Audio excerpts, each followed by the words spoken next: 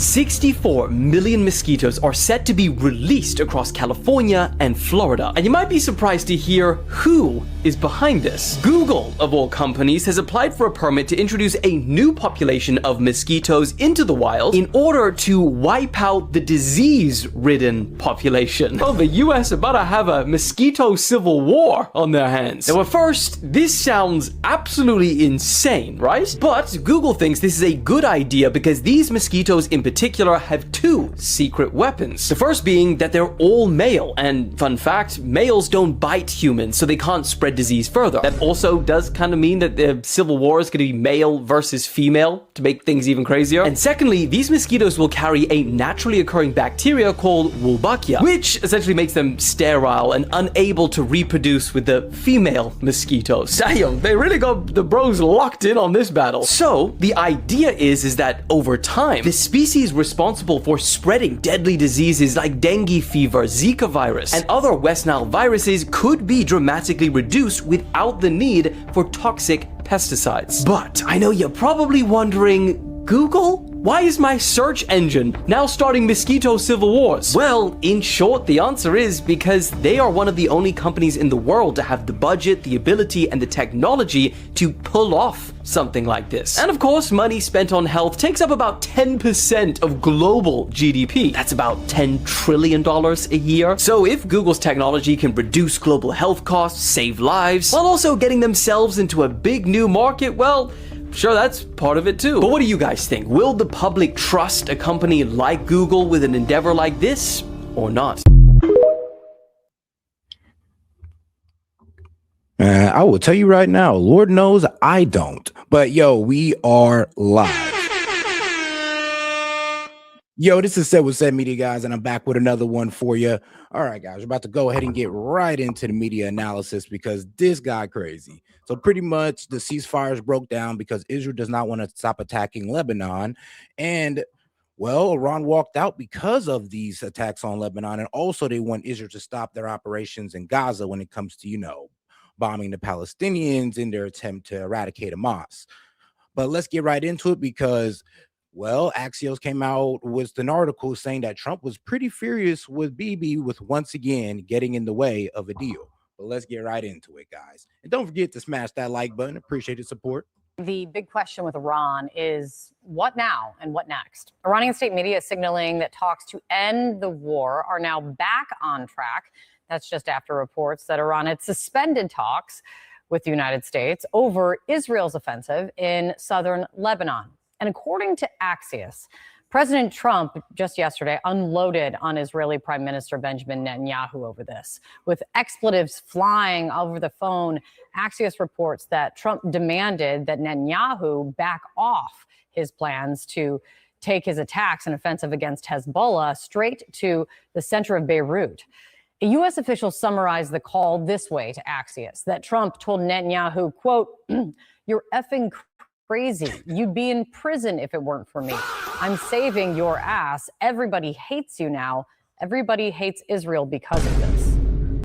I mean, thank you for saying the quiet part out loud, Trump. Thank you for saying what I've been trying to tell people for the past, well, I don't know, a year now, that because of Israel's actions, everybody has a hatred towards Israel.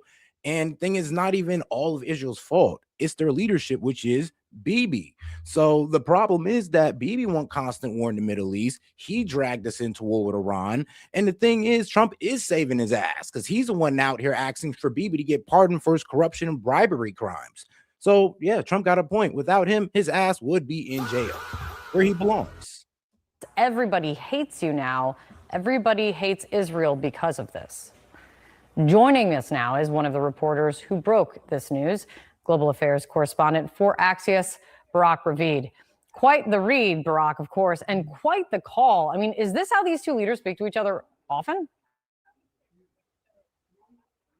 Well, I don't know if often, but it's not the first difficult and tough call they had, although a senior U.S. official told me yesterday that it was definitely one of the worst calls they had, and that maybe there was one call over the war in Gaza that was more difficult than the call yesterday.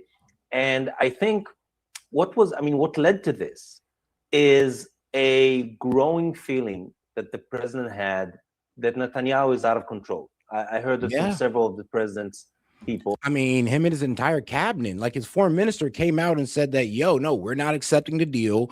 We're going to ramp up our operations in Lebanon. They took the Crusader Castle. They're talking about going into the center of Beirut and taking over. They're literally trying to take all of Lebanon at this point. They've already cut off the bridge from north to southern Lebanon. So it kind of shows you their intentions of annexing southern Lebanon. They've displaced 1 million people.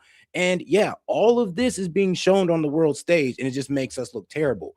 And it's one of the main reasons why Iran is refusing to come to a deal with us, is because of Israel's operations in Lebanon and Gaza, of course. Oh, guys, I'm about to shut down the vertical live. So if you're on the vertical live, guys, go ahead and head out to the horizontal. About to go ahead and shut this one down. And Trump, at the end of the day, wants to end the war with Iran and to de-escalate in the region more broadly. And he felt that what Netanyahu is doing in Lebanon and his plan to escalate the war further by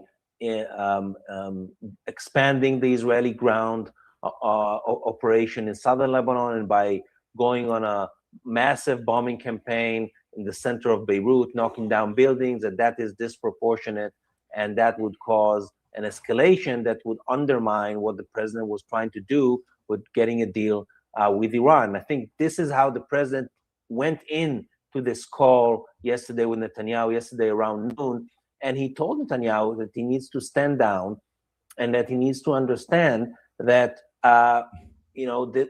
this war broadly in the region has to come to an end, and that you cannot just continue it. And over this call, Trump used the F word several times, told Netanyahu he's effing crazy, mentioned the fact that he helped him numerous times regarding his pardon request in his corruption trial. And therefore, what I heard from U.S. officials and what I heard, and my colleague Mark Caputo, who worked with me on the story, what we heard is that Trump message to Netanyahu was that by doing what he's doing in Lebanon, he's being ungrateful to all the assistance Trump gave him on the pardon issue.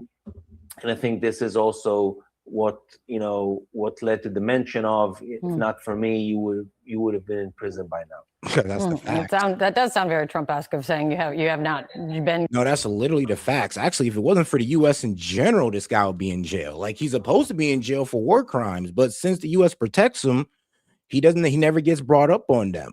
Like, yeah, it's almost, he has the same immunity from international law that the United States has. Like, we can break any international law we want. I mean, we got it written down, but who's going to check us?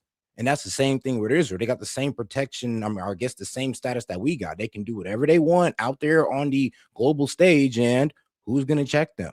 I mean, like I said, we got the ICC courts telling this guy to come in. We'll bring you in on charges of genocide or crimes against humanity.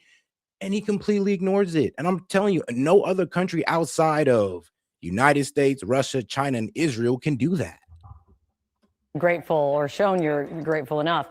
So then the what now? I mean, is it clear that Israel is going to slow or pull back on operations against Hezbollah in Lebanon because of this, or just specifically exactly maybe where they're targeting? And isn't there a responsibility, and where's that conversation of Iran to tell Hezbollah, its proxy, to stop as well? No, definitely. And I think the Iranians for 2 or 3 weeks now told Hezbollah to escalate because they wanted to, put pressure on Israel and to also put pressure on Trump.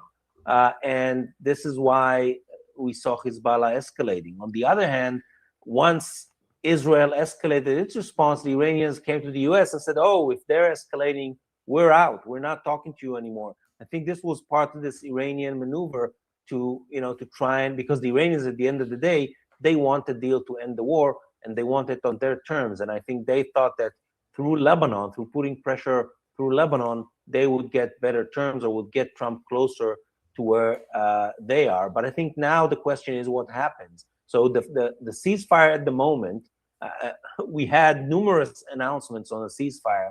Most of them stayed on paper. So I think we need to see if this is actually implemented. because we're just in the first phase. The first phase is Hezbollah stops shooting rockets at Israeli towns in the northern border, and Israel holds or suspends its plans to attack Beirut. This is a very minimal thing. There's fighting on the ground in southern Lebanon. Israel has. I mean, there's been about heavy losses on both sides. Like the IDF has lost about what 3,500, over 3,000 soldiers. IDF soldiers have died on their ground invasion into Lebanon. And then on Hezbollah, they got about around 3,000 or so. So honestly, it looks like these guys are a bit evenly matched when it comes to the military might on the ground, of course. And I mean, this isn't the first time Israel went against Hezbollah on the ground and was having a hard time. Ground forces there. They're demolishing buildings in southern Lebanon. Hezbollah is firing attack drones at Israeli forces in southern Lebanon. So the fighting is still ongoing. And I think that today, actually, I think in 40 minutes at the State Department, Israeli and Lebanese diplomats will meet under U.S. auspices to try and actually consolidate the ceasefire and try to agree what does it actually mean and how do we actually make it work and not just stay as a Truth Social post. The group chat is back, but this time we have got Gordon Sondland, the former ambassador to the EU. Thank you. But all right, now let's see what Fox News is saying. Now, we've seen what the left got to say. Let's see what the right's talking about. Oh, guys, make sure to smash that like button. Let's get more people in on the conversation by smashing the like button. And also, if you have any questions, comments, jokes, or disagreements, you can go ahead and Venmo it in or super chat. All right, guys, let's go ahead and get right into it with Fox News. Islamic Republic of Iran. President Trump telling ABC that a deal with Iran could happen over the next week. The president writing on Truth Social, quote, talks are continuing at a rapid pace with the Islamic Republic of Iran. And President Trump speaking to ABC about getting Israel and Hezbollah to agree to a ceasefire, saying, quote, there was a little glitch today, but I turned that one around very quickly. I spoke with Hezbollah and I said no shooting. And I talked to Bibi and said no shooting. And they both stopped shooting each other. Yep. U.S. Ambassador to NATO, Matt Whitaker. And remember, the only reason why Trump even got in the way of this is because Iran said so. Iran said, look, we're not going to give you this peace deal. We're closing down the strait. And until you get Israel to back off of Lebanon and Gaza, there's going to be no further talks. So pretty much Trump got to turn around and literally do the bidding of the Iranians. I know it sounds tough me saying it, but that's exactly what he's doing. He's pretty much conceding to the terms that, all right, you're right. We do got to stop Israel in Lebanon and Gaza. And if we can get that, then the Iranians are like, great. Well, now we can work with you. It's not the strongest position, but it's something. It's something to get out of this conflict/war. Joins me now. We're going to get to the glitch, as President Trump characterizes it, in a second. But I'm trying to view this back and forth, delay, no delay, ceasefire, through the lens of the American person watching right now, drinking their coffee. And it seems like we have a start, we have a stop, we have a start, we have a stop. So what do you want the American public to think when it comes to the constant promise that we're going to have a ceasefire, we're going to end this war, and then just a delay, mostly on the part of Iran? Well, Todd, it's good to be with you. And what I would say on the Iran-U.S. conflict is, we will defend our interests. Obviously, the president is the negotiator in chief. He has negotiated an agreement that is, that he wants, and he's focused on the final details to make sure that among the most important things that Iran doesn't ever have a nuclear weapon. But, time and leverage are on the United States side. And I don't think that there should be any hurry right now to get the best deal in the interests of the United States and therefore the American people. And President Trump knows exactly what he wants, and he knows that he has everything on his side to. At this point, a winning deal, this may be the bare minimum, but a winning deal would be him being able to get open the Strait of Hormuz and, of course, getting Iran's enrichment under control, or, their enriched uranium. I'm not even sure if he will be able to get them to stop doing enrichment, but he can for sure get them to give up their 60% enriched uranium with sanction relief. And then, of course, like I said, get the Strait of Hormuz open. And if he can do those and walk away, I'll be okay. The neocons won't, but most of us will. Make sure that he gets it. We have, the blockade right now in the Strait of Hormuz, and Iran is on their back foot. Their military has been decimated. Their navy's at the bottom of the Gulf, and so there is just so much right now that the United States is holding all the cards, Right. and President Trump is going to make sure that if a deal is done, that it is a sustainable deal in the interest of America. Sustainable is the key phrase there. You also mentioned the word leverage, and I want to highlight some reporting from Axios about a potentially tense conversation between Trump and Netanyahu. Quote, summarizing Trump's remarks to Netanyahu, the U.S. official said, "You're bleeping crazy. You'd be in prison if it weren't for me. I'm saving your bleeping. Everybody hates you now. Everybody hates Israel because of this." A second source briefed on the call said Trump was, I'm going to say this, pissed. And at one point yelled at Netanyahu, "What the bleep are you doing?" Less on the back and forth between Netanyahu and Trump, because let's face it, No, because for real though, it's like the last time Iran opened up the strait, what did they do? Put out their biggest striking campaign on Lebanon, and then what did Iran do? Close the strait again. Now here we are once again getting close to a deal, and what does Israel do? Increase their strikes in Lebanon. They go ahead and take more land all the way up to where they took this old Crusader castle. Now they're talking about going into the center of Kuwait, which is their capital, by the way, which is wild. But yeah, it's like this. I believe this stopped being about Hezbollah, and this is more about just taking their land, which is absolutely insane. they're one of our greatest allies. That relationship is strong. Oh, you know what the crazy part about this is? Israel struck Lebanon first. Yeah, and that was also a breaking of an older ceasefire that was between them that, well, Israel was constantly breaking. But how can the Trump administration prevent Iran from using the issue of Lebanon and Israel's involvement with Lebanon as leverage against us? How does the Trump administration do that? Well, obviously, we want the entire region of the Middle East, whether it's Lebanon, whether it is Iran, whether it is, the government in Iraq or Syria or anywhere in that region. We want peace to break out across the region. And all of it's related because Hezbollah is a proxy group for Iran. Hamas is a proxy group for Iran. The Houthis are a proxy group for Iran. And so, Iran's hand is in all of these conflicts and they are related. But again, President Trump, is unafraid to talk to anybody at any time and tell him how it should be and how it must be. And that's the thing that the United States. Sadly, that's exactly what he's doing with Lebanon. Oh, that's exactly what he's doing with Lebanon right now. He's pretty much conceding to the Iranians and pretty much saying, like, look, I want this deal. So I'm going to go ahead and talk to Bibi. I'm going to cuss him out. He going to chill. I'm going to go ahead and talk to Hezbollah. I'm going to cuss him out a little bit. He's going to chill. And we can get right back to talks. And that's exactly what Donald Trump is doing right now. He is showing that he actually wants to get this deal done, which I'm actually happy about. I'm ecstatic about that. But I know there's a lot of people who aren't going to be okay with that. Your Mark Levin, Lindsey Graham's, Mike Pompeo, the neocons are going to be upset because they feel like this is not enough.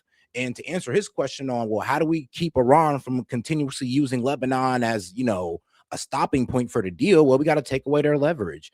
And we failed to release the Strait of Hormuz from their control. We failed to take out their proxies, and we failed to take out all of their missiles. And these are the leverage points that they have. And due to them being in this particular region that has all of our assets in there, like bases and oil infrastructure included, it's kind of hard to escalate against them when all that could be put at risk. So that's the problem. They have too much leverage in the region. Because of his leadership and because of the awesome power of our military, we can stand behind those requests, and we aren't afraid, and we're coming from a position of power, and that's where we will always be, and that's where the American people want us. But the situation between Hezbollah and Israel is, again, it's existential for Israel. Ultimately, they have received rockets. You know this, Todd. They have received rockets for years from territory in Lebanon, and they are, I think, once and for all trying to root that out. Now, could they go too far? Is that a concern? Maybe. Certainly, if they get all the way to Beirut and start, attacking the capital city of Lebanon, But, President Trump understands how it all fits together and is negotiating a comprehensive deal.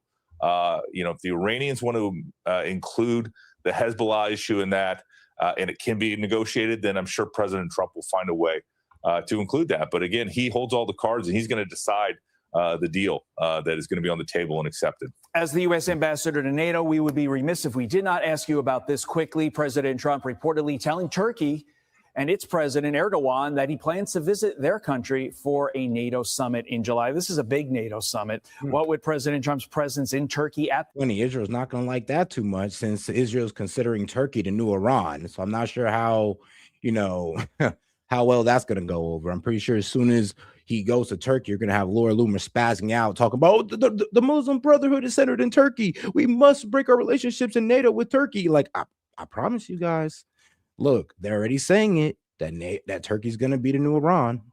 This summit, Mr. Ambassador, mean for the future of the alliance? Well, obviously, President Trump is the key to the alliance and the summit. Last year in The Hague, he was there. We got the 5% commitment, which is historic and wouldn't have happened without President Trump's leadership. Now we have the report card. Now we find out what have our allies been doing over the last year and what are their plans in the future. And that includes things not only ramping up spending, but most importantly, acquiring capabilities, tanks, airplanes, air defense systems, counter UAS, all of the armaments and weapons that we need to deter and defend every inch of the alliance. And we also need to continue this project that we have started, which is handing over the conventional defense of the European continent to the Europeans. We're making progress. Is it fast enough? Probably not, but we're going to keep pushing as hard as we can. And President Trump being there in Ankara is very important. All right, guys, let's go ahead and get over to the next video here with Iran released statements as it suspends ceasefire talks with the U.S. So let's go ahead and get into this one as well, guys. Let's make sure we double tap that screen, like the video, guys. Any question, comment, jokes, or disagreements, go ahead and super chat that in or send in a Venmo. Let's go ahead and get right back into it. Iran announcing it is suspending talks with the United States. That's according to Iranian media, which says the decision is in protest over Israel's attacks in Lebanon. CNN's Oren Lieberman following this story for us. Let me just read for our viewers what we've just heard from the foreign minister in Iran. He said the US and Israel are responsible for the consequences of any violation. He says the ceasefire between Iran and the US is unequivocally a ceasefire on all fronts. Its violation on one front is a... do you see the problem here? They're pretty much, Iran is stepping on Israel's toes when it comes to this whole greater Israel project. And I think we all know about that by now. If you don't, just go ahead and say set, go ahead and, recap that. But the ceasefire between Iran and the U.S. is unequivocally a ceasefire on all fronts, including Lebanon and, of course, Gaza. And that's also what they've added as well. They want them to stop firing off at Hezbollah and stop firing off at Hamas. It's kind of funny because they're supposed to be under a ceasefire with Hamas, and they broke the ceasefire with Hezbollah. So, yeah, it's kind of a weird situation here. Like, we've already seen from Israel's behavior that they don't want a ceasefire, that they want continuous war with them because they want to take southern Lebanon. They've already blew up the bridges that connect northern Lebanon to southern Lebanon. What does that tell you? And that's a war crime, by the way, seeing that it is used by citizens to get over to the southern part of Lebanon. Violation of the ceasefire. Oh, shoot. Shout out to my man Noah Joyner. He's like, have you seen anything on the Lone Star tick population increase and disease that make you deadly sick of red meat? Yeah, I heard about that. You had a little brown Lone Star ticks with looks like it literally got a star on their back. And yeah, if it bites you, it can give you a condition a condition to where you're deadly sick of red meat. No more red meat from you. I guess it's just chicken and fish for the rest of your life, which would be tough. I'd be so hurt if I got that. Like, I can't eat steak no more. Yeah, I'd be hurt, but might be healthy for me. But no, guys, watch out for that because I did hear they're popping off mainly in the South. I heard they were mainly in the South, but where the hell did these come from anyway? And then it also reminds me of like this story right here that I was playing at the beginning of the stream. Like, guys, no, check this out. I know we're going a bit off course, but blame Noah.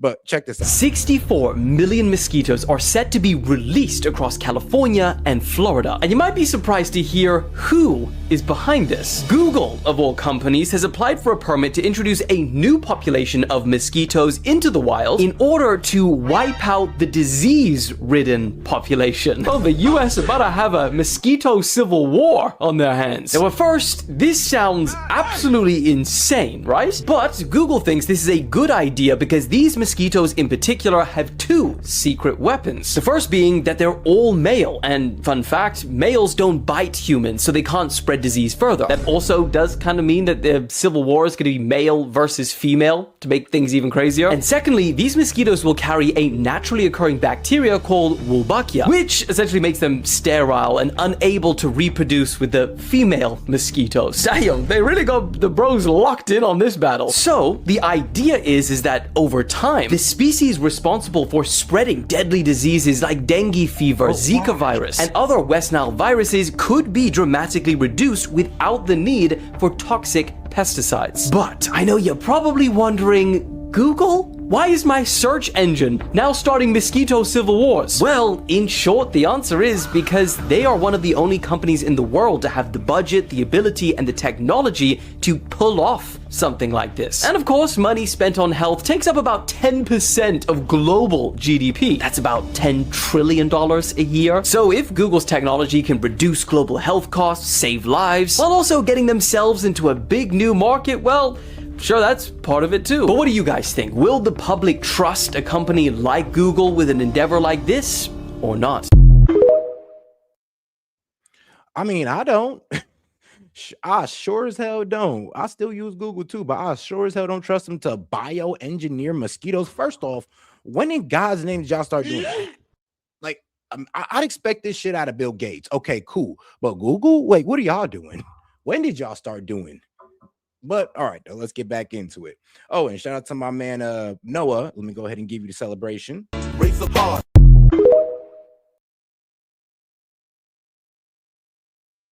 But all right, guys, let's go ahead and get back to it. No, I've actually heard of that too, though. Like, it's mainly the farmers that are finding them. That's what I said. It's like out there in the South and the country and stuff. But watch out, guys. Watch out for the Lone Star ticks.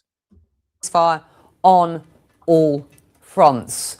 What do we understand to be going on at this point? Well, just moments ago, Becky, we got our first evacuation warning from the Israeli military for Beirut, for the southern suburb of Dahya. The Israeli military, the Israeli political leadership, Prime Minister Benjamin Netanyahu and Defense Minister Israel Katz, had said that they would now begin and were planning to strike Beirut and the Dahya neighborhood, considered a Hezbollah stronghold. Up until now, Israel had largely refrained from striking Beirut. We saw one strike on... so crazy. So far, these guys have displaced 1 million people just to, like I said, fight Hezbollah. And then, like I said, it's not even about fighting Hezbollah. It's about literally taking Lebanon. Like, they're literally trying to take Lebanon and make it Israeli land. They're already setting up settlements in southern Lebanon. So, yeah, this is why Iran wants U.S. to pull on Israel and tell them, yo, you guys got to pull back and withdraw out of Lebanon. But Israel don't want to do that because they're already setting up settlements and they're ready to take it. So I wonder how this is going to roll over. May 28th, we saw another on May 6th after the ceasefire. These were both after senior Hezbollah commanders, but largely because of pressure from the Trump administration, Israel had not attacked the Lebanese capital, keeping most... Oh, guys, if you're on X, come on over on YouTube. I'm about to go ahead and share the link to X. But yeah, if you're on X, come over to YouTube. I'm about to end that stream as well. Most of its strikes towards southern Lebanon and lately to the Bekaa Valley. So this is opening up a new wave of attacks as well as an escalation in the ongoing conflict between Israel and Iran's proxy Hezbollah. So given that we just saw the evacuation warning coming from Israel's military for Dahya, we expect that there will be strikes there, potentially even imminently. And although we hadn't seen strikes to this point, once that announcement came from Israel, we have seen this video of people and residents in Dahya fleeing ahead of those strikes to try to get out of that area. Again, Lebanon is a country that has seen more than, I believe, 1.2 million people displaced by Israeli strikes and evacuation warnings. And this, of course, will add to that now that Israel has made it clear it is striking Beirut. Here's what Netanyahu had to say earlier today. Together with the Minister of Defense, I have instructed the IDF to strike terrorist targets in Beirut. There will not be a situation in which Hezbollah attacks our cities and our citizens, and its terrorist headquarters in Beirut, in Dahia, remains out of bounds. Israel says the attacks on Beirut are in response to an increased volume of Hezbollah rocket and drone attacks, as well as some rocket attacks that have reached a bit farther into Israel, not just right along Israel's northern border there. Israel, over the course of the past several weeks, has occupied a growing part of southern Lebanon. They've carried out strikes in cities like Tyre and Nabatea, which are outside of that occupied zone. And all of this is happening in the middle of what is supposed to be a U.S. brokered ceasefire. But on the ground, it's incredibly difficult to see any evidence of that ceasefire. Despite that, the U.S. is still trying to push forward with a political track, with diplomacy between Israel and Lebanon. And in fact, D.C. is supposed to host ambassadors from the two countries for what would be a fourth round of talks to try to get to a broader ceasefire agreement. As hard as that is to see from where we are right now, nevertheless, Lebanon's president said on social media earlier that it is negotiations that are the way to end this war. He insisted negotiations are not some form of failure or surrender. It's not a quick fix. It will take time. But Lebanon's president said, again, on social media that it is the right way and Lebanon is committed to this. He said the rocket fire that's coming from Lebanon, of course, he said, does not help. But he also says Israel's repeated strikes on Lebanon, the growing number of people killed in Israeli strikes, and Israel's growing incursion into the country are also a violation of the ceasefire and make that exactly. Like I said, both sides have violated the ceasefire, but Israel, they're doing it on the worst level. I mean, okay, firing into their country is bad enough, but taking land is like, yo, what are you guys on and what is this all about? Because it just can't be about, oh, Hezbollah, the threat. It's like, yeah, Hezbollah's a threat, but not the entirety of the Lebanese people, though. But that's the same thing they did with Gaza. It went from taking out Hamas to just saying, F those Palestinians, we want them all gone. Like, the language changed up real quick. Let's see if it happens again. Hopefully not. Diplomatic track, so hard to see from where we are right now.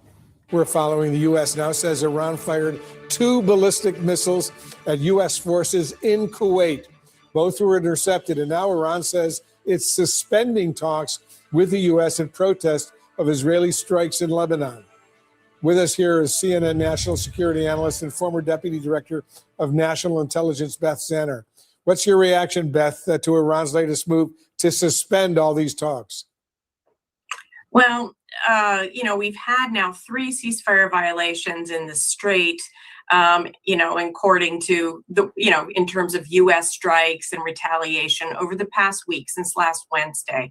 But what we're seeing today is really Iran reacting to the escalation on the Lebanese front.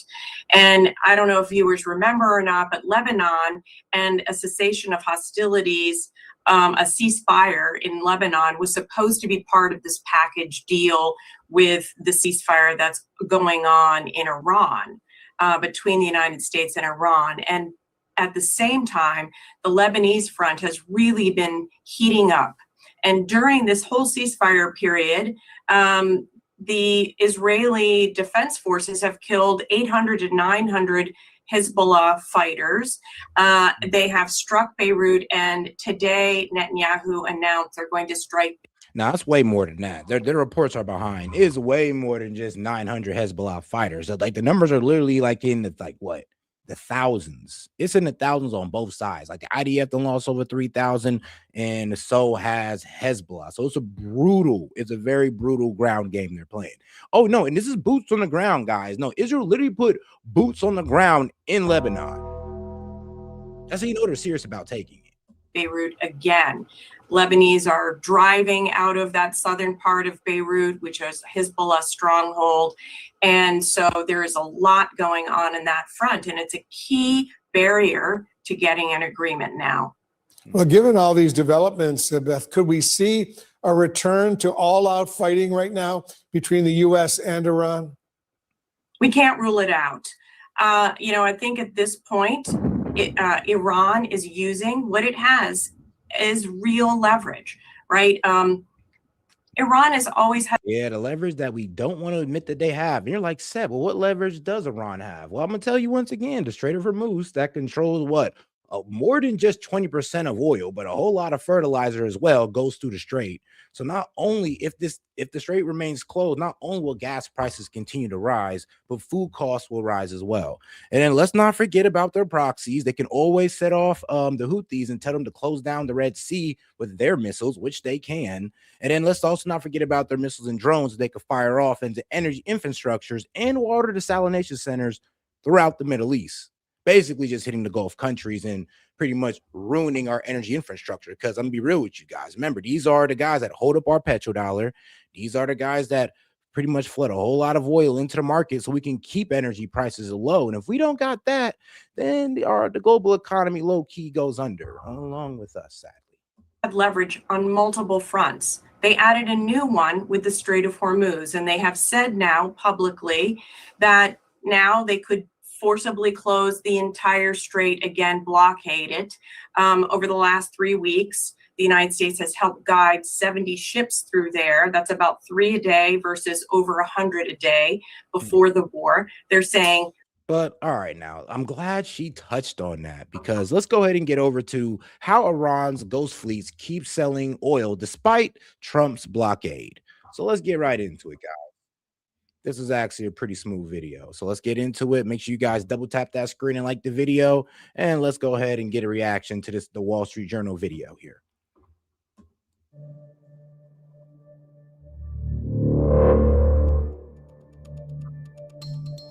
Behind me is our first ship-to-ship transfer. Up to 2 million barrels of oil are being transferred from one of the ships to the other. Off the southeast coast of Malaysia, one of the world's busiest shipping corridors hides a surprisingly open secret. Tankers tied to Iran's sanctioned oil trade move through these waters, largely unchecked. It's been labeled a shadow fleet, a loose network of mainly aging and rusting ghost vessels that blend into the region's heavy shipping traffic, carrying crude bound for China. And it's brazen. These ships use a variety of tactics to stay under the radar. Switching off tracking signals, using fake paperwork, and of course, transferring oil between vessels to mask where it comes from. But on April 12th, President Trump announced a blockade on all Iranian ports. At 10 o'clock tomorrow, we have a blockade going into effect. Other nations are working so that Iran will not be able to sell oil. But here's the problem, though. If you understand who Iran's biggest oils, well, who they sell oil to in the largest amounts, it's China and Russia. And if you want to look at a map, well, here's the problem. They can access China through Pakistan. They can access Russia through the Caspian Sea, which is the north of them. Yes, that big old body above Iran. Yes, that's the Caspian Sea, and it goes right, it leads right into Russia and Kazakhstan. And in Kazakhstan, you got a railway going right into China. So, yeah, they can still actually sell their oil to their two biggest buyers without going through the strait. Almost 2 months into the blockade, we wanted to see if Iran's sanctioned oil network was still operational. We've tracked over 120 tankers laden with Iranian oil in this anchorage since the start of the war. It's on the order of 150 million barrels of oil floating out there, just, at present time. Charlie Brown has spent a lot of time monitoring the movements of these ghost ships. One of the first tools to use is the AIS information that ships broadcast. And the primary purpose of that is for ship-to-ship communication so that two ships can avoid a collision. Some of the most important telltale signs is they often and regularly turn off their AIS and go dark. And that is just a sign that they're wanting to not be observed. Other very important one is spoofing. So a ship can use software to basically create a false AIS track that when we look at it on our computer screens may look realistic, but if you're cross-referencing to that other sources of data, especially satellite imagery, you can determine that that's a fake. These vessels travel from Iran across to Southeast Asia via the Strait of Malacca and the Singapore Strait, which form the world's largest oil transit. Here's the thing, though. Like I said, it would take longer, but boom, Iran, right next to Pakistan, right here, goes straight through into China. This big old water, the Caspian Sea, boom, they can get right into Russia. It is going to probably take a little longer just because of the, the land travel, but trust me, guys, trust me. they can still sell their oil to their two biggest buyers. Baca. And I mean, here's the thing, though. It's like they're over here using shadow fleet, so they're not even utilizing these options. And the Singapore Strait, which form the world's largest oil transit choke point. In the first half of 2025, about 23 million barrels of oil move through here every single day, almost a third of all seaborne oil trade globally. Eventually, these tankers drop anchor just east of the Malaysian peninsula and will go dark. Oh yeah, guys, if you're on X, go ahead and come on over. I'm ending the stream now. While waiting to transfer their cargo. But we're staying on It's YouTube. called the Eastern Out of Port Limits, or EOPL. It's an area that is outside of Malaysian territorial waters, so it's international waters. They can anchor there without being disrupted by the authorities. The other tankers that take on the oil will switch their AIS on and transfer their cargo to ports in northern China, such as Shandong and Dalian. 中方坚决反对没有国际法依据、未经联合国安理会授权的非法单边制裁。 Hold on here. What do you say? All right. China firmly opposes illegal unilateral sanctions, which we did try to do. So we did try to put sanctions on any Chinese company that was trying to buy Iranian oil, and they pretty much just said FR sanctions, and any company who will abide by these sanctions is going to, well, face punishment in China. Tough. 有国际法依据、未经联合国安理会授权的非法单边制裁。 Right now, we're exiting the Singapore Strait, an important trade artery that connects the Indian Ocean to the Pacific Ocean, and that's where all these tankers float through. Out here, you're one vessel among hundreds. Nobody's looking for you. We've arrived at our destination, the Eastern Out of Ports Limits anchorage, and this is where ships laden with Iranian oil come to make transfers. We've encountered our first Iranian ship here. This is the Kariz. You can see it's low in the water, which means it's carrying a lot of oil. Many ships we saw were just like the Kariz, looking rusty, possibly falsely flagged, and lacking upkeep. Besides flouting sanctions, these ships pose a very real threat, politically and environmentally. As we journeyed further north, the weather conditions deteriorated. Behind me is the Nora, one of the most notorious vessels in Iran's shadow fleet. This was an Iranian flagged ship a few years ago. Recently, it's falsely used the flag of Guyana. It's been detained by the Malaysians in January, but then it was released with a slap on the wrist. It then came back.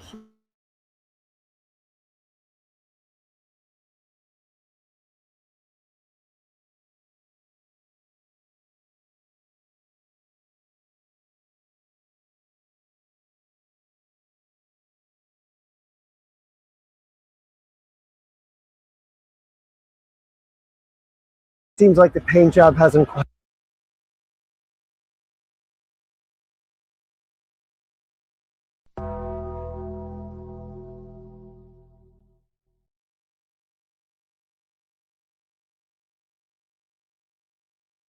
Finished.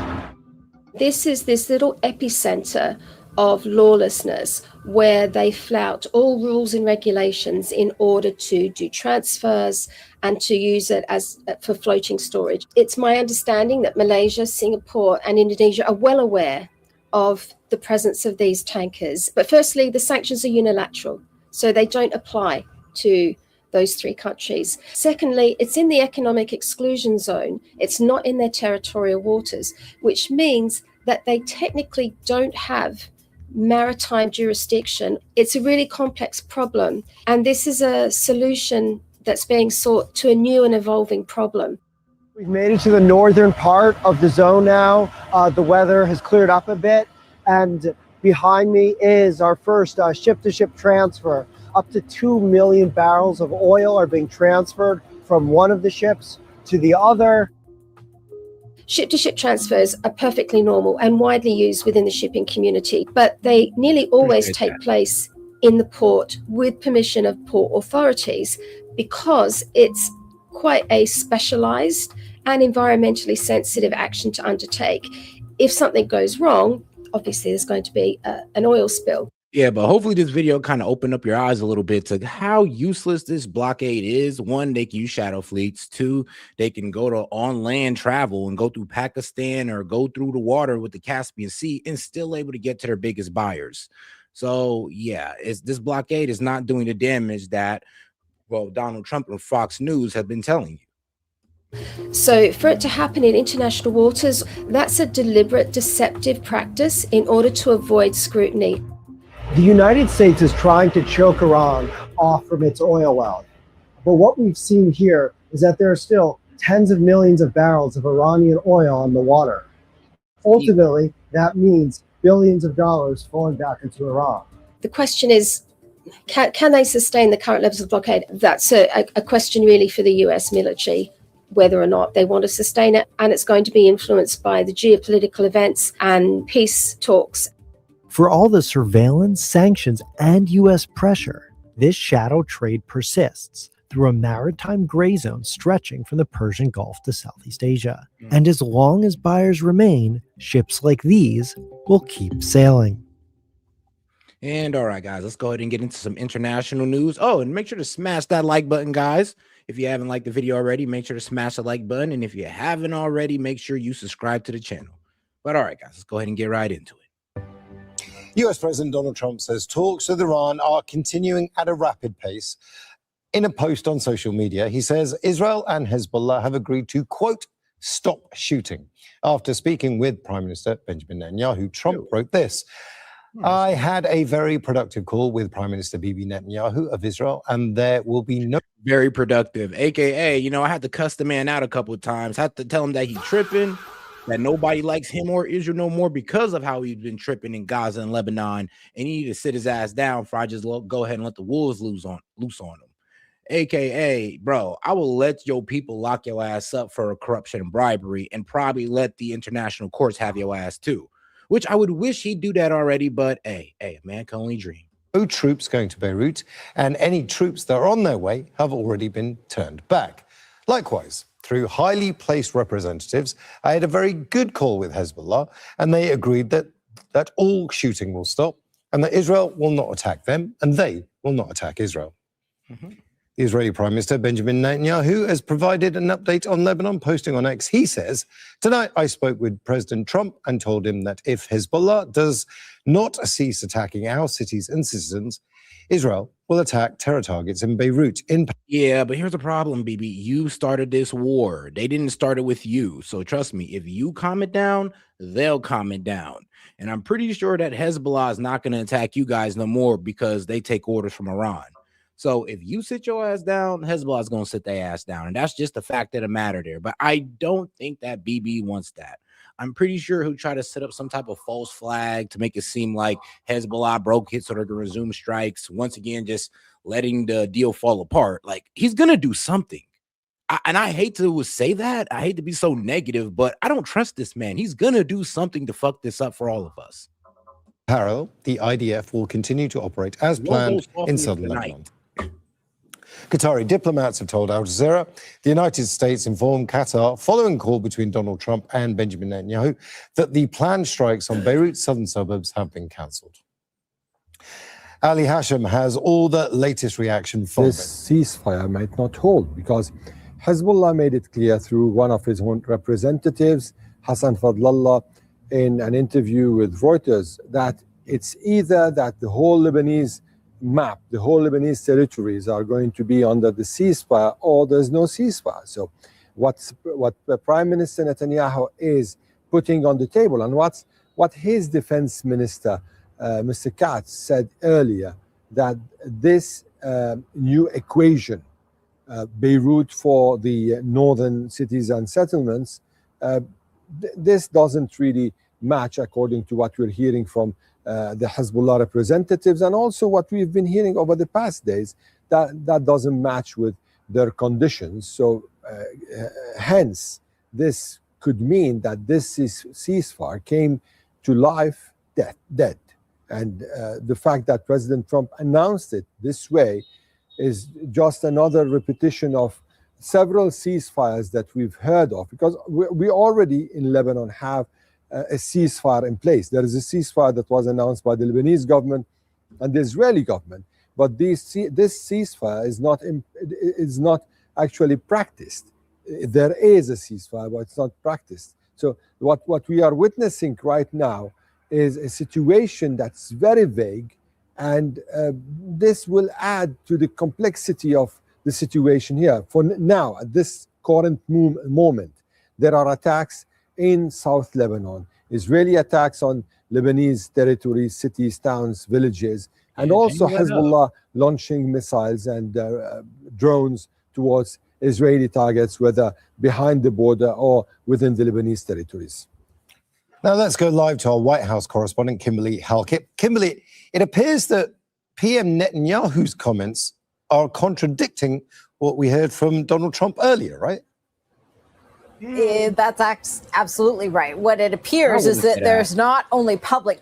I wouldn't say that. I would just say that he's not really too happy about it. And he's pretty much just saying, all right, Trump, well, if they hit me, I'm telling you, I'm ignoring what you're saying. I'm just going to go full force, which is still slightly disrespectful because, like, bro, who the hell are you guys? Remember, you guys are the little brother. We're the big brother. If we tell you to calm your ass down, calm your ass down. But for some reason, they're telling us, well, I'll do it. Well, I'll do it for now. But hey, if they pop off again, F yo, peace deal, we're going at it. And that's a problem if they're feeling like that. And here's the thing, though. You know what? If Hezbollah does attack them, then sure, attack them back. Like, nobody's saying to sit there and be defenseless, but you guys are the one that attacked them. So it's very unlikely that Hezbollah will attack you guys. Just to maintain the ceasefire and to stop the fact that you're trying to take their land. Like, I'm pretty sure they'll be okay with stopping it, seeing that you're willing to, settle on their land. Tension that's on display, but also distance between what the two men say their call was about and what has been agreed to. On the one hand, we hear from the U.S. president that he spoke to the Israeli prime minister, and what was agreed is that there would be no Israeli push into Beirut. Now, he also said that all the shooting will stop, but it's clear that what we're hearing from the Israeli prime minister is more conditional. In other words, the Israeli military reserves the right to go into Beirut, to continue to strike if it deems that Hezbollah has committed what it sees as ceasefire violations. Now, Donald Trump has attempted to portray through his telephone calls with not only the Israeli prime minister, but also remarkably with the But all right, now let's go ahead and get back into right-wing media, because this came out about 10 hours ago. So it's more current news. Iran will never let up on this, experts say. So let's see what this CIA analyst expert got to say. News contributor and former CIA station chief. I just want to put up these charges up on the screen because I think it's important to remind everybody that this wasn't just some nut job who just got excited and wanted to take out the president's daughter. This was somebody who was facing some serious charges and was a serious operator here, Dan. How close do you think this guy would have gotten to Ivanka or the Trump family had we not caught him in Turkey? Well, he had conducted surveillance and he posted that on the internet. He was very active in social media. So that in and of itself, if we're watching, and we were, certainly was a tip-off to law enforcement, intelligence services in Turkey. It really shows the way that our Turkish partners can be a force multiplier for our counterterrorism operations. But Mohammed al-Sadi, a terrorist member of Kataib Hezbollah, which is an Iraqi proxy for Iran, a proxy terrorist group for Iran. And he had established a travel agency, which gave him cover to travel globally to conduct terrorist operations. And we've got a full case against him. The concern that I have going forward, to get to your point, is he wasn't operating alone. I'm quite sure that he was part of a larger network. I'm weak, though. He pleads not guilty in Ivanka Trump plot. And here's the thing, though. This is what they were pretty much trying to say. Because Trump killed Qasem Soleimani and killed other people's family members, they were pretty much saying that Trump needs to feel the sting of a loss of a family member. So they did set up a plot to low-key try to take out one of his daughters. So, no, I actually believe this because I've actually heard it in other sources as well. Pretty much said that, yeah, they're trying to take out Trump's kids. Why? For vengeance reasons, especially the Ayatollah. I mean, we did just take out bros, mom, dad, and daughter all in one strike. So what do you think he's going to try to do? And I don't agree with it. I don't like it. I don't want a hair to be touched on this young lady's head, but this is what we call blowback. And I'm quite hopeful that our intelligence agencies, specifically my old the agency where I served at CIA, is working with our foreign partners to track down others in this network so that we can detect the threats and preempt them before any harm is caused. Well, I think you make a great point because people tend to forget just how long the IRGC's tentacles are, right? Iran's proxies are all over. We think about them overseas in the Gulf, right? Just being mischievous out there, causing chaos out there. But they have the ability. Talk to us about that, of going after and threatening people here in the homeland. And they've tried that. And obviously they've tried it with the president. They have. They tried to assassinate President Trump. They tried to assassinate the Saudi ambassador years ago, back in 2015 when I was at CIA. This is all part of Iran's asymmetric warfare. We might have a tenuous ceasefire in the kinetic war between the United States and Iran, but Iran will never let up on these sorts of clandestine operations, and they don't just target U.S. Oh no, and the reason why Iran won't give up on their proxies is because, well, let's be real. The reason why the Hamas is around is because of Israel's aggression. The reason why Hezbollah's around is because of, well, Israel's aggression. I mean, they've been trying to take their land for years. I'm talking about completely take their land. What do you think is going to happen? You're going to cause, well, some radicals to come out of your aggression. It always happens. And then also when it comes to the Iraqis, well, I mean, you can already see why they don't like us. I mean, look at the bullshit we popped off in Iraq that probably some of their family members have died from. And, you know, there are probably people still around who suffer from it till this day. So, yeah, we got to take all that into account. And this is what I say. Our operations in the Middle East have caused nothing but complete contempt for the United States, and it's given Iran a way to pretty much play on play on the emotions of these people to make them into these terrorist groups and proxies. It's not real hard to make a person a terrorist when some nation pulled up and killed their entire family. It's not real hard to convince that guy to become a terrorist. Let's just be honest here. Officials and their families, of course, they're targeting others whom they regard as enemies, including Israeli officials and their families. Dan, you think that Iran is that stupid to go after the president's daughter? I mean, yeah, I think they are. I mean, like I said, when you take out some guy's mom, dad, and their daughter all in one strike, I can see them being hysterical and radical enough to be like, oh, no, we're going after Ivanka. Like, yeah, even though it's a damn near an mission impossible, but I could see them trying to commit to it just because. Yeah, I could see them being that stupid. They have to know what the repercussions would be. They don't care. No, I think this is from their standpoint, I think they see this as leverage. And even though this threat was exposed and preempted before any harm was caused, I think Iran wants us to know that they have leverage and that we should factor that into any sort of negotiation that we might conduct with them. I think that's what they do. Now, when we show that we're capable of shutting down their terrorist operations with kill or capture operations, capture in this case, then we have the upper hand. But if we fail at any time, then obviously there's a serious price to be paid for that. We can't afford to fail even once. It's a scary chess game that we're playing right now with real consequences. And I cannot imagine what Ivanka Trump or her family are thinking right now and feeling. Dan Hoffman, thank you very much for getting into that with us.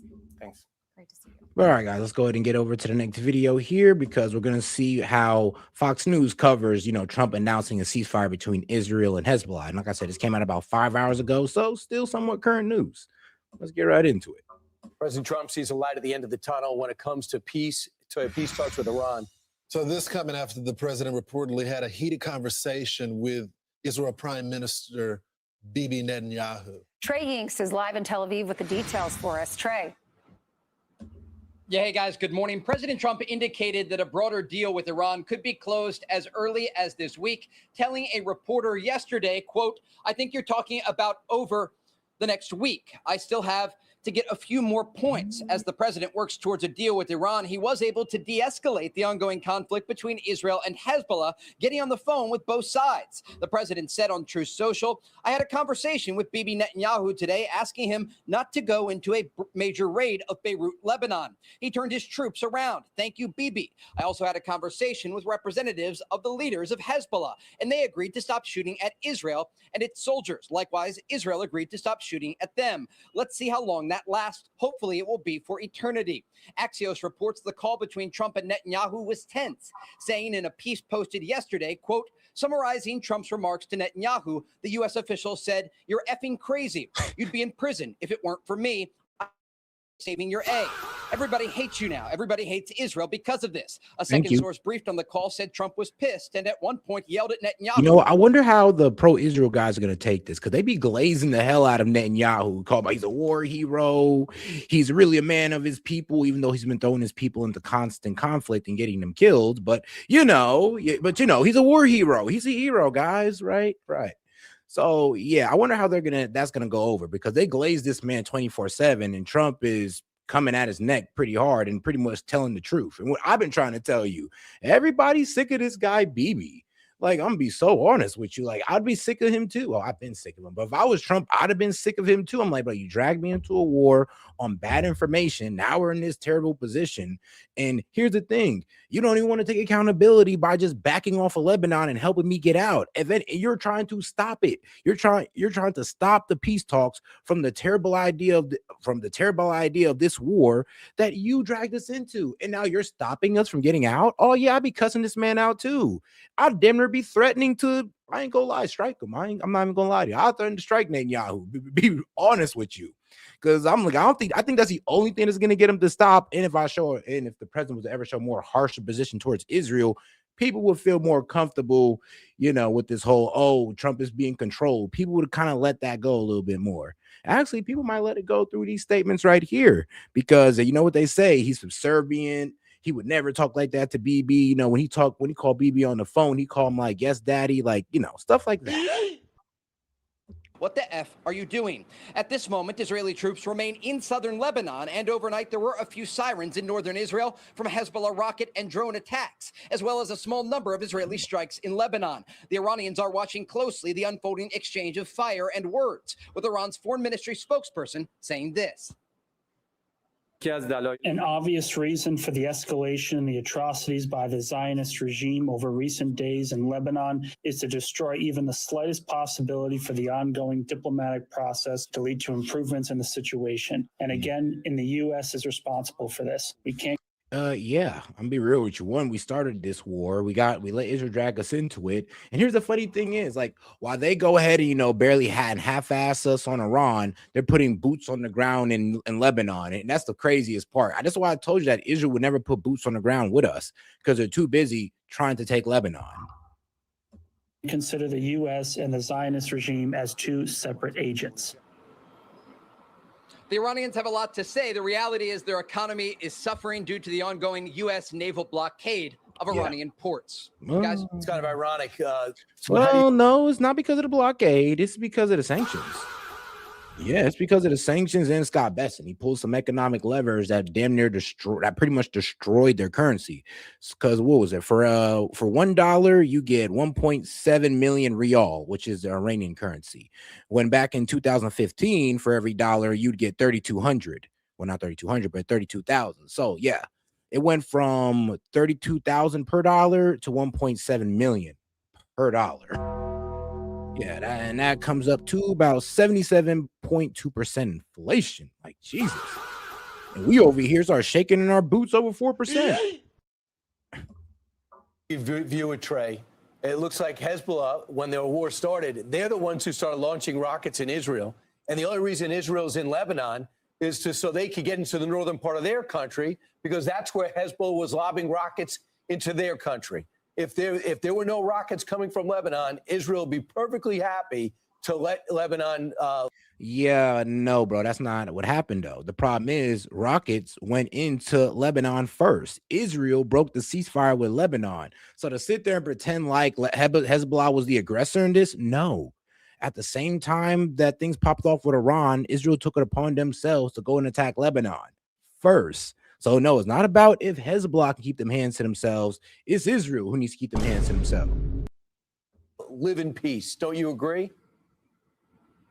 Yeah, absolutely. And look, Hezbollah has been launching rockets and drones into Israel since October 8th of 2023, when they followed Hamas's attack into this country. The reality is that both Israel and Lebanon want to get rid of Hezbollah, but there's a pathway to do so. And the Trump administration has been working on a diplomatic solution. Secretary of State Marco Rubio, behind the scenes, has been trying to get both Israel and Lebanon at the table in Washington multiple times to come up with a framework of a normalization between the two countries that has the same goal: to disarm this Iranian proxy that exists in southern Lebanon and in the southern part of the Lebanese capital of Beirut. President Trump wants a broader framework agreed to across the region that would de-escalate the rising tension that continues to take place. And the reality is the Israelis and the Americans have a common goal, but the way to get there is a bit different. And so the days ahead will be quite tense to see what happens in Lebanon.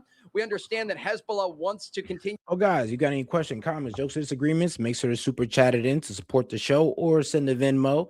And or if you don't have anything to say, you can just send a gift. But make sure we're supporting the show, guys, and make sure we are smashing that like button. If you're watching on YouTube or Rumble, make sure you are smashing that like button. All right, let's go. To de-escalate, because they understand they're getting boxed out of these possible peace talks and the possibility of a broader deal. But President Trump has been very clear. He'd like to see Lebanon join the Abraham Accords. He sees the region as having an opportunity for peace and prosperity ahead. And given the fact that he hit the Iranian regime so hard during Operation Hezbollah won't allow that. They won't. Hezbollah will not allow Lebanon to get into the Abraham Accords. They just won't allow it to happen. Even if the Lebanese army tries to go against Hezbollah, well, Hezbollah will just whoop the Lebanese army's ass. And that's the same there. It's kind of crazy because like Hezbollah is more trusted to defend Lebanon than the actual Lebanese army. Like, it's a damn shame. Big fury. There's an understanding that and the Lebanese army doesn't do anything at all when Israel, attacks Lebanon. It's almost like as if their leadership wants Israel to take over. Like, that's a sad reality about Lebanon too. They're dealing with a Christian leader, by the way, that really don't give a fuck about their people, or else he'd actually push back against Israel, but he never does. Groundwork may have been laid to do just that. Yeah, Trey, do you think, and look, the fight happened between Benjamin Netanyahu and the president, but they've had these, back and forths for a while, but it doesn't mean that their relationship is broken. This happened one time during the negotiations when it came to getting the hostages back. It happened right before the Operation of Midnight Hammer. So they have these back and forth, but that doesn't mean that their relationship is broken by any stretch of the, right? Yeah, and look, President Trump is. I would say he's completely fed up, and he's tired of Bibi pretty much ruining every opportunity of a peace deal, and him getting into constant conflict in the Middle East. And then, of course, his outrageous, performance in Gaza. Like, let's be real there. I mean, bro, that also put a lot of heat on Trump as well, and Biden. So, yeah, Trump was being real. He's like, bro, everybody's sick of you and Israel. Like, everybody's done. A deal maker here, and when you're making a deal, sometimes you have to give concessions and make tough decisions. And ultimately, what the president is trying to do primarily is reach a deal with the Iranian regime to ensure that those in Tehran never obtain a nuclear weapon that could threaten U.S. allies like Israel or U.S. forces across the region. What's interesting as it relates to Lebanon and the back and forth that we've heard here, 2 years ago, had you had a situation where people were reporting that the Lebanese leadership wanted to create normalized ties with Israel and ultimately disarm Hezbollah, people in the region would have laughed. What President Trump has been able to do here is put pressure on the Lebanese government to tell them no more. You can no longer support this Shia militia group in the southern part of Beirut, and you cannot allow them to operate freely in the southern part of your country. And either you're going to send your forces in to ensure they're not launching rockets at Israel, or ultimately the Israelis will conduct a ground operation like we are seeing right now into southern Lebanon and do it themselves. And so what the president is doing here is trying to get a peace deal. And this is what irritates me. It's like, here's the thing. Lebanon didn't attack you guys. You guys attacked them. And you guys were supposed to be helping us take care of Iran. So what the hell are you even doing dealing with Lebanon, who honestly wouldn't be on attack if you didn't attack them? Y'all supposed to be helping us with Iran, but okay, though, our greatest ally. On the table between the Israeli government and the Lebanese government that ultimately is going to box out Hezbollah. And to do so, there are going to be difficult conversations, and this is not totally unexpected. But the reality is, whether it is on the ground in Lebanon, in Gaza, or even with the Iranian regime, President Trump wants peace here. And ultimately, that is going to require a lot of difficult decisions in this region. Guys? All right. Thank you, Trey. This is why our elections are so important. We have a president who is strong and will prevent sleeper cells in our country, who will close our border. If you have an open border, we could end up like Lebanon one day, where we have terrorists occupied groups here in our country. So if they were able to root out Hezbollah, that would be amazing. I mean, shoot, keep on doing what you're doing with this whole unaffordability and making things more unaffordable for Americans. Trust me, y'all gonna create your own terrorist group through that. You ain't gotta worry about jihad. You ain't gotta worry about Islam. Just keep doing what y'all doing right now. Yeah, y'all gonna see. Hopefully y'all course correct, but y'all worried about terrorist groups coming from like what? Coming from the Middle East? Bro, y'all creating your own little terrorist groups here in America. But all right. If Lebanon were able to do that, the reason it's important for us, you might say this is happening in Lebanon, this is happening in Israel. Why is this important to America? It's important because President Trump got on that phone call with the Hezbollah leaders and with Netanyahu to make sure that a deal can be done. Iran is saying if Hezbollah and if Iran is saying if Israel doesn't stop attacking Hezbollah, then we won't do a deal with America. So it all goes hand in hand, and we have to be allies with Benjamin Netanyahu. We care about Israel, but it seems so far for us, but it does matter to America, and we don't want Iran to get a nuclear weapon. Well, the other thing is, it's all Hezbollah. As wild as hell how she got to say that. She pretty much got to say, well, I agree with stopping, Israel, but we can't let Iran get a nuclear weapon. Like every time they say something that's outside of what they're supposed to be preaching is, keep going to war with Iran. We got to finish the job. Every time they go outside of that language, they do got to sit there and say, well, I don't want Iran to have a nuclear weapon. Because, I'm sorry, but what is making what is making Israel stop in Lebanon have to do with Iran getting a nuclear weapon? Like, come on now. Fault. I mean, they're a terrorist organization, like a cancer growing in Lebanon, who lives to destroy Israel. Yeah, because Israel kept on invading them and taking their land, so they rose up and pushed them out. I mean, that's what happens when you're the aggressor and you just try to steal people's land. What do you think was going to happen? But all right, though, let's go ahead and get into this little story real quick. Trump makes unorthodox choice to replace Tulsi Gabbard. Yeah, already replaced the man. So let's see who she got replaced with. Sorry, already replaced the lady. President Trump has just named Bill Pulte as the acting director of national intelligence, replacing Tulsi Gabbard. Let's go live to the White House right now. Our senior White House reporter, Kevin Liptak, is working the story. Pulte is already serving as the director of the Federal House Finance Agency. Does he have any intelligence experience? None that we know of. Well, to call this appointment an unorthodox one, I think would be an understatement here. He's the heir to a construction company fortune. He's been in this mortgage role for the last year. Hold on. So Trump appoints Bill Pulte as acting director of national. Wait, I'm sorry, but this guy is extremely unqualified. What? Director of federal housing, bro. He looks like he should be the head of HUD, not the national intelligence. Put him in HUD. Put him in urban housing and development. Why the hell are you putting him ahead of national intelligence? Where on his resume does it bro wasn't ever even CIA, bro was he in the army at least? Chairman at Fannie Mae and Freddie Mac, bro. He has a real estate portfolio. He has a financing portfolio. Why the hell are we putting him at the head of national intelligence again? This is dumb. Or so. What he is a real true Trump loyalist. He's a frequent guest on Air Force One and at Mar-a-Lago. And so he's the one that's gonna just lie to the American people and say, oh no, Iran does have a nuclear weapon. Oh no, they are going towards a nuke with no proof, no nothing. The intelligence agency is gonna be like, what the hell is this guy talking about? So yeah, Trump got his loyalists to pretty much lie to the American people about whatever threat he wants the American people to believe. you've seen him doing is leveraging this role that he's in. Oh, guys, you haven't already, man, make sure to smash that like button. If you're on Rumble or YouTube, make sure to smash that like button, guys. That's how we get more people in on the conversation by smashing the like button. All right, appreciate the support. The mortgage agency to try and go after some of Trump's perceived enemies, using allegations of mortgage fraud to go after the New York Attorney General Letitia James, the Fed Governor Lisa Cook. In some ways, that effort has not succeeded, but it has, I think, engendered an enormous amount of goodwill towards him by the president, and now the president putting him in charge of the expansive American intelligence community. Writing on social media, quote, William has deep experience managing the most sensitive matters in America, the safety and soundness of the markets, and over $1 trillion at Fannie Mae / Freddie Mac, What? a substantial increase from where it was just 12 months ago. And he also says, nigga, what does that got to do with national intelligence? What? Like, what am I hearing?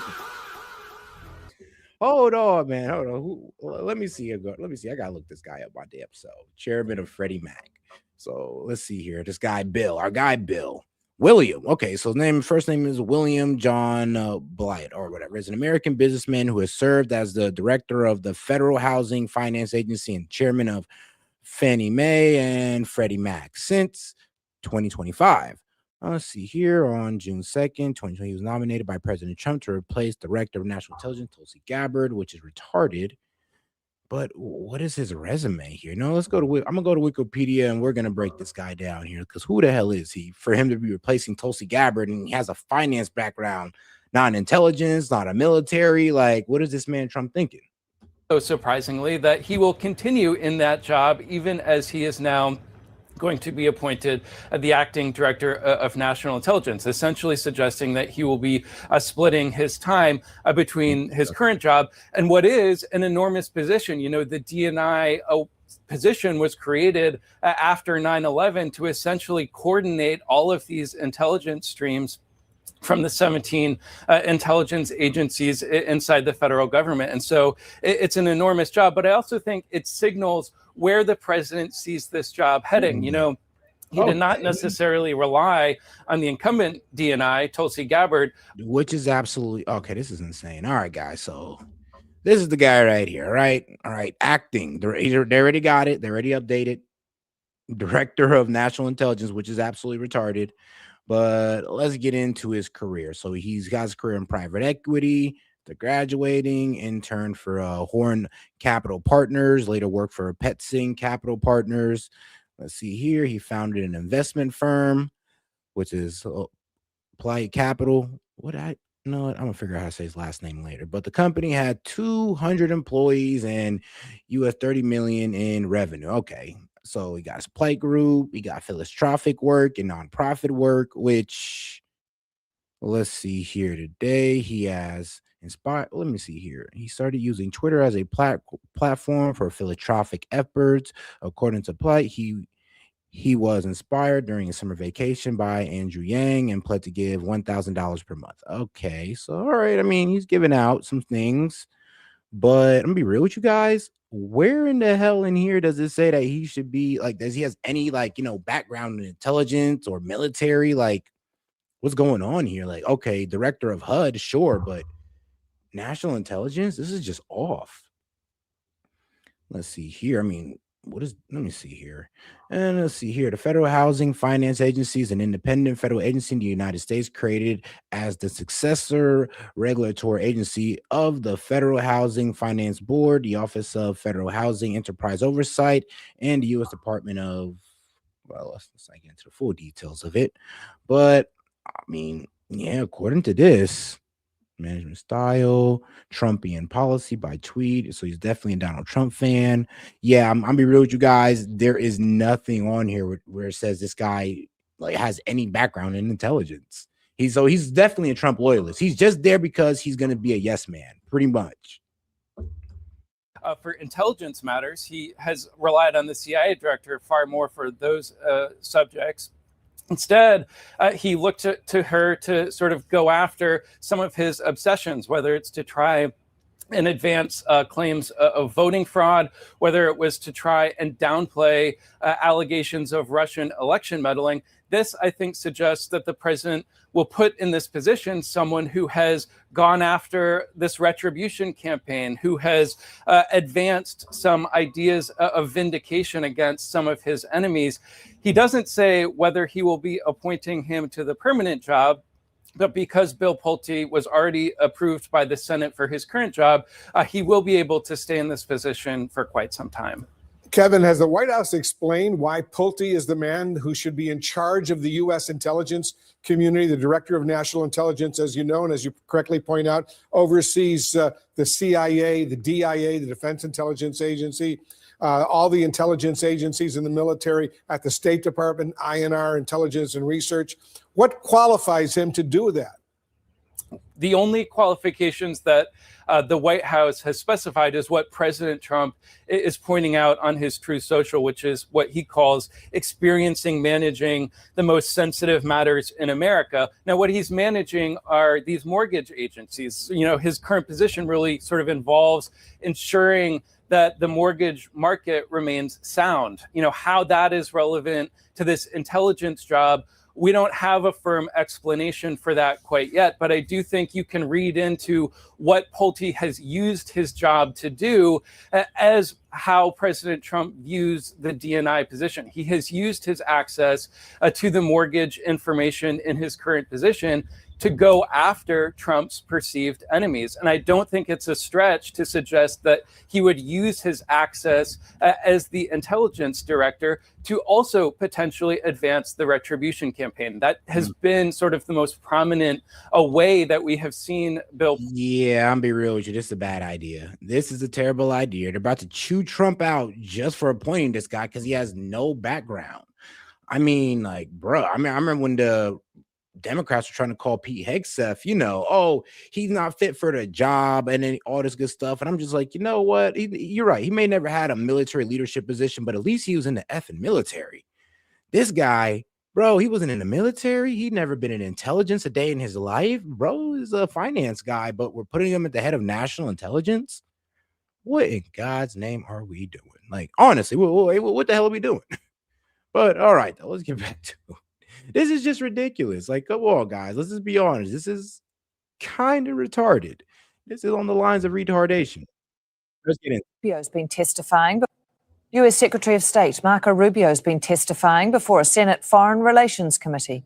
In an exchange with some members of Congress, Rubio was challenged to reveal the Trump administration's plan to get Iran to reopen the Strait of Hormuz as soon as possible. If Iran wants to be able to move its oil again through the strait, they will have to reopen the straits. If they refuse to do so, then we have other options available to us, but we would prefer to negotiate the opening of this, which means tell us about the negotiations. What do you need from them in order to get the strait reopened? We need the strait reopened tomorrow. Well, what needs? I mean, facts. But all right, I found the full video. That was Chris Murphy. Yeah, I found a full video right here. So we're gonna go ahead and get the full reaction. Sorry, I just need to let y'all know that, yeah, my man Rubio was out here in front of the Foreign Relations Committee, and, you know, Rubio is pretty good. He does a good job of defending himself and the president. So let's see what happens here. Thank you, Mr. Chairman. Thank you, Mr. Secretary, for being with us today. Despite the differences that existed between Republicans and Democrats prior to this administration on how to approach Iran's nuclear program, the theory was basically the same, that we were going to impose significant harm on the Iranian economy in order to force them to the table to negotiate. What is happening now is fundamentally different. This war and the administration's decision to blockade has now held the entire world economy and the U.S. economy hostage. Yeah, and if you've been listening to me lately, I've been pretty much saying that, yo, this blockade is not even really doing anything. Like, all the other countries are suffering, but Iran, honestly, because, and let's be real, Iran's suffering from sanctions. That's why their currency is going under, not the blockade. Their currency been going under since January. So it wasn't the blockade that's causing their currency to collapse. But the problem is that they can still sell their oil either through the shadow fleets that I just got done covering that's able to get through the blockade through all. And then, of course, we got the Caspian Sea where they can go ahead and transfer to Russia, and then they can go ahead and use their neighbors, Pakistan, and get right into China. So this blockade is not truly stopping Iran from selling their oil. To the ability to negotiate an agreement with Iran. This is why the entire country is seized by the question of when there will be an agreement, because apparently until there is an agreement, the Strait of Hormuz remains closed. There is a cost to the Iranian economy, but now there is a devastating cost to the US economy. It has been indecipherable, the information coming from the administration, especially in the past several weeks, as we get signals that a deal is imminent. The president said yesterday he's bored by the negotiations. He doesn't care whether we get a deal. I think it's really important for us to understand what your bottom lines are, what you're asking for in this negotiation, what commitments you need Iran to make in order for you to release the blockade, and we hope for them to release the blockade as well. So give us a little insight into what your bottom lines are, what is going to get the strait reopened, because this is kind of the only question that matters for American consumers right now. And every day we get wildly different signals from the president as to whether he even is engaged in this question as to whether the strait is going to reopen. Yeah. Oh, guys, make sure to like the video, guys. Go to smash that like button. Appreciate the support. I think your question gets right to the heart of the matter. So I think it's a good question. Let me first bifurcate two things. The only reason there's a blockade, the only reason why there's a U.S. blockade is because Iran has closed they're firing on commercial ships, and they've mined large segments of Hormuz, international waters. And so the blockade is only against Iranian ships. And it's very simple. The notion is if no one's ships are going to get out, then Iran's ships aren't going to get out either. We can't live in a world in which they get to close the straits and tell everybody, pay us a toll or we'll blow you up, but their ships get to go out unfettered. So that's the reason why there's a blockade. There wouldn't have been a blockade if Iran had. Here's the problem. It wasn't about just Iranian ships. It was also about, the guys who went behind the U.S. back to work out a deal with Iran to be able to get their ships through. So no, it wasn't about just Iran getting their ships through. It was about all the countries that did a deal behind our back, like Japan, to get their ships through out of the strait. That's the problem. Agreed to do what they said they would do when the ceasefire kicked in, which is they were going to open the straits. So let me just focus on the straits for a moment. Number one, what they're doing is unlawful and illegal. There isn't a country on earth other than Iran, and maybe Oman that flirted with it, who's in favor of what Iran is doing in the straits. The Chinese are against it. The Russians are against it. Everyone is against it. The whole world is against it. So condition number one is they have to reopen the straits. And reopening the straits means the following. Ships can sail through international waters the way they can do through other choke points around the world without being fired upon, without paying a toll. That's condition number one. But the strait is closed because of our decision to invade Iran. This is a consequence of our military actions. So like I said, we didn't enter this war because Iran was closing the strait, or trust me, you have a lot of American support. But no, they closed the strait because of our strike on them. And then they warned us that they were going to do this before we struck. AKA, we took this knowing damn well they could close the strait and accepting that as a consequence. And now that's why it irritated everybody when Trump acted brand new, like, oh, I didn't know they was going to close the strait. Yes, you did. Your generals told you they were going to do so, but you and Bibi thought that you can knock out Iran before they even had the chance to. And look where we are now.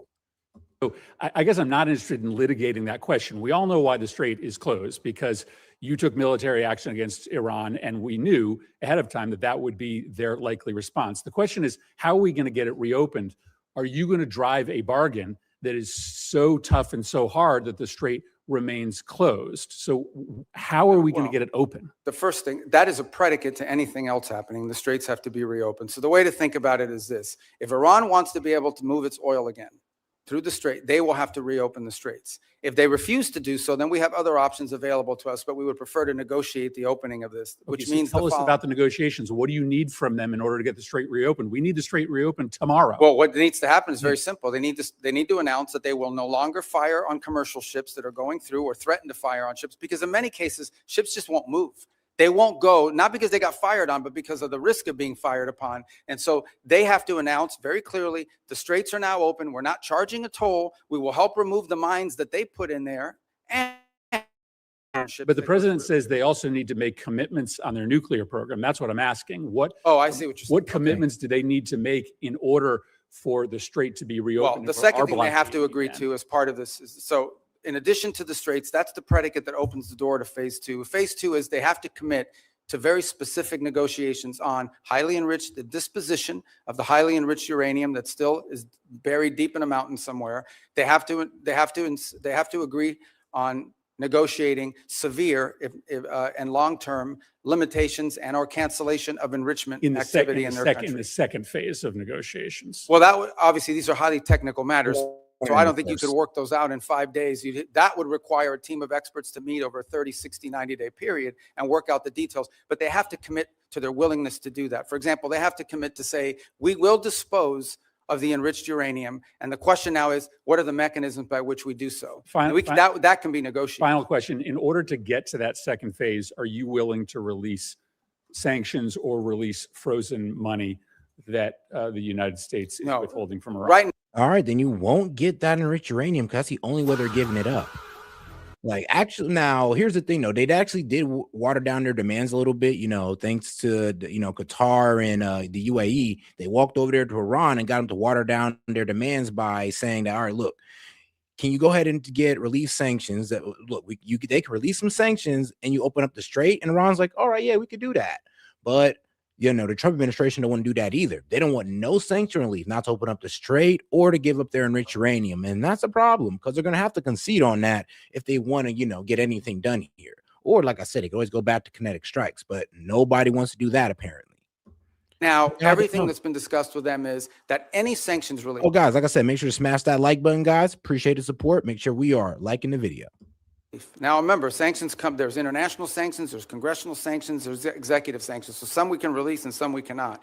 But any sanctions relief is condition-based, which means it has to be in return for the reason why those sanctions were put in place in the first place, which is their nuclear program. So yeah, look, Iran is being sanctioned because they enrich uranium. Iran is being sanctioned because they've highly enriched uranium. Iran is being sanctioned because of their nuclear activities. If they agree to give up those things. Yeah, but let's be real, though. Let's be absolutely 100. They're being sanctioned, you're right, for all those reasons. But if you want to actually, progress on those, if you actually want Iran to, lay off on all of that, then you're going to have to give them some sanction relief first. Like, sadly, that's what, is going to have to happen. But let's go back. Be in return for the reason why those sanctions were put in place in the first place, which is their nuclear program. So yeah, look, Iran is being sanctioned because they enrich uranium. Iran is being yeah, but here's the crazy thing, though. They only started enriching uranium past that 3% once we pull out the JCPOA. So it's like, I hate how we try to sit there and pretend like they're bad actors when it comes to their nuclear enrichment, when no, they were abiding by the JCPOA. We didn't. We put back on the sanctions. Then we labeled the IRGC, the IRGC a terrorist group. Then we killed a general. And then when it got to 60% enrichment, you want to act surprised? Like, no, we should notice the pattern of every time we aggress towards them, they get closer and closer to a nuke. So what does that tell you?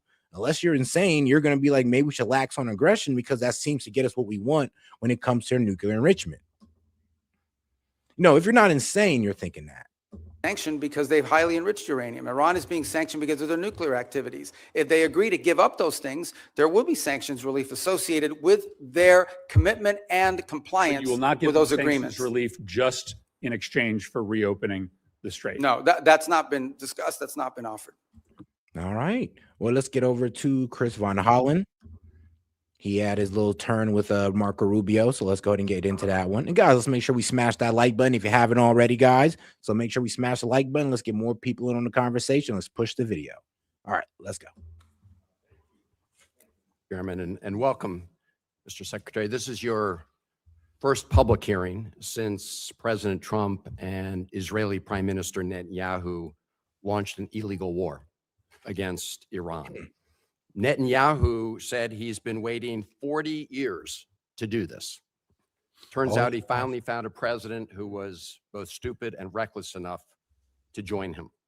The war has killed 14 American service members, wounded hundreds more, and killed thousands of civilians. It's driving up the price of gas, food, and much more. Trump obviously doesn't care. He called high gas prices peanuts. and said, I don't think about Americans' financial situation. That's from the President of the United States. And all for what?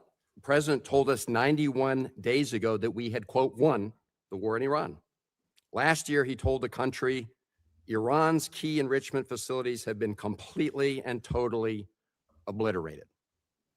Was that false? Let's face it, Mr. Secretary, the Trump foreign policy has become a dumpster fire. This is the same president who's more interested in flattering Vladimir Putin than in protecting Ukrainian sovereignty. Damn. The president who lifted restrictions on the transfer of sophisticated U.S. chips to China, but came back from his trip there with nothing but ballroom envy. He tweeted about that. Yeah, I ain't gonna lie though. He did go soft on China. He said, no, China will never have those new chips. All right, well, so some Chinese companies can have those new chips. Like, bro, I thought we were trying to make sure we had the edge on them on AI. Now you're over here selling them the chips out of desperation. Like, what the hell?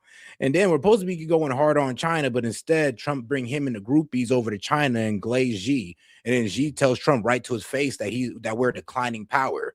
And what was it? It was the Facicity paradox. I'm pretty sure I'm pronouncing that wrong, but it was a type of paradox to where that when we have a falling power and you have a rising power, on their trajectory. So as the rising power falls and as the falling power falls and the rising power comes up, they're eventually going to meet to a point where they have to go to war, for who's going to be the new dominant or the new superpower of the world.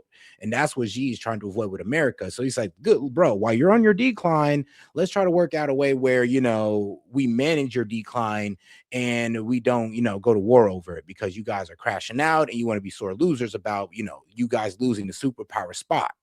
And yeah, like that's what was kind of pretty embarrassing about the Chinese meetup is that Xi pretty much said that to the president's face. And then the president went to go back around and be like, no, he was talking about Biden. No, bro, he was talking about you. He was talking about current America right now. At the other day. This is the president who brought on Elon Musk to take a chainsaw to AID, which has enabled the current Ebola outbreak in the DRC. We've also witnessed corrupt crypto deals with the UAE royal family that have enriched the Trump family at the expense of our national security. We've seen an administration engage in extrajudicial killings in the Caribbean, hijack Venezuelan oil, threaten to invade Greenland, guys, make sure and weaken the NATO. Oh, guys, make sure you support the show with any question, comments, jokes, or disagreements with a super chat or Venmo. Appreciate the support, guys, but make sure we are supporting the show. Just can't have Noah pulling all the weight here. NATO alliance. Said I know. Here at home, a Reagan-appointed judge said that you and former Secretary Noem abused your powers when you locked up and still seek to deport students for protesting the destruction of Gaza. The Reagan-appointed judge said you did that, quote, primarily on account of their First Amendment protected political speech. Speaking of Gaza, the so-called Board of Peace seems to have run around. Meanwhile, while Senator Rubio once proclaimed that the U.S. must, quote, work to ensure that refugees who flee war, torture, and persecution are provided safe environments to live and thrive in.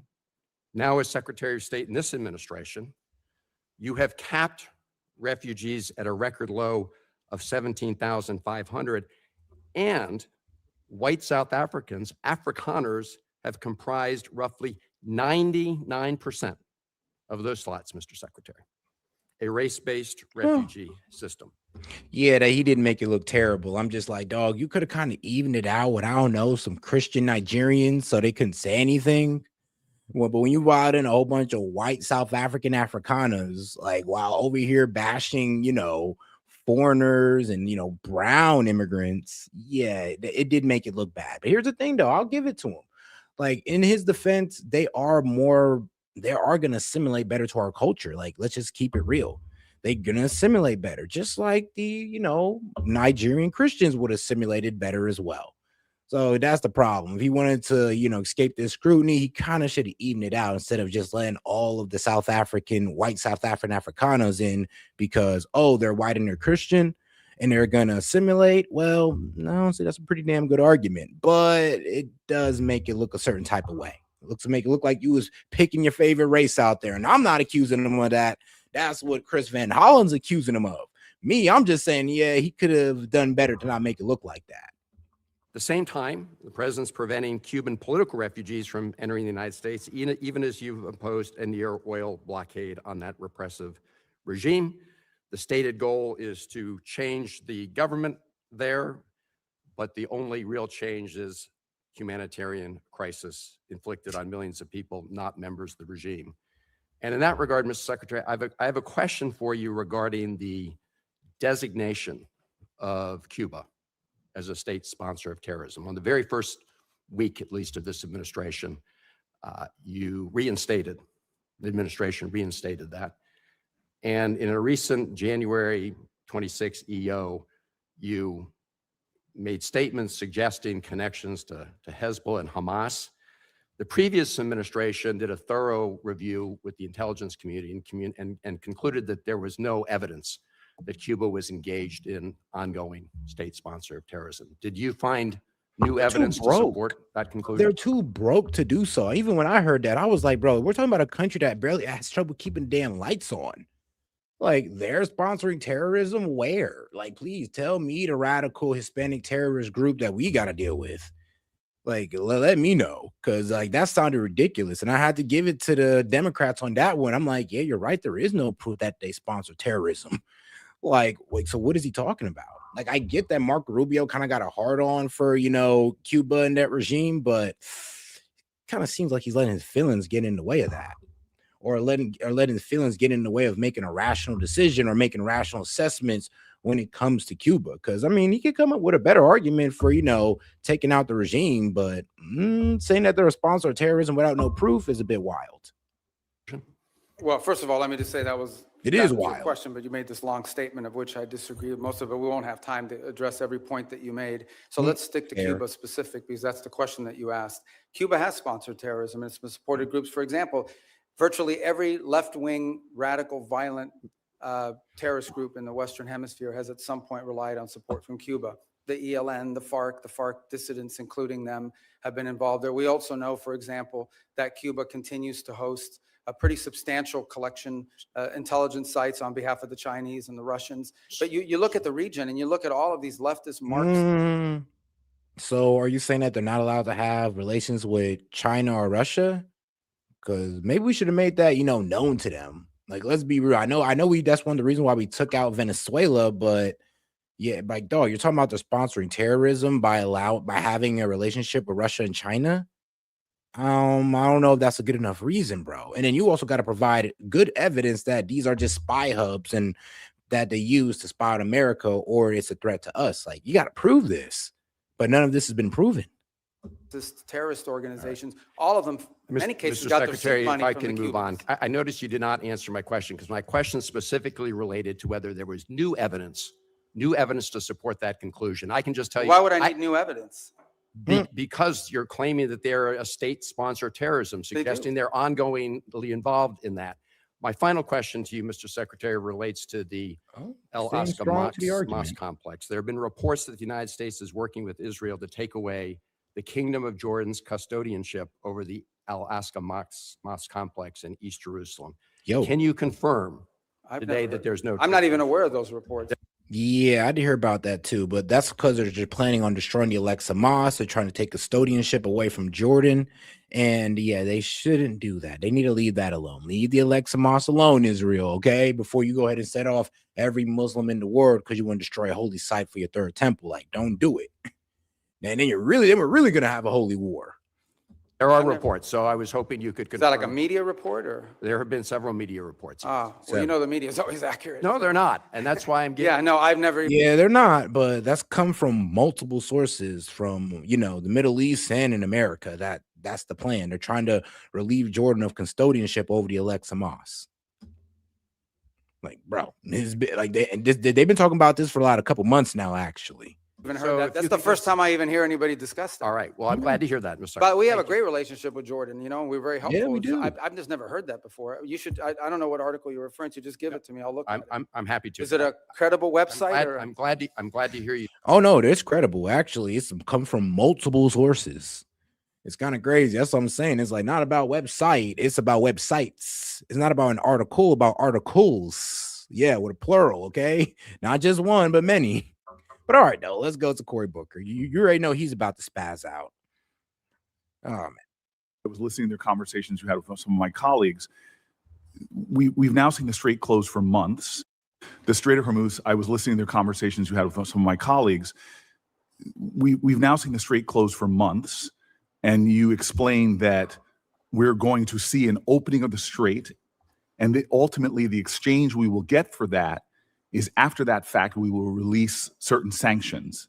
Is that correct? No, that's not what I said. What I said was that if they open the straits, we will lift our blockade. The straits and the blockade are what are interrelated. And so for the nuclear program, in exchange for getting rid of the fissile material out of country, I imagine, is what the highly enriched uranium, we would release sanctions. Is that correct? Well, it's not just that. It's also their enrichment activity. They would have to, they would have to make very severe and significant concessions on what they intend to enrich. And already with the March relaxing of sanctions, Hold on here. Allowing. That's new because it looks like we're conceding on making them give up enrichment altogether. So that's new. And I'm actually happy because that was just impossible. So it does look like we're conceding on having them give up enrichment and trying to go back to the old JCPOA rules of that 3%. So only for energy purposes. Shoot, worst case scenario, we even allow 20% for medical purposes, but we'll see what we can get. Iranians to sell oil to the Chinese. Estimates have been between $10 and $50 billion they got from that relaxing of sanctions. How much money might we see in a deal in our relaxings of sanctions in order to get rid of the highly enriched uranium and stop their enrichment? Well, let me just tell you on that portion, the sanctions that were released on Iran were boats on the water. And so that oil was already out in the marketplace. It was sold at market rates, but the sanctions covered, and to the extent we've been able to enforce them, we have the revenues of those sales. So yeah, the Iranian oil was unsanctioned so that it could be sold, but the revenue would have to flow back to blocked accounts, which our sanctions were able to go after. We've also seized, I believe, 6 vessels in the Indo-Pacific that involved Iranian sanctioned oil on top of it. So that wasn't necessarily a trade. They didn't get $50 billion directly as a result of, they might have gotten some of it. They certainly didn't get the majority of it. They are now losing hundreds of millions of dollars a day in revenue because of the blockade. And the blockade exists because of what they're doing in the straits. Right. And I guess the conclusion I have, and my time's expired, is that the Strait of Hormuz was open before this unjustified war. Mm-hmm. We're now scrambling to try to find a way to get it back opened again. Not only is it causing economic havoc to our country and to residents all around this nation, families trying to make ends meet, but you see on top of that, the Iranians finding ways to leverage that, as we allowed them to do with the Chinese for tens of billions of dollars. And so my point is, before we even get to a nuclear negotiation, this regime is getting money to rebuild, purchase more drones, cause more havoc. And this is before we're even trying to get back to. But I apologize. I don't understand how they're getting this. What revenue are you referring to? Well, there's 2 sources of revenue we're seeing. One is the revenue from the Chinese. That's factual. Yeah, that's factual. They're getting revenue from the Chinese, like I said, because how can we stop them from transporting to the Chinese where they can just send their oil through Pakistan or send it through the Caspian Sea? And China can pick it up in Kazakhstan, or Kazakhstan they can hit the railways and send it to China. And through the Caspian Sea, they can go ahead and get profits from Russia as well. So yes, that is a fact that they're still able to sell to China because they're able to get to China through other ways than just the Strait of Hormuz. And if you look at a map, it'd be pretty easy to see how they're doing it. Actually documented. And number 2, the revenue that you're proposing that they should receive by releasing all of their highly enriched uranium, as well as in making a commitment about their enrichment capacities. Yeah. Hold on.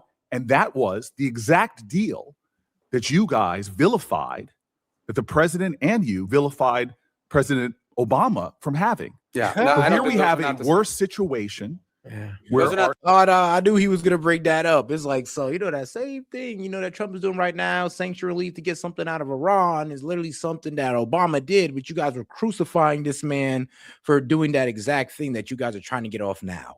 And here's the thing, Obama didn't have to get American soldiers killed, have $1 billion spent, waste of military equipment to get any of that done. So this makes y'all look really bad. If I was Cory Booker, I'd nail that in too if I was him. But hey, it is what it is. Oh, guys, make sure you smash that like button, guys. Let's make sure we get those likes up to get more people in on the conversation. And if you have any questions, comments, jokes, or disagreements, I'll be happy to read it out loud and engage with it. Just $2 and up. Just send in a super chat or Venmo. Let's go. We're our adversary and our enemy. who's causing havoc in the region, who is funding proxies and terrorists, has discovered, thanks to you all, the power of shutting down the Strait of Hormuz. No, they didn't discover. They knew that a long time ago, and they've done it before. Clearly, we all knew that a long time ago. That's why this ill-conceived war should have never happened. Yeah, but you have made our adversary in a stronger negotiating position. We are the strongest nation on the planet Earth, and we're in a stalemate with Iran.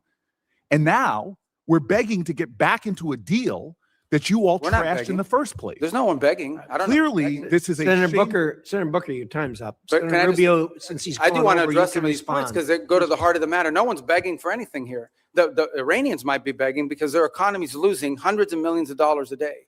That they are losing.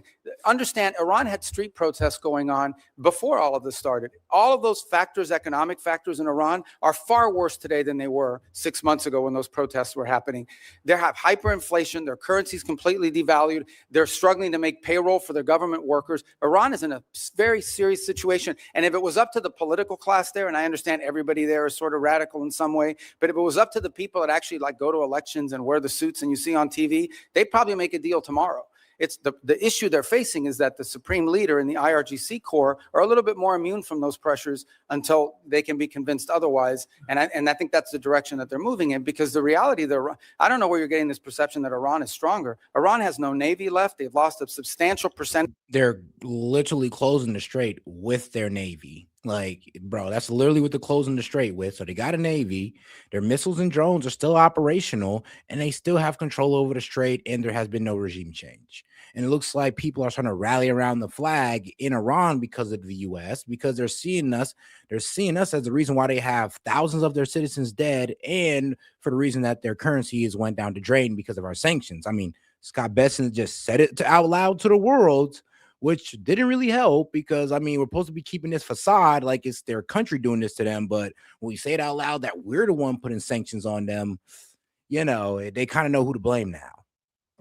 Of their defense industrial base, that Iran has lost a substantial percentage of their missile launchers, and their economy is far worse today, and I mean far worse today than it was 6 to 9 months ago. And they are looking at hundreds of billions of dollars of reconstruction costs just to get to where they were 6 months Mr. Rubio, you keep telling us how we're winning this war. The president keeps saying, well, the war's over. Completely annihilated. The war is not over. And yet the American people see how we're losing at the pump and with their costs, and yet this thing still hasn't been resolved. Every day he tweets out, oh, we've obliterated them, we've annihilated them, they're going to surrender. But yet we still find ourselves spending billions of dollars a week. Yeah, Senator on Booker, war abroad. you've gone way over it. It would be nice if we had hearings where people. Thank you, Senator Booker. Senator, like, keep it pushing, Booker. All right, we ain't got all the time to hear you cry. And we get it. We get it. It was a bad idea. They basically make Iran look like a superpower, and trust me, both sides wish that we never got into this. But hey, it is what it is. All right, let's get into Rand Paul. Let's see what he got to say.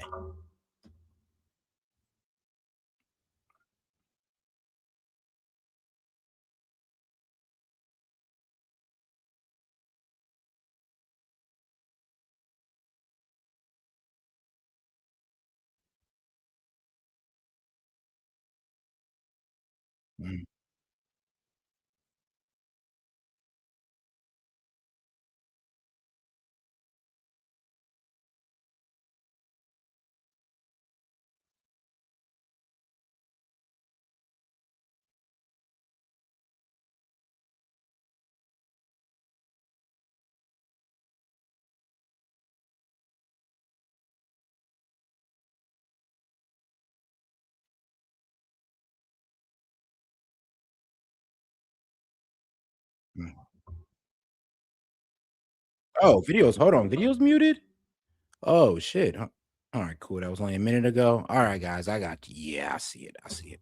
All right. I got you guys. Hold on. For some reason, the video wanted to just go out. Let's see here. Stop screen share. All right, guys. Hold on here. Guys, make sure to double tap that screen and like the video as I give you this slight entertainment. But all right. So shout out to Rand Paul and shout out to Cory Booker. And I don't even like Booker. I really don't. But bro, these guys really need to hear it about this war because it was a bad idea all around. There is no ifs, ands, or buts about it. We have no goals reached. We're making Iran look like a superpower. We just need to stop it, get what we can, and leave out, and just never do this again. And actually commit to no more new wars in the Middle East, so we don't do this BS again. Because all it's done is drove up prices and make us look like idiots on the world stage. But let's get right back to it. The administration and the negotiations are willing to trade sanctions relief for removal of enriched uranium. I've said for a long time and argued for a long time that sanctions in and of themselves rarely, if ever, are of any value. I've yet to see any Chinese behavior that's changed because of sanctions. I've yet to see any Russian behavior change because of sanctions. I've really yet to see any Iranian behavior change because of sanctions. Facts. However, sanctions do have some leverage and ability. No, I'll be real with you. All sanctions do is just make these countries go out, find a way outside of our currency system or outside of our financial system, and it only builds distrust within the dollar. Even countries that aren't sanctioned are trying to like wane off the dollar because they don't want to get sanctioned one day and it devastate their entire economy. Like that's why I don't like sanctions myself, because it caused distrust in the American dollar, and most of the time it don't even work because they tend to go around it. It don't change the actions of these countries, only makes them more hostile towards us. So I mean, like, what the hell are we doing? We're just destroying trust in our currency at the end of the day. Exact change if you remove them. So the removal of sanctions might have some hope. So I support the administration in this. Now, there are many Republican critics who have been vocal on the airways recently saying, oh, no, we can never negotiate with them. These are terrible people. Well, you don't really negotiate with really friendly, good people. In a time of war, you're going to have to negotiate with an adversary. So I do commend and supportive of the idea of this. And the other thing is it's very verifiable. You don't have to wait for verification. You could say the trade sanctions end as soon as we get the 440 kilograms of enriched uranium. Now, it has to be dug, I guess, some of it from under a mountain of rubble, but at the same time, be very verifiable. But what I would argue and what I would advise is that you really, why not offer everything? Offer all of the relief of virtually all of the sanctions if you get it. Now, you say you can wait if that's what you want, is the enriched uranium out and a promise. Now, ain't no way, bro. I'm sorry, but that's a crazy ask right there. A crazy ask, because it's just like, all of it, all 30 billion. Like, look, even though I agree with you and that would get us everything we want out of Iran, and we could turn a new page and actually see them more as an ally. Like, I get it. We could completely flip the script with that. But the neocons are going to call Trump a traitor. They're going to say he turned his back on everybody, on the Americans, the Iranians, the world. They're going to over-exaggerate it. And they're the same pro-Trumpers are now going to become never-Trumpers, which is actually just them reverting back from their 2016 form. The rabid hawks will argue, well, we're not going to negotiate with terrorists. We're not going to negotiate with bad people. Then they'll continue to have enriched uranium, and they'll continue to enrich uranium. Yeah. So I do think that the argument that there hasn't been a military solution to this is largely proven by the fact that even though we've militarily obliterated their military, all of that is true. It's as Fred Ickley wrote in Every War Must End, that military victory doesn't always translate or lead to political resolution or to things that you want done. What we really want done is no more enriched uranium, and you don't enrich uranium, you give up on these hopes. But I would say that as we are looking at trading sanctions, you say there's some you can do on your own, there's some that are congressional. I would be bringing in the leaders in the Congress who can give up on these sanctions and hopefully try to get their voice saying yes, if they will give up. Because if you give up a few piddling ones that that won't change things, that the White House says you're voting to do, and you still have all these congressional sanctions. If you're on the other side of that equation, you might say, we're not giving up the one thing we think is leverage, the enriched uranium, for maybe a little bit of sanctions relief. So I would say really go all in on it, because it would be verifiable. You don't have to wait and prove it. You would have to prove in the future whether they're enriching. But I think that is a good step forward. But but it's also important. Yeah, like it. You really want to go all in on it. Give them all $30 billion in relief. Let them go ahead and get that uranium. You're going to get everything you want if you get them the sanction relief.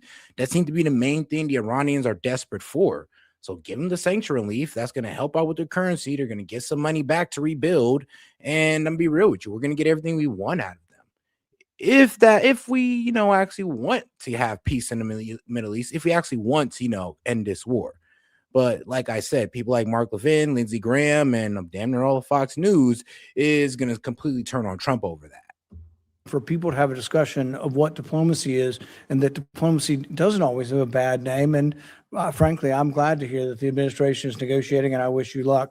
And I'd love to hear your response in general. Well, first of all, the president's made clear the priority is Iran can never have a nuclear weapon. And what do they need to have a nuclear weapon? They need a couple things. They need the ability to enrich. That has been substantially destroyed, but could always be rebuilt over time. And the second is the ability and highly enriched uranium. That's 60% that could quickly be enriched to 90% weapons grade. The second point you make is about sanctions. So that's the goal here. And the sanctions, first of all, there's a combination of sanctions. There's sanctions that block direct sort of activities that generate revenue. And that's problematic beyond the nuclear program because they also use this revenue to fund to sponsor terrorism like Hezbollah and others around the region.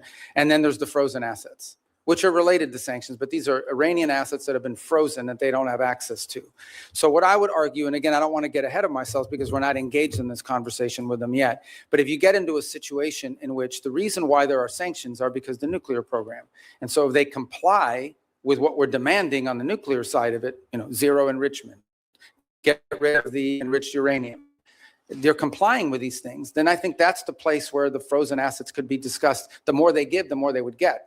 I think ultimately we will still face other challenges related to Iran separate from the nuclear program, like what they use their money on, which is to sponsor Hezbollah and to sponsor Hamas and to sponsor terrorism around the world. Yeah, but we're going to have to just let that go. I mean, the best thing we can do to honestly stop that is to tell Israel to chill out in Lebanon and tell Israel to chill out in Gaza. And at least we solve like 2 out of the 4 proxy groups we got to worry about, because we still got to worry about the Iraqi Shia groups or Shia militia groups and the Houthis out there in Yemen. So we could take care of 2 out of the 4, but yeah, those other 2, they got their own little situation going on. But I'll tell you this right now, us pulling the leash on Israel will definitely hold those guys back. World. But on the nuclear question, which was the president's been focused on now, no nuclear weapon program, the sanctions that are directly related to the nuclear program, the more they give, theoretically, the more they should be willing to get. What they're not going to get it as a down payment. They're not going to get it as a signing bonus. And I would also point out that negotiations on nuclear matters are highly complex, highly technical. And so it will take some time to work through that, as is sanctions, by the way, highly technical, and in many cases, multifaceted. There are UN sanctions, there are US sanctions, there are US congressional sanctions. So there's a lot to unravel there. Is benefit from the idea of trading sanctions relief for activity. And if you don't ever trade them, if you just have them on the book, then I think they're of little value in changing behavior. Thank you. Thank you. I mean, that's actually a really good point. It's like, look, if you really want them to change behavior, you're going to have to give something up instead of wanting to play hardball the entire time. Or they're just going to continuously play hardball with you. And it's like I keep saying, like, the more aggressive we get with Iran, the more we push them towards what we don't want them to have or we don't want them to be. So let's try to go a different direction, because it's completely insane trying to commit to the same aggressive actions when it continuously gives us what we don't want. Like, let's just not be radical warmongering lunatics for I don't know, the next 3 years. That do us a lot of wonders, guys. But all right, though, let's get into Senator Tim Kaine. Press Marco Rubio over Iran war, legal base. So yeah, what was the base for this war? Because remember, they said, Iran was an imminent threat, but let's be real, that was kind of BS. I applaud the sea change, and you've got support on a bipartisan basis here in the Congress to move this forward. Thank you, Mr. Secretary. Thank you, Senator Hagerty. Senator Kaine. I'm weak. Well, MAGA's a call. I'll tell you who cares about the Middle East. Oil execs, the Gulf monarchs, stockholders, because 20% of our oil goes through there and transportation and all that. A lot of people actually care about the Middle East. Why? Because you got a bunch of countries in the Middle East that hold up our petrodollar, that's helping out with the global supply chain. So yeah, damn near everybody cares about the Middle East if you're paying attention. Mr. Chair, and thanks to Senator Haggerty for mentioning our work together in Philippines and Mexico. Mr. Secretary, you won't be surprised that I'm going to ask you about the Western Hemisphere. You and I traded the gavel on the ranking on the Western Hemisphere subcommittee when you were on this committee, and that was good, productive work. I want to ask you about Operation Southern Spear, the operation to strike boats in the Pacific and the Caribbean, that dozens of operations have now killed more than 200 people. Have you been involved as Secretary of State or National Security Advisor in discussion about the targeting criteria that are used to decide which boats we should strike? No, but not because I've avoided it, but because those are largely legal decisions, right? So But if you haven't been involved in discussion as the National Security Advisor, are you aware of what the targeting criteria are? Yeah, I mean, they go through so every strike has a legal officer on the deck that has to make a determination about whether the call is legal or not. And this is done by the Department of War, the way it's been done in other theaters around the world. Here's what I want to ask you about. So you're generally aware of the targeting criteria. I'm not allowed, I know what the target are because I've had in this committee and the Armed Services Committee, it's all been in classified. And I'm not allowed to discuss the targeting criteria because they've only been shared and classified. But I don't think I'm prohibited from describing things that aren't targeting criteria. So I'll give you an obvious example. Everyone on the boat is right-handed. That's not a targeting criteria. It would be ridiculous. Everyone on the boat is what? Everybody on the boat is right-handed. That's not a targeting criteria. It's obviously not a targeting criteria. It would be improper for it to be a targeting criteria. Here's one that's not so obvious and that surprised me. There's evidence of narcotics on the boat. That is not a targeting criteria. I have been briefed on Southern Spear since the first operation on September 2 and most recently within the last couple of weeks, and I've asked again and again. Here's the thing, though. I would agree with them if we didn't designate the cartel group as a terrorist group.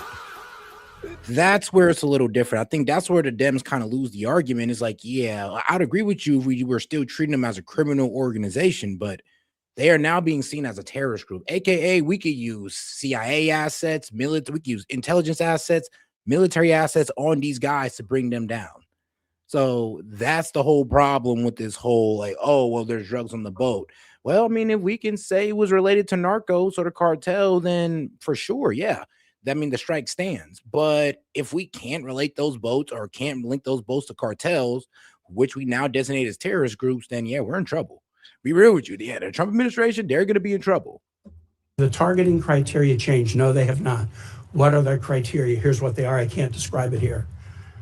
But the presence of narcotics. Here's the thing, though, guys. Like, people say, the Dems like to say they're fishing boats, but, I've seen the videos. They blow up these fishing boats, and there's little bricks of cocaine floating to the top. So I don't think all of them were just fishing boats, guys. Some of them may have been. I'm not going to discount and say that no fishing boats were struck because countries have made the accusations, but none of those were proven. But we have seen boats blown up where we've seen bricks float to the top. So, hey, it is what it is. And like I say, no country honestly provided proof that, we've just been striking boats or fisher boats. On the boat has never been a targeting criteria. Would you have any ability to explain? And the administration could have picked that as a targeting criteria. They chose items that were targets that authorized the use of the U.S. military to sink boats and kill people. But they have not used the presence of narcotics on the boat as one of the targeting criteria. And I would suggest to my colleagues, if you go look at the individual files of all the strikes, and I've looked at the first 46, they are consistent with what I've just said about something that's not on the list of targeting.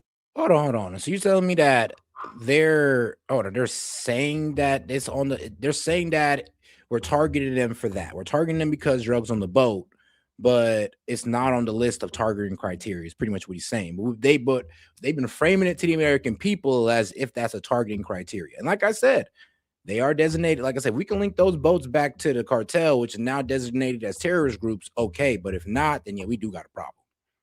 Criteria. Why? Like they can overrule the whole, criteria if they say, well, the criteria was to get out these terrorists, which are now cartel members. Would the administration not include the presence of narcotics on the boat as a targeting criteria Well, look, on Operation Southern Spear? As you just outlined, I can't discuss the specifics of the targeting criteria, but I can tell you the one thing that is obvious is that the targeting criteria is not single source. In essence, there are multiple checks. There are three elements to the targeting criteria. Right, and all of it informed and infused by intelligence collection. In essence, they have to have true links. I can tell you they do walk away from strikes. There are multiple times that I've been aware. I'm not aware of every strike because it's not reported on a regular basis, delegated. Yeah. But there have been strikes that they've walked away from because it doesn't meet the criteria or because there's doubt. I'm not saying that the strikes that I've reviewed don't meet the targeting criteria, but I'm saying how odd it is, especially since the administration always announced this is against narco traffickers. We've attacked narco traffickers. How odd it is that the presence of narcotics on a boat is not one of the targeting criteria. And I would encourage my colleagues, get the same briefing I've gotten, take a look at the strike files. You'll be as surprised as I am. Here's the that is weird though, because that's what they're saying all over the media, that it's about the narco boats and narco boats. But then the senator sits down and reads about, all right, well, why are we striking them? And, them being a narco boat or drugs are not on there. You're kind of just like, wait, what? Why the hell are we striking them if it ain't about the narco boats? That's all I'm hearing on Fox News, CNN, and the rest of them. But now I'm sitting reading here and we're talking about, oh, yeah, that's not one of the criteria we're striking them under. Well, then what are we striking them under? I mean, if you said, well, they're cartel members, AKA now designated terrorists, this is why we're doing it, then I mean, okay, you got it. But if not, then we got a serious problem here. Again, in your dual role, Secretary of State, National Security Advisor, the administration's Operation Southern Spear, we could agree with it or not, but the administration presented a legal opinion from the DOJ that we could review. Absolute resolve, the effort against Maduro. The administration presented a legal rationale that we could review. Now, we could review both in classified. They've not been made public. We're 92 days into a war against Iran, and the administration will not let Congress look at the OLC legal opinion justifying the war. Oh.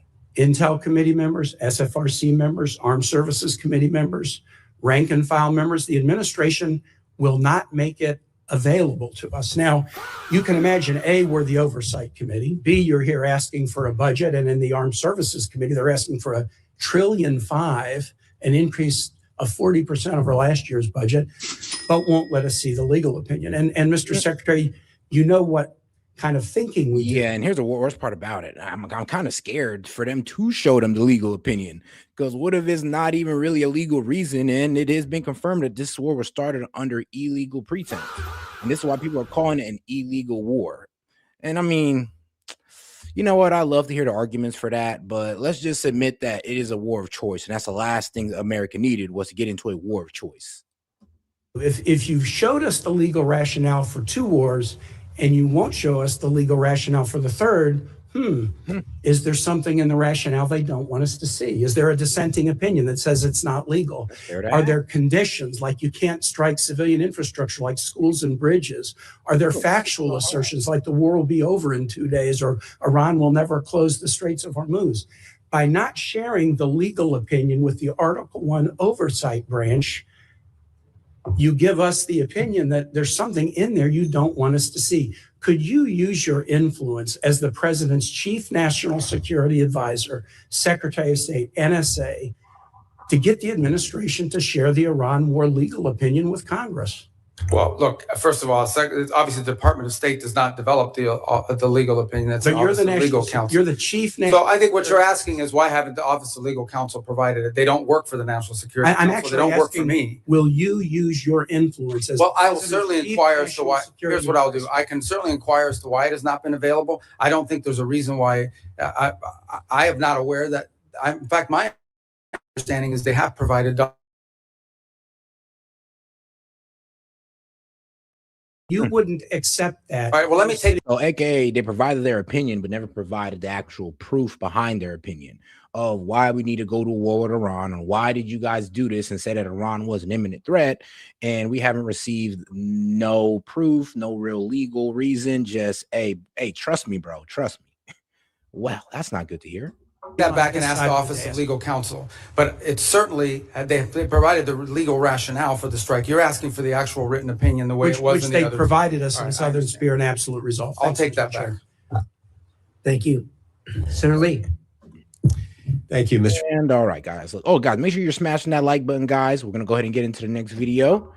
Next video, we've got a Pierce Morgan debate. So these are always fun. Well, for me, they're always fun. But guys, make sure you're smashing the like button on Rumble or YouTube. Appreciate the support, guys. And let's get right into it. Any question, comments, jokes, or disagreements? I'll be happy to play it out loud and read it out loud. Well, not play it out loud, but read it out loud, engage with it. Just $2 and up, either Venmo or Super Chat. Let's get right into it, guys. And once again, let's make sure we support the stream. All right. Now I'm done with my commercial voice.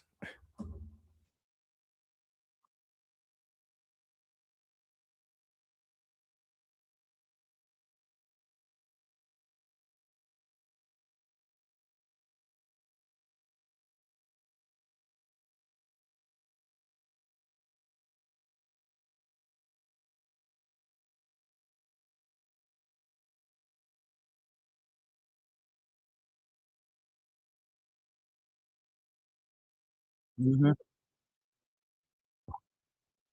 Oh yeah, and Chank and Hassan Parker. Was it Hassan Parker too? But Chank and Hassan Parker has been pretty much, I guess, banned from the UK, which is also kind of gangster. I mean, bro, you ain't spitting the truth. The UK ain't banned you yet. Okay, guys, you ain't spitting the truth unless the UK banned you or Australia. If those two ain't banned you, you have not been spitting the truth lately. Okay, so you need to start spitting the truth and get your ass on the no-fly. Okay, I'm just playing. Okay, don't do that. Don't do that.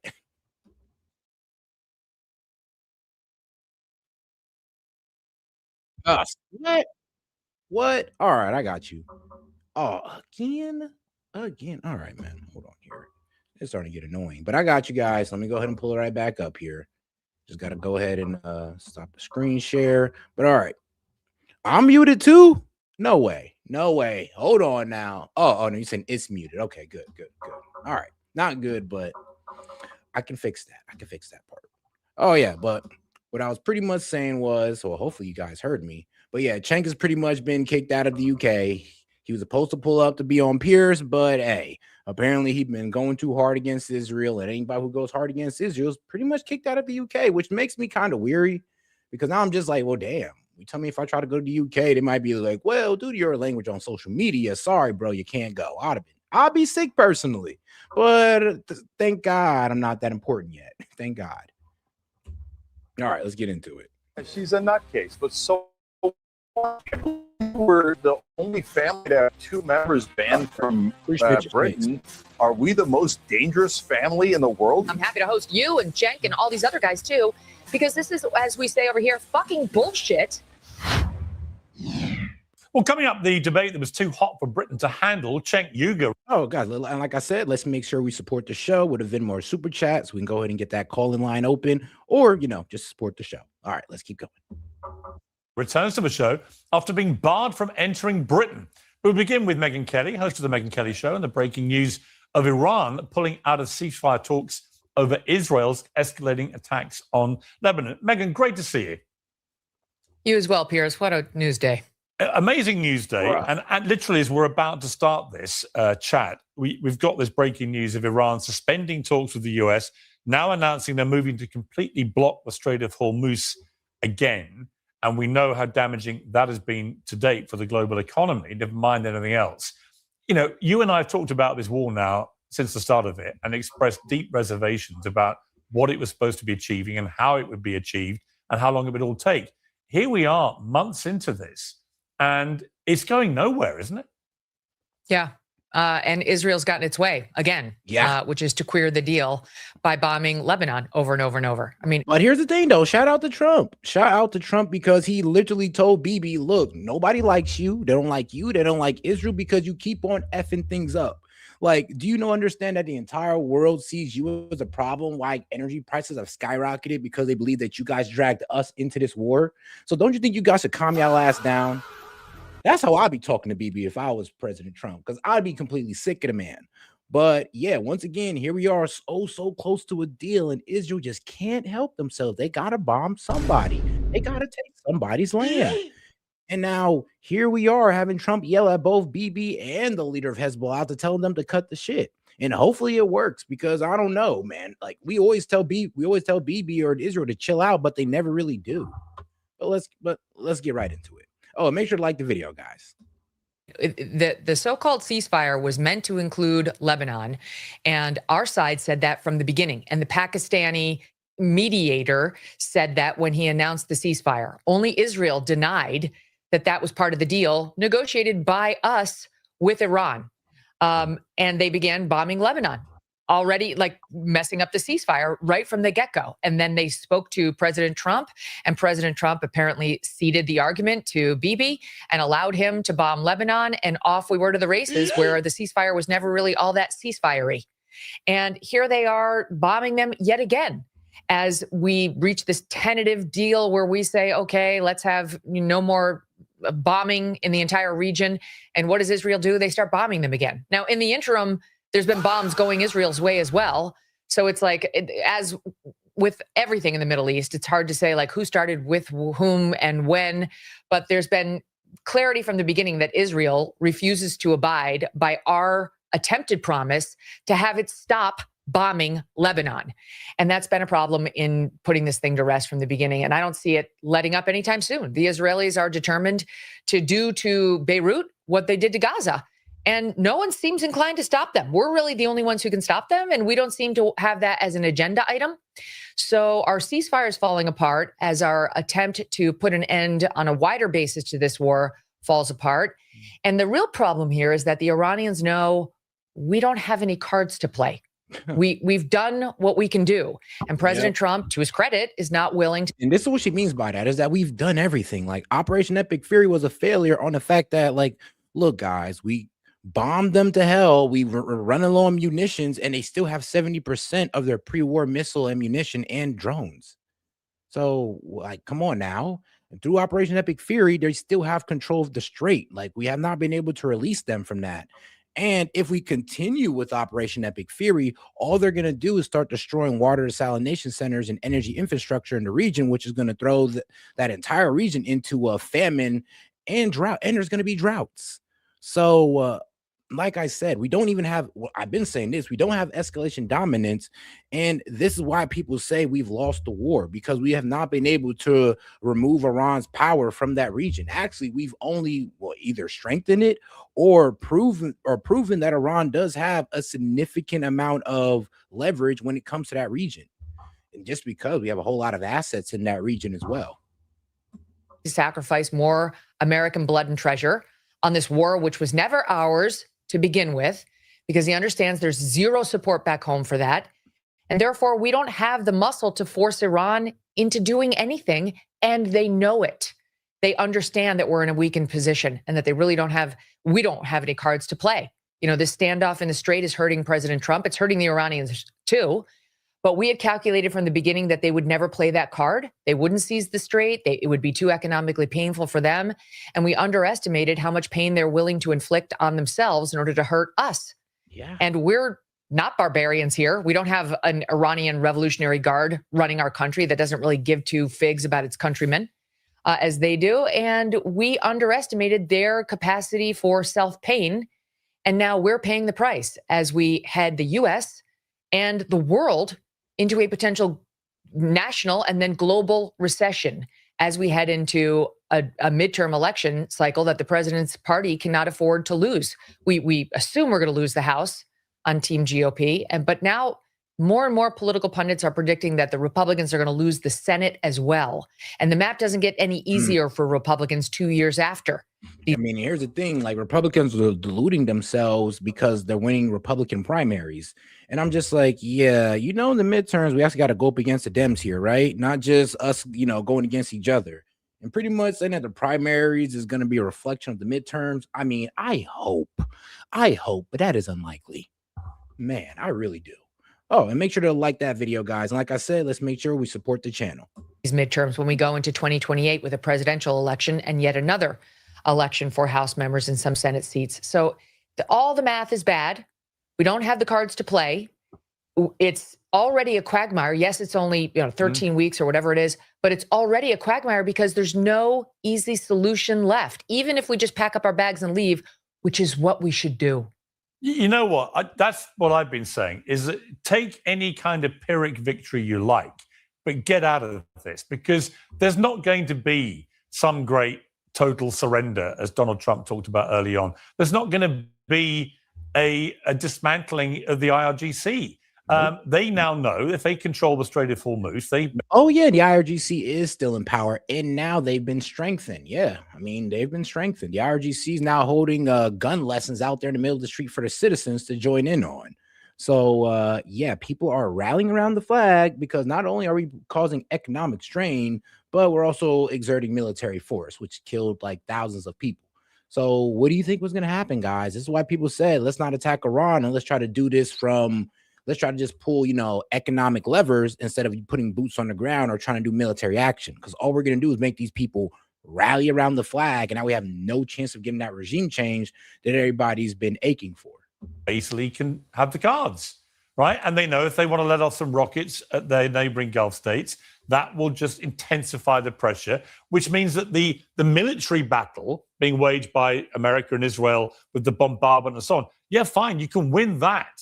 But what you can't do is you can't stop the Iranians controlling the waterways, which are the waterways to the world's energy. Donald Trump has posted on Truth Social a little earlier, Iran really wants to make a deal. It will be a good one for USA and those that are with us. But don't the Democrats and various seemingly unpatriotic Republicans understand it's much tougher for me to do my job properly and negotiate when political hacks keep negatively chirping at levels never seen before over and over again that I should move faster or slower or go to war or not go to war or whatever.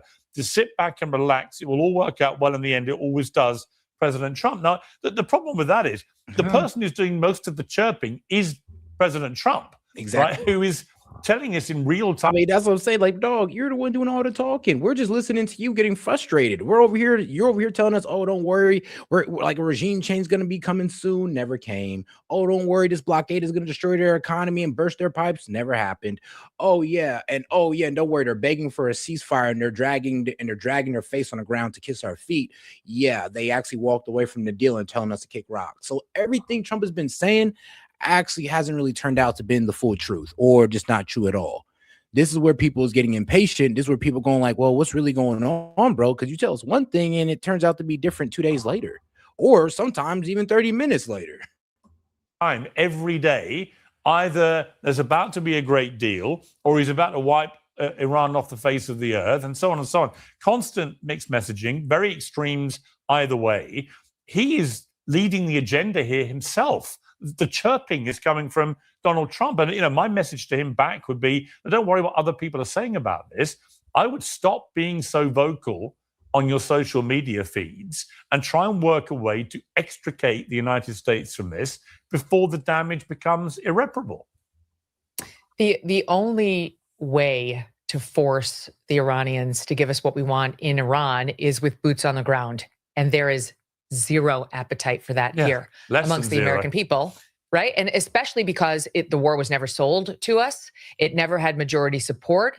The reasoning for it has been all over the board. The first thing that was really said publicly was we did it for Israel. And then they realized that caused quite a backlash. So they tried to tell us that wasn't true, but it's all on tape from the House Speaker and the Secretary of State / National Security Advisor. And so there's never been majority support. And as things have gotten worse and stickier and weirder and harder, the support that was there is starting to dwindle. Even amongst Republicans now, there's less and less support. And President Trump knows that. For the first time that I've watched. Hold on, guys. I'll be right back, guys.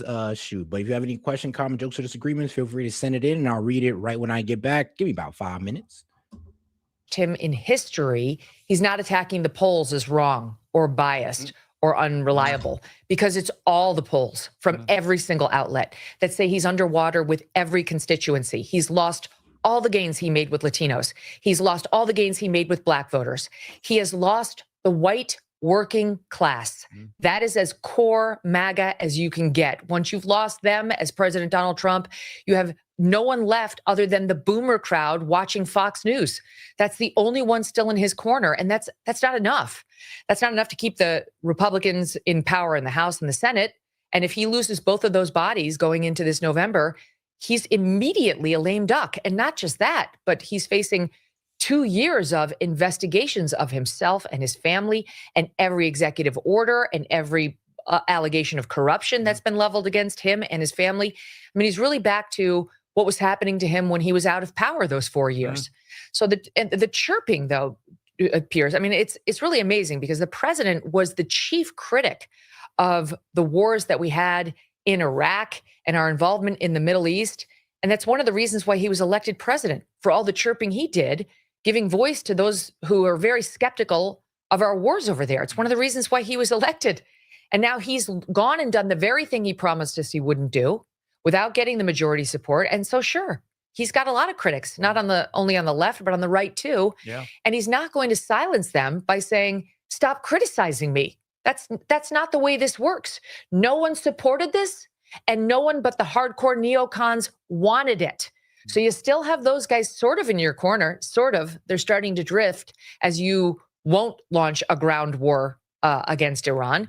And they're going to be gone from him in 2 seconds, Piers, if this deal is basically reopen the strait and here's $12 billion in your Iranian assets that we had under our control, which is what the deal is looking like. Yeah. That's what it's starting to look like, which just puts us back to square one. Only Iran is a lot richer and has a new weapon, a geopolitical weapon, the strait, which it didn't know it had, with no progress on the nuclear front. Those people are going to abandon him in 2 seconds flat. But he's lost majority support with all the other key constituencies. So this wasn't worth it. And I think sober, honest analysis would show any fair-minded person that it wasn't. I think and he the question now is just cutting the losses. I think he knows. And I think that for all his support of Netanyahu publicly, I think he must be bitterly regretting believing the Netanyahu playbook for this, which was you decapitate the leadership, the IRGC collapse from within, the people rise up. It's going to be straightforward. None of that has happened apart from the initial decapitation, and the Ayatollah got replaced with his son, right? So nothing's really changed other than Iran now knows it has cards it didn't know it had. And that's kind of the worst scenario of all, where they've now gone, okay, great. Now, every time we shut the Strait of Hormuz, the entire world goes nuts, right? We've got everybody over a barrel, quite literally over a barrel of oil. Well, and one other thing has changed, which is incredibly, we've gone from the Ayatollah to more radical leadership in Iran. I mean, it's unbelievable. We had a guy who at least had a fatwa on actually developing a nuclear weapon to a team of people who I think would be just fine doing that.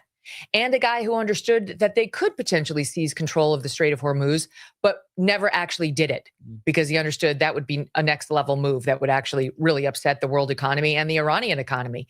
And now we have these guys who are just, forgive me, but it's just a bunch of bastards who are like, let's fight dirty. You know, this is existential for us.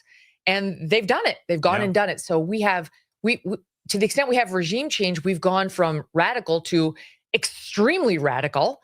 And a group of people that understands they don't have to bargain with us at all, that the pain we're withstanding is worse than the pain they're withstanding, and that we're likely to bend the knee before they are because they see the numbers over here that 70% of the American populace does not like this war.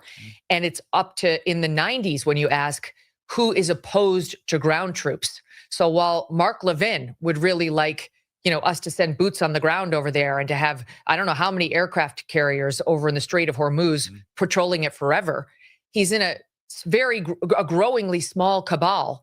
And President Trump, while he continues to tell us to watch Mark Levin's show, and Mark Levin defines who's MAGA and who's not, understands that that's a very small group, and that's not a group big enough to win elections. The other person who's gone very quiet is Ben Shapiro, our friend who loved to whack us for our supposed, terrible positions on all this. But he's gone very quiet because his own business is now getting seriously damaged in people running away from watching his show because they know the narrative he's been putting out there has been proven in front of our eyes to be incredibly unsuccessful and actually working out the exact opposite to how he assured us it would happen.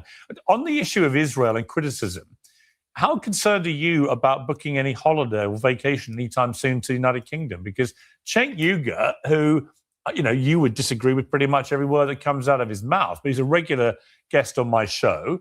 He's a very, very aggressive critic of the Israeli government.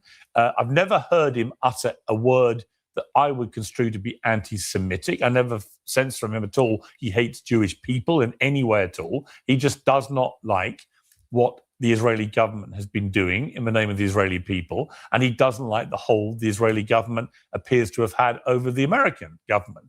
And as a result of his comments, including on my show, overnight he was about to fly here to sit in my studio and do a debate with a big pro-Israeli guest, and instead they have revoked his visa.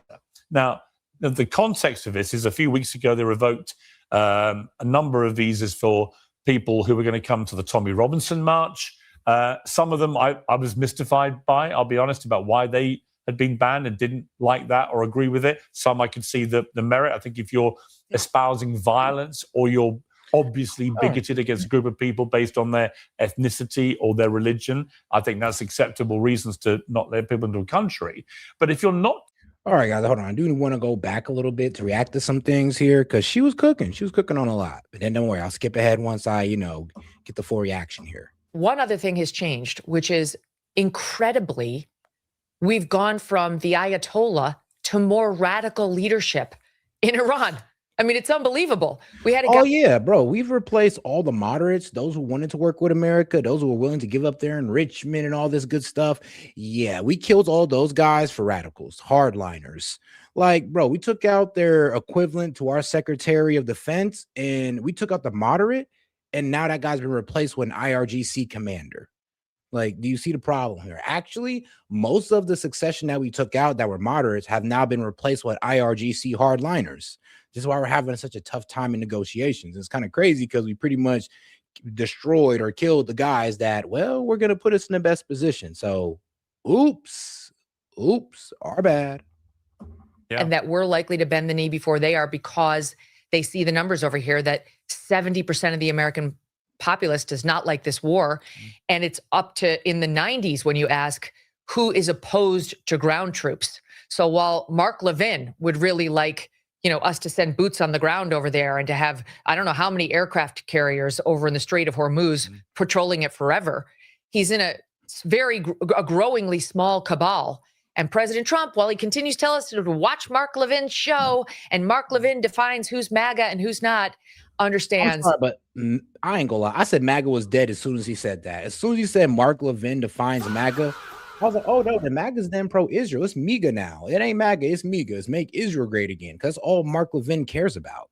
And Mark Levin is willing to put boots on the ground because he wants to take out Iran for Israel. He's willing to nuke Iran because it's all about Israel for him. Like, nuking Iran does not help us, but it sure would help Israel. So do you see the problem here when him saying that, oh, Mark Levin makes up MAGA? Is him pretty much saying that, yo, this is now a pro-Israel party. F all you American first guys, get y'all ass up out of here. This is about Israel. And you know what? Trump might be turning from that, the way he's talking to Bibi on the phone. But let's see how that plays out. That's a very small group, and that's not a group. Well, big the enough other to win person who's elections. gone very quiet is Ben Shapiro, our friend who loved to whack us for our supposed, terrible positions on all this. But he's gone very quiet because his own business is now getting seriously damaged in people running away from watching his show because they know the narrative he's been putting out there has been proven in front of our eyes to be incredible. I mean, come on, Colt. You got to be fair. You can't say that. If MAGA was like a cult or MAGA never believed in anything, then why are people leaving MAGA? Because we believed in something that MAGA is no longer committed to and we're leaving. Like, we see now that MAGA isn't really about standing on principles or standing up for the domestic policies that we want. Is damn near about following Trump and whatever foolishness he wants to get into or whatever foolishness he wants to do on True Social.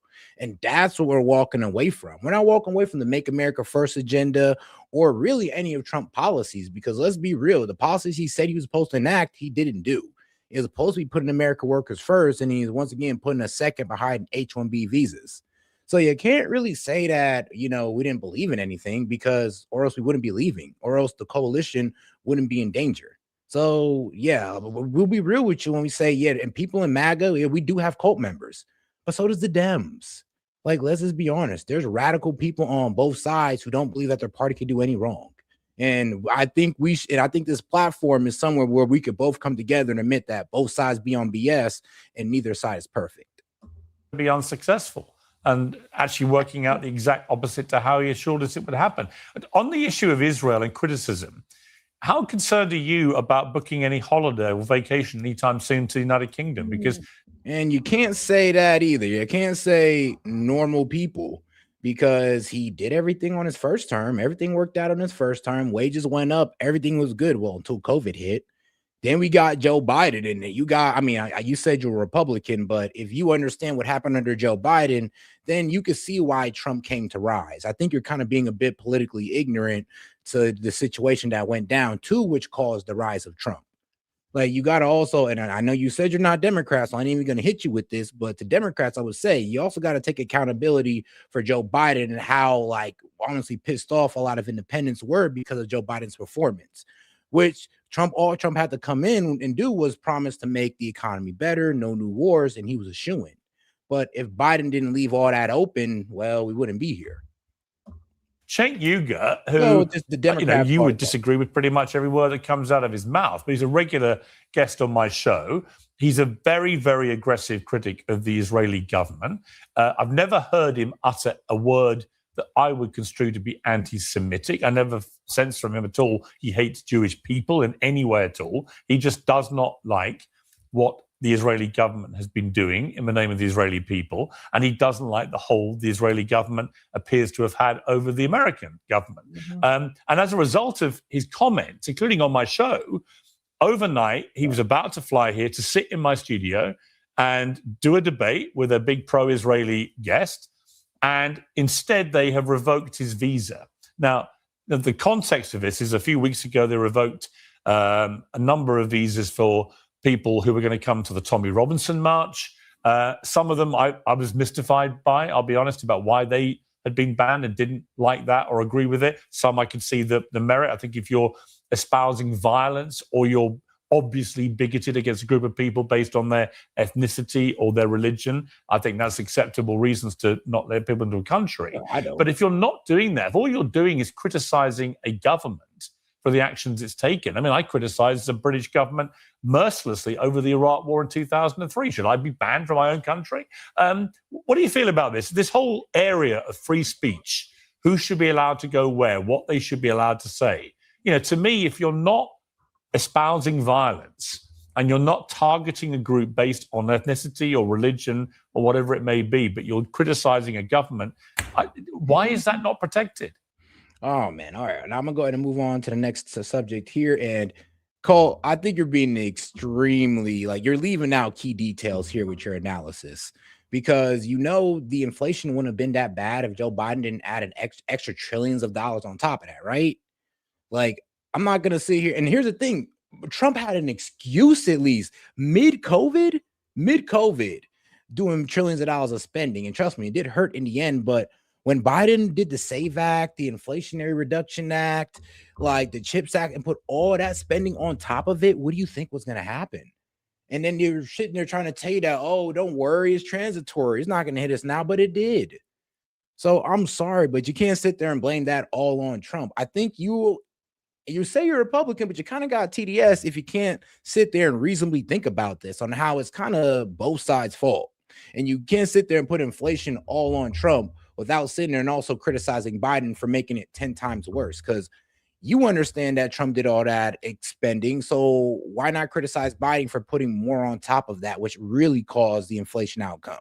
Because thanks to that extra spending, you can't even sit there and say that, oh, well, Trump's spending actually caused it. You can't, because he added on top of it. So for all we know, it wouldn't have been as bad as the height of 9% inflation. It might have been only a high of 4% without Biden spending and printing of dollars. You got to be fair about this stuff. That's why I don't have TDS. I don't have hatred for the right or the left. I don't got hatred for Trump or Biden. I just keep it fair. But you're not really being fair with your analysis. You're kind of just trying to find a reason to hate Trump, which it's cool. It's cool with me, man. I ain't tripping about it. I'm just calling it out. But all right, guys. Apparently, Dave Rubin had a hard time on his 1v20 on Jubilee. So let's get into that with Breaking Point. This would be a good one.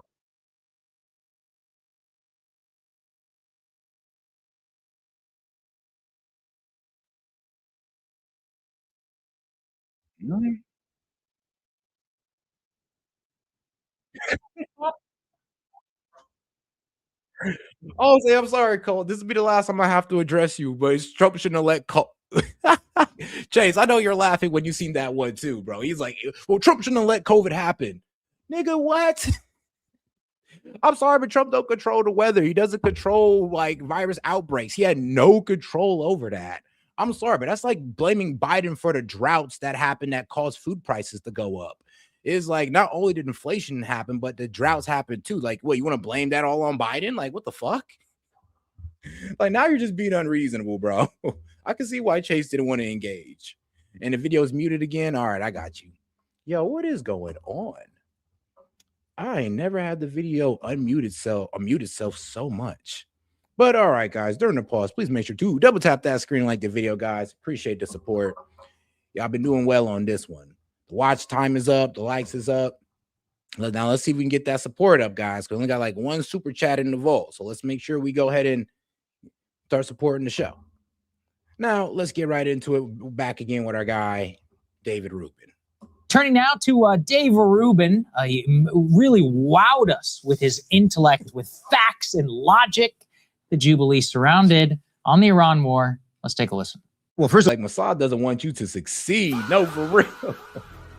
I'm like, what? Every 2 videos, y'all just knocking out the sound? Okay, man. But shout out to you guys in the chat for letting me know. Because I'm be real with you. Without you guys, I probably would just be letting it run. And that would suck. But all right, let's go ahead and get back into it. But also, hold on, I got to give my man the celebration. Appreciate the support, my man. Raise a blade in your mouth hard. And shout out to the little celebration. Yep, every time you guys send in a super chat, I'm going to go ahead and play that or this one right here. But all right. Though, let's get one main metric that don't. Hey, shout out to my man Noah. He says, as a pagan, can I get the second one again? Oh, don't worry, I got you, big dog.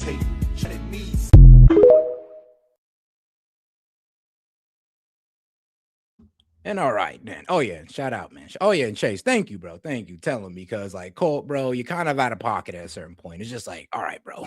All right, you got TDS. You got TDS, dog. I don't even know what to tell you. Everything is Trump's fault. Trump's bad. Trump this.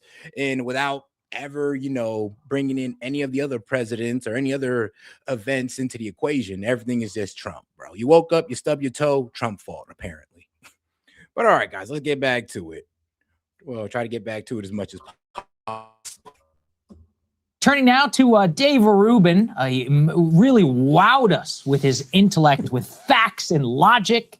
The Jubilee surrounded on the Iran war. Let's take a listen. No, and Iran is. No, that's always going to be a sticking point. I'm like, bro, you're literally going into war because of this nuclear enrichment, right? 60%, right? Okay, well, why'd you rip up that Obama deal then? I mean, I'm so serious. Because he's talking about the enriched uranium, he looks dumb as fuck. Like, period, point blank, man looks dumb because he's talking about enrichment that Obama solved with the JCPOA. So you're over here like bombing Iran, bombing children, like wasting tax dollars. 13 American soldiers died for what Obama, what Obama got done without none of that through diplomacy. Like, worried about their nuclear enrichment that Obama got solved in 2015. You ripped it up, and now we're over here in a full-blown conflict with Iran. Do you understand where people can kind of grill you and now call Obama the better diplomat? Like, really? Like, Trump kind of opened himself up for this criticism, and he deserves it, every bit of it. Not with your talking points. You got impressive talking points, and you memorized them well. They're not correct, but I am impressed. Okay. Yeah, that's hilarious. I do respect Dems for that one. I always give Dems that. It's like, not that they're fully against tariffs. They're against the universal, like, widespread one, but they're for sector specific tariffs. So I'll always agree with Dems on that one, even though I do feel like the way he used tariff, the spread or the worldwide tariffs was actually a good idea. It got a lot of these not companies, but a lot of these countries to negotiation table, like it or not. No, inflation was pretty bad under Biden. Median wage growth, no, wages were going up, but they were being outpaced by inflation. And the only reason why wages had to go up is because inflation was skyrocketing. And it was a 20% increase across the board under Biden. So you can't really sit there and say that inflation was better, because it sure as hell wasn't. I mean, 9% inflation, dude, are you serious? Like whenever Trump reaches that, hit me up. And then I'll sit there and I'll concede it. Gas, Trump has not hit $6 gas. Remember, it was $6 gas over here in Ohio under Biden. Trump, trust me, I'm pissed off about gas going up damn near $2, but it ain't hit $6. So you can't even say that. I'm mad at Trump because he's going in the wrong direction. You're mad at Trump because he's just Trump. Mean example of how? Yeah, GDP growth is better off. Real median wage growth is better off. Nope. Inflation was better off at the end of his administration. Unemployment was The 3.4 that we're kind of hovering around now? Okay. better off at the end of his administration. We had the worst year of job growth in the past 4 years, just this last year under Trump's administration. No, it was 3.4 under when Biden left office. 3.4. And here's the thing. Just because it was going down doesn't mean the inflation problem was solved. We were still losing buying power by the month. And let's be real, before it hit that 3.4, we was at that 4 or 5%. So to sit there and say that inflation was better under Biden is asinine. And just because you had 3 months of a decent inflation, that means nothing. It's like you're asking us to forget the last 3 years. Like, are you serious? Like, well, I'm sorry about the 5 to 9% inflation during my 3 years for those last 3 years, but here you go, guys. For the last 3 years, here's 3.4. Be happy. Be happy. It's like, what? And here's the thing, inflation's around that 3.8% right now, but it was at like 2.4 before this war. That's why I'm pissed off at Trump. He's walking backwards. But let's not sit here and play dumb, though. I mean, he still hasn't beaten Biden's record of 9%. He is seeing record highs. So you can't really say that, Biden did better when we're seeing record highs in the stock market. Here's the thing. I don't even like to talk about the stock market when it comes to the economy because it doesn't really help with the affordability of Americans. Calling out the fact that billionaires and millionaires are turning a profit isn't really helping with the affordability problem of Americans. So I personally don't like to bring it up. But the fact that he's hitting record highs, I mean, you can't really say that Biden did better. Let's just be honest about that. If you're hitting record highs, like, come on now, did Biden hit record highs? 50,000, dog? Like, come on now. My man was seeing fluctuations. And look, I'm happy that the market didn't completely crash under Biden, but you can't sit there and say he did better with the stock market. You definitely can't sit there and say that. Andre. I mean, this is like a humiliation kink or something. I mean, it's unbelievable. And see, that's crazy. Why do y'all stay saying that? It's like, yeah, 9% because Trump printed 8. No, it's 9% because Biden added trillions of dollars of spending on top of that. Like the inflation might have not have been that bad. And this is where, this is where I say Biden Loki had an opportunity to put all the inflation off on Trump. And the thing is, inflation wouldn't have hit 9% because he wouldn't have added trillions of dollars of spending on top of that. Do you see the problem here? When you add trillions of dollars of spending on top of trillions of dollars of spending, you're only going to make the inflation problem worse, which he did. It's crazy how you guys cannot take accountability for that and just say it was a bad idea. I can sit here and say it was a bad idea for Trump to print all those dollars because we all knew it was going to cause inflation down the line. But Biden made it worse by adding on top of it. That's why we hit that 9% thanks to Biden at that point. I'm sorry, but if Biden didn't do all that crazy spending, we could have hit 9% and I'd have been able, and I'd have conceded the argument like, well, Biden didn't do crazy spending, so it's all on Trump. But that's not what Biden did. He continued the old pattern of just overspending. Getting owned by a guy with a paisley shirt. I love it. I love that guy's my spirit animal. Also, Ruben missed the stat that is right in front of him. Yeah. The metric that has gotten better under Trump is Trump's wealth. Yeah, that's very true. Yeah. He is 3 times at least.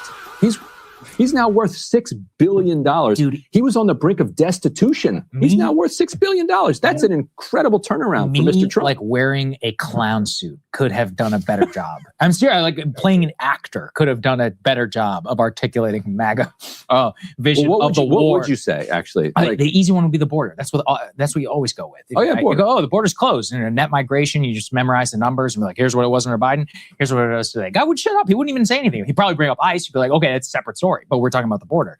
So even I could do that. Deportations.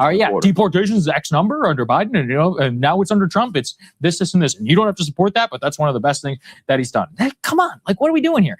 Whenever it comes to Iran, What's amazing is he also had multiple, man, if you hadn't seen any of these, where he previously had done an entire mashup of the government was going to fall and there was going to be democracy and the strait wasn't going to be closed that long and everybody had a plan and all of this. And then to show up and it's just like a complete and a total humiliation. But that's the thing is this is what they are reduced to. They have nothing. All of the war's cheerleaders have gone from this is the greatest war in history, the most incredible military campaign, we are winning on the ground, to now they have to be put in a position where Trump, by being so desperate for the ceasefire, has proven every single one of their military prognostications wrong, as well as their political prognostication. Regime's doing well. They're strong, actually. They still have their missile capacity. They have the drone capacity. They've established deterrence. They've closed the Strait of Hormuz. Like, what they're effectively reduced to is what we talked about earlier in the show this morning with Mark Levin being like, actually, I'm the same. You know what's even crazier? Somebody made the comment that Trump added more to the national debt. And let's see, during Donald Trump's presidency, the growth of the national debt increased by 7.8 trillion, right? But under Biden, it increased by 8.5 trillion. So you guys were even wrong on that assessment. So no, actually Biden did add more to the debt. I mean, like I said, Trump did crazy spending, like 7.5 trillion. Then here comes Biden adding 8.5, taking the national debt from 27.8 trillion to 36.3 trillion. And in Trump's first term, he took it from 20 trillion to 27.8 trillion. So you can't even really say that. Like, bro, Biden pretty much came out of nowhere and did damn near close to the same level of spending that Trump did. But for some reason, Dems will still sit here and act like it's all Trump's fault. Like, come on, guys. Be honest with yourself.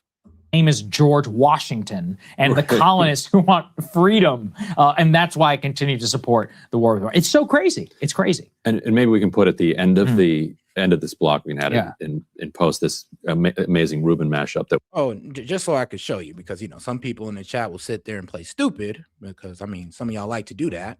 But how much did Biden add to the national debt? Right here. During President Biden's term, the gross national debt increased by approximately 8.5 trillion, growing from 27.8 trillion when he took office to over 36.3 trillion by the time he left office. Then we can go down here to our guy Trump, and boom, during Trump's presidency, the gross national debt increased by 7.8 trillion, rising from 20 trillion when he took office to 27.8 trillion when he left. So, like I said, it's kind of crazy how you guys are trying to say, well, Trump added all that debt. I'm like, here's the thing. You're not wrong. You're not. But Biden did more spending than Trump did. This is why I was telling you, it's honest. You could blame both of them, and I wouldn't be mad at you for saying that, because both of them did crazy spending. But Biden did more and added on top of Trump's already crazy spending. You're telling me that had nothing to do with how high inflation got? Like, come on now. Let's use some common sense. that was circulating before this. Yes. Which was here. Wait, hold on. Let's just throw to it. Let's throw to it.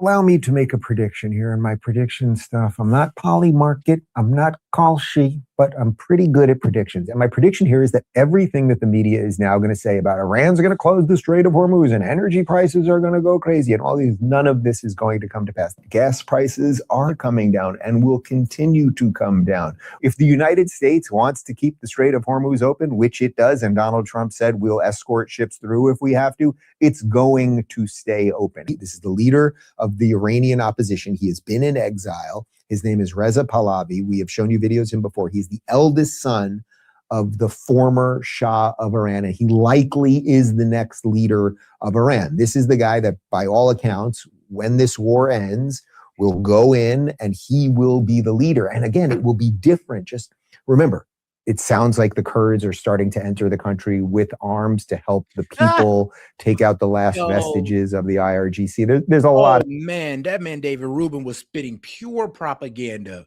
He even believed, oh, don't worry, the Kurds are going to help us. Don't worry, we can bring in Reza Pahlavi, you know, the son of the Shah that they rebelled against. Yeah, guys, let's live in the complete neocon fantasy land. That's where these guys are in, a neocon fantasy land. good things happening. This is Iranians, and you can hear they are chanting "Bibi June, Bibi Netanyahu." They in Iran. No, see, bro, this is why you're being intellectually honest. Because no, what was your question? Who added total debt? There was no talk about interest. Like, what are you even bringing up interest for, dumbass? When we talked about who brought on more spending, it was Biden. Biden took up 8.5 trillion. No interest involved, dog. What are you even talking about interest for? We're talking about how much the national debt increased. We're not talking about how much the interest payment increased. That's when you talk about interest, dude. Like, what the hell are you even talking about interest for when we're talking about the amount that was added to the national debt during each presidency, which under Trump's presidency was 7.8 trillion, the first one, and under Biden it was 8.5. Like, there's no interest talk when it comes to that, unless we're talking about, unless you want to say, set, how much did we pay on the interest of the debt compared to Biden to Trump? Okay, we can look that up, but we're talking about how much they added to the national debt. So I'd hope you'd be smart enough to understand how dumb it is to sit there and talk about interest. In Iran, they are chanting praise. No, you didn't trigger me. You just said something really retarded. And it's just like, well, I'm low-key like a finance major. So when you're using interest, when talking about like how much they were spending or how much they put towards the national debt and spending, you sound stupid and uneducated. Because what is interest? The cost to borrow money. So when we're talking about how much money they added, what does that have to do with the cost of borrowing? That's why. Is for Benjamin Netanyahu.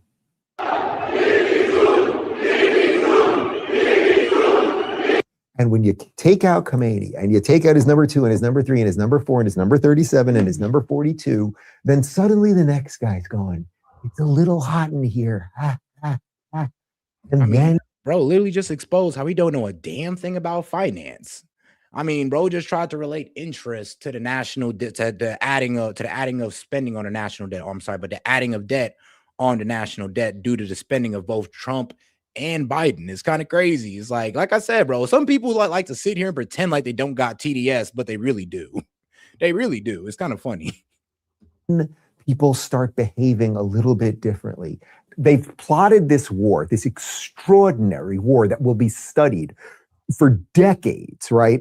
For decades, they will study how this incredible war took place. That we are hitting critical infrastructure. We are damaging the regime. So hopefully the people will be able to take over their countries. Now, the question is, if you're going to hit power plants and you're going to hit civilian infrastructure and things of that nature, how do you make sure it's not going to harm the people, but just the regime? And when we have a Department of...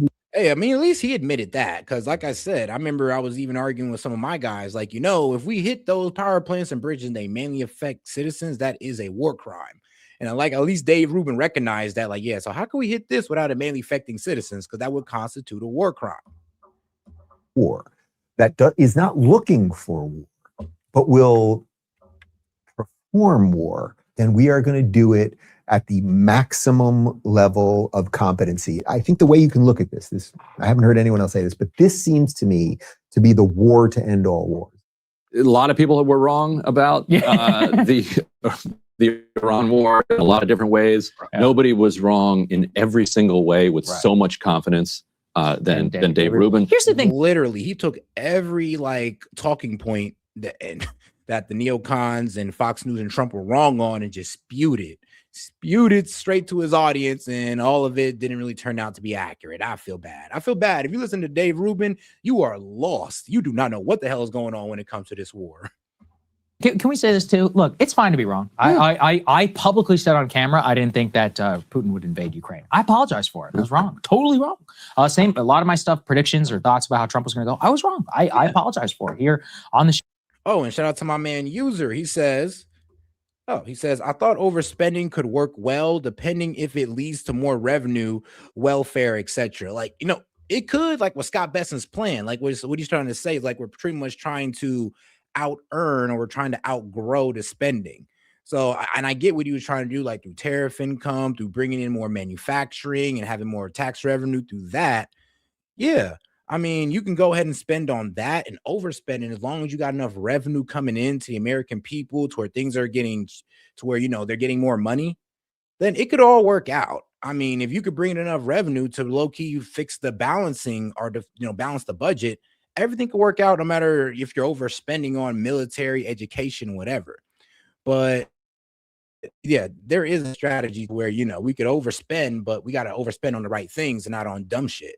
That's the problem. We overspend on dumb shit that don't really give us any real results, like our military spending, sadly.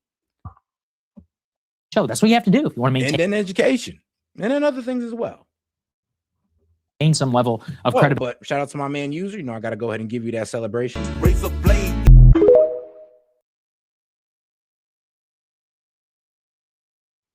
But shoot, I'll tell you this right now, though, man. One of the main problems is that we could overspend in places and we could still balance the budget. But if we're just overspending to we're always in a deficit, yeah, we're kind of cooked. We're going to be cooked across the board. And a lot of people don't understand that, how we need to balance the budget. But when you talk about balancing the budget, I'm gonna be real with you. That's a topic we're gonna need to talk about when the boomers are probably gone. Because when you talk about cutting Social Security and other social services by like 40 to 60% just to balance the budget and save America, a lot of people, you start realizing that a lot of people care about themselves more than, you know, the country. Let's see it, Dave. You know, if you're going to say publicly that things were going to be so incredible and you know, oh, it's all going to work out so well, and we have all these plans and democracy, etc., and then when it falls completely flat, or the opposite of what you said true, you need to reassess your beliefs, man, and you need to come clean to a certain number of people. Yeah, give us something. Yeah. Matt Walsh, real quickly. Started another storm with a post, put this next up. He says, pretty much all of the prominent voices who supported the Iran war assured us it would be over by now. None of them will admit they were wrong. Even less will they admit that their initial assurances were based on nothing but their own wish casting. This whole... I mean, bro, look, man, it's not only just the pundits, it's the people that, it's the people that listen to them as well will not admit that they're wrong. Even with everything blowing up in their face, even though we got Trump over here conceding to Iran's demand, pretty much asking Bibi and the Hezbollah leaders for a ceasefire, is like, yeah, even though we got that going on, they'll still sit here and say that, oh, this is successful, we're really giving it to them guys, when really we're kind of conceding on a lot of things here. But hey, some people like to watch it because it makes them feel good, and nobody want to sit here and accept the fact that we're kind of, you know, losing to what? A country that got the 16th strongest military in the world, not even top 5, not top 10, but top 16. Yeah, not a lot of people want to get down with that, and it doesn't really give you that patriotic spirit. It makes you put your head down in disappointment, going like, oh, my fucking government, oh, these dumbasses. Shit show has been an enormous waste of time and resources, and our country has not benefited from it at all. Its advocates have moved the goalposts repeatedly and have even to this day refused to clearly articulate what constitutes a victory and how we'll know that it's been achieved. He's been pretty right about this from the beginning. Thomas Massey responded, I hope you get to keep your job after this post. Not for real. Yeah, I mean, you know, it's like, and yes, people that's dunking true. For working for Ben Shapiro, which is fair. By the way. Yeah, it's entirely fair. I mean, it is. I mean, look, it is fair. Like, bro, you work for Ben Shapiro. You said this, man, dog. You might be cooked. He got called into the office, guys. They're up a reprimand, my man. Or Matt Walsh, like, you know, his tall ass about to get reprimanded by like a 5'2" troll with the yarmulke hat on, talking about how dare you be so anti-Semitic. But all right, let's get into the next video. Because let's see here, man. I want to see what they have to say on this. Shout out to Breaking Point. Good morning, everybody. Happy Tuesday. We have an amazing show for everybody today. Bro show. People live for the pound. It's good to see you, Ryan. Thank you very much for joining me here on this great Tuesday. Oh, my God. What a difficult job setting up the elements. Iran. We're going to start with Iran. An explosive alleged new phone call between Donald Trump and Bibi Netanyahu, where he cusses him out. What else does he say? He cusses him out. He says, I saved you. Everybody hates Israel. Hates you. All of this allegedly. What the F are you doing? Yeah, what the fuck are you doing? Allegedly, Netanyahu and his proxies are denying it. All of this, of course, on the heels of this fire that from the Israeli side. Because I wasn't wrong, and there were literally people walking. Okay, this guy. Yeah, because I wasn't wrong, and there were people walking out with ducks outside of Springfield Parks, Springfield, Ohio. And guess where I live, dumbass? Ohio, Columbus, Ohio, 40 minutes away. So I could actually go down and actually talk to the people, unlike you. And bro, it's like, how long ago was that? Dog, you're over here talking about something that old? Dude, it's 2026, dog. You're still stuck in 2024? Like, are you serious? Were you that salty that I was right about Trump winning the election? Were you really that salty? Like, what? Did you really have to go there and cry a little bit when Trump won? Like, damn it, bro, that boy said was right. Oh my God, I can't believe it. I know, I told you so. Just like I told you so about how, bro, there's ducks being taken out the park in Springfield and eaten. Like, bro, those are actual real police reports. I'm sorry that you just wanted to believe whatever the Dems told you, but no, that was actually happening. Sorry, bro. Onto Lebanon after some I'm like, you believe it, bro? Still crying over stuff from 2024. Hezbollah rockets over Israel. Trump says allegedly it's all over. We'll see a little bit about that in terms of the ceasefire. We're going to talk about AI. Anthropic filing for its IPO. Their stocks skyrocketing, trillion-dollar valuations. Stock markets are literally at all-time highs. Meanwhile, the Florida Attorney General actually... Okay, well, I'll just time him out again. He's like, bro, there was like 8... Bro, you know what's so crazy about that statement? Bro, there's like 8 different ladies that came out with that report in Springfield, Ohio, and like a couple guys too. So you don't even know. That's what I'm saying, is people coming in don't even know what the fuck they're talking about. Like the lady who said it took it back. Bro, there was like 8 different ladies that made the report, including a couple police reports and guys who made the same report.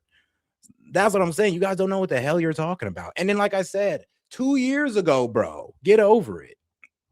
Suing OpenAI for harm to children. And we're basically just going to spend some time on this.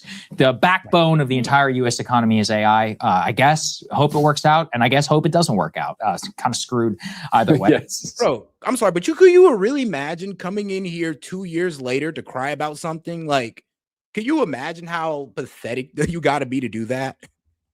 Like, bro, how about this? Let's talk about current events. I didn't time you out forever. You can come back here and talk about current events.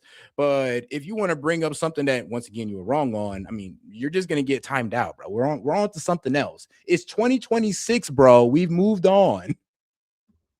I'm going to talk about J.D. Vance. There's a new New York Times story saying Trump is hesitant on him being the 2028 the front runner, asking and polling some people as Marco Rubio's stock apparently is rising behind the scenes. Dave Rubin, we had to do it. I mean, you know, we don't usually do these types of segments. No, that's true. We do. He traveled to the Jubilee set. He did Surrounded. And right before he went on Surrounded, there was actually a mashup of all of his failed predictions on the Iran war. And it's one of the rare cases of these like 20-year-olds just absolutely schooling this dude to its face. It's just fun. Let's all revel in it together. Looking forward to that one. And then finally, David Dayen of the American Prospect. He lives in California. He's going to join us actually here in studio. We're going to break down the California governor's race and then the LA mayor's race, the 2 highest profile races in their jungle primary system, which starts today. But Ryan, I believe we're not going to know the results for quite some time because of the mail-in ballots and the way that things get tabulated. And we'll see. And I'll probe Dayen about some of the key House races out there, which reminds me, are there no House Republican contests other than Massey? I can't think of one. I haven't heard of, Chip Roy. There are a few like Democrats have half dozen races around the country and growing, like where there's a real contest. Like for the direction of the party, it doesn't seem like that's happening. No, it's all just about Trump. I mean, right now, in terms of the Trump endorsement, there's a few because they all vote with Trump. So what's the exactly? So there's really nothing to be said. Part of why it's so boring and haven't even really spent that much time on it. Thank you to everybody who has been subscribing to the show. BreakingPoints.com. This is gonna be a big month for us. Yesterday was actually our 5-year anniversary. We didn't even mention it. So here we go, 5 years here of Breaking Points. Now we have Ryan, we have Emily, we have a new big thing launching this month. So you're going to want to get in for that. BreakingPoints.com. He's yapping too much into this. Like, what did I do? Get in on the first part of the show? Let's see here. Let's get into Mark Levin. All right. This is where they finally started. Sorry, guys. Sorry. Make sure you double tap that screen. Not double tap, but make sure you smash that like button, guys. The more likes we got, the more people we can go ahead and get in on it. In Lebanon to include issuing an evacuation order in the Dahiya district of Beirut. And so what it signaled was renewed in massive strikes on the Lebanese capital, all in the midst of these alleged ceasefire negotiations and things. Yeah, you're right, Chase. You're right. I mean, bro, bringing up something from 2 years ago. I mean, like, dog. And then here's the thing. They don't even know the full story, but all right. that had been happening. We did report yesterday that there was some, ceasefire talk and all of that going on. Trump, by the way, has now said that Hezbollah has agreed. We'll get to that here in a second. But let's throw the next element up there on the screen. Just to show you what the reaction is like from neocons here in Washington. Mark Levin saying that the leak in Axios was a violation of federal law and provided support to the Iranian regime and its Hezbollah proxy. Whomever leaked that story to Barack Ravid at Axios did a great disservice to our country, to our president, to Israel's prime minister. Wow, to Israel's prime minister. It must be treasonous, right? The Iranian regime will benefit from that leak, viewing us as weak, desperate for a deal. Yes, true. Even coming to Hezbollah's. Guys, you know what's so crazy about that? You want to know the reason why I stand on that? The whole, whatchamacallit, the whole they're eating the dogs is because it actually came from the people. You know what's so effed up? A lot of people don't know what Springfield goes through.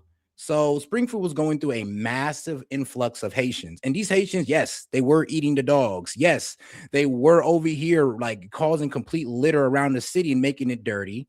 Like, let's just keep it a buck. That's actually what's happening. But you know what they did? You literally had government officials covering up for the Haitians.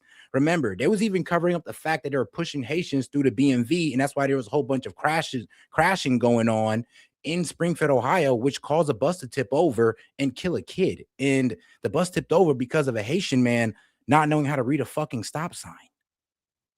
And they hid that. You can look that up too. So that's why I don't believe, that's why I stand strong on it, because I listen to the people at the end of the day. It's like, bro, I already know the news will sit there and cover up whatever story to fit their narrative. But go to the people in Springfield and talk to them. Like I said, I live 40 minutes out. There was people that was actually seeing these guys drag the ducks out. And I'm gonna be real with you, drag ducks. I don't know about the dog stuff, but I know they were dragging out ducks from the parks for sure. So that's what I'm standing on. And people were seeing that, people were reporting it, and it was getting ignored by police. And you can get police reporting on it as well. There is police reports claiming that people seen it. But for some reason, the city that was making money off the immigrants through Section 8 and the BMV, who was making money off these immigrants through just pushing them through the system, were pretty much covering that up. But here's the thing, though. It's funny how Dems will realize it when it comes to Trump, and how, Fox News or the Daily Mail or New York Post will cover up for Trump, but they don't see when, they don't really get it when it's happening on the other side. It's kind of funny, but it is what it is. These are people who will literally ignore the cries of their people just to, go against a political party. It is what it is. On the Lebanese capital, all in the midst of these alleged ceasefire negotiations and things that had been happening. We did report yesterday that there was some, ceasefire talk and all of that going on. Trump, by the way, has now said that Hezbollah has agreed. We'll get to that here in a second. But let's throw the next element up there on the screen. Just to show you what the reaction is like from neocons here in Washington. Mark Levin saying that the leak in Axios was a violation of federal law and provided support to the Iranian regime and its Hezbollah. But all right, though, let me get back to it. I'm sorry, but it's kind of funny. And I kind of already said that the eating the pets thing. Yeah, I never really said I went along with. I said they were eating the ducks. They were taking ducks out of the park.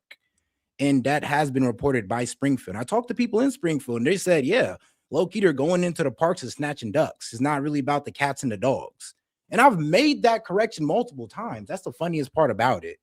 So when people come in here from 2 years ago talking about that, I'm kind of just like, really, bro? Like, were you that butthurt about this? But all right, guys. All right, we're going to go ahead and leave that alone. But all right, let's go. Food.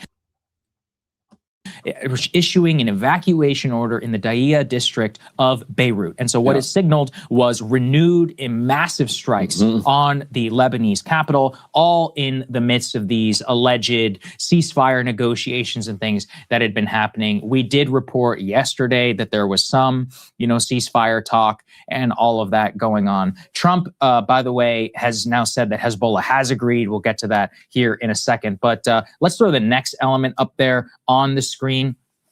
just to show you what the reaction is like from neocons here in Washington. Mark Levin saying that the leak in Axios was a violation of federal law and provided support to the Iranian regime and its Hezbollah proxy. Whomever leaked that story to Barack Ravid at Axios did a great disservice to our country, to our president, to Israel's prime minister. Wow, to Israel's prime minister. It must be treasonous, right? The Iranian regime will benefit from that leak, viewing us as weak, desperate for a deal. Yes, true. Even coming to Hezbollah's defense, the Israeli people will be furious. The missiles are aimed at them, not Washington. For 100 other reasons, what was thought to be a devastating political hit in Netanyahu by the leakers about a private phone call has done much damage to us in our military and our diplomatic strategy. If the leakers or others believe Israel should abandon its survival for some deal, they will have a hard lesson to learn. Bro, you're talking about a topic from 2 years ago. Like, I'm not, bro, first off, you're not super chatting in. I'm not going to entertain somebody who just want to sit there and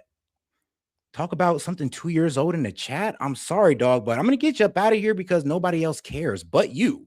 I just want to let you know that nobody else cares. Nobody else was talking about that from 2 years ago, by the way. Like, dog, you don't understand how pathetic you look in the chat. Like, that's why I'm taking you out of here. You're embarrassing yourself. Talking about something from 2 years ago when everybody's focusing on literally the Iran war. I'm sorry, dog, but you want to go somewhere else where somebody's still talking about something from 2 years ago, even though you'll be hard pressed to find one? If the substance of the call is accurate, it is bad enough in my view. Let's get into Mark Levin, though. So the leak in Axios was a violation of federal law and provided support to the Iranian regime and its Hezbollah proxies. So what Mark Levin is talking about is that how Trump pretty much cussed out Bibi Netanyahu, telling him that he's an effing problem. All right, man. Oh, my bad. But oh yeah, shout out to my man Game. He said, check your Venmo. He's like, plus, dude is butthurt. I know, right? Bro is literally butthurt over that. I'm just like, and he didn't even understand my claim. He didn't even understand the claim. I was just like, dog, I'm talking about the Ducks here, but I don't even want to relitigate that. But he said, check Venmo. All right, appreciate you, my man. Let me go ahead and check that real quick. And shout out to my man Gaming. But while I check that, this is the problem with Mark Levin. Mark Levin is highly upset. Well, not only because it's Trump telling Israel to cut the shit with Hezbollah and Hamas, but he's also mad that, well, he's actually taking a very aggressive language towards Bibi. And I'm going to be so honest with you guys, Bibi deserves it. He's ruined a ceasefire for us twice at this point. And him getting into this little problem with Hezbollah, bro, he broke the ceasefire. And now everybody's going like, well, if Hezbollah can behave, no, if Israel can behave, then we can go ahead and get something done. And you know what? Yeah, you're right. This does tell Iranians that we're not being controlled by Israel. This is why the Iranians are not even taking our negotiations seriously, because they believe that we just let Israel do whatever the fuck they want. Guess what? The whole world thinks that we let Israel do whatever the fuck they want. So I'm actually surprised that Trump is taking a different direction with this bastard. Like, man. And shout out to my man Gaming for sending 30 on Venmo. Appreciate the support, my man. That's a baller alert. And let me go ahead and give you that shout out real quick. Raise a blade in your Bugatti heart.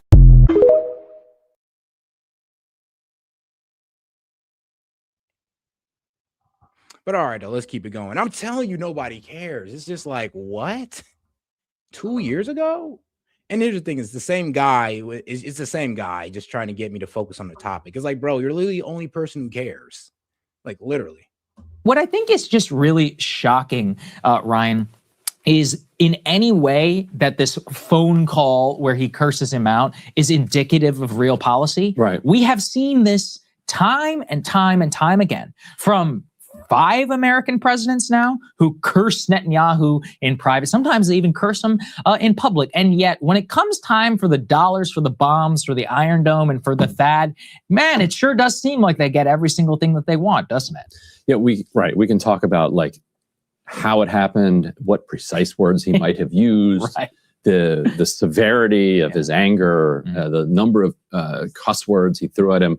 But you're right. Like, what matters is what's on the ground, and that is that Trump is still stuck in, and I hate to glaze the whole Professor Pape, but stuck in that escalation trap. He's stuck right in there. And okay, so it does look like he got him to not bomb Beirut, right now, which probably saved hundreds of lives in the, for the near term. Israel has killed thousands of people in Lebanon, southern Lebanon. They continue to encroach forward. They've pushed across the Litani River at this point.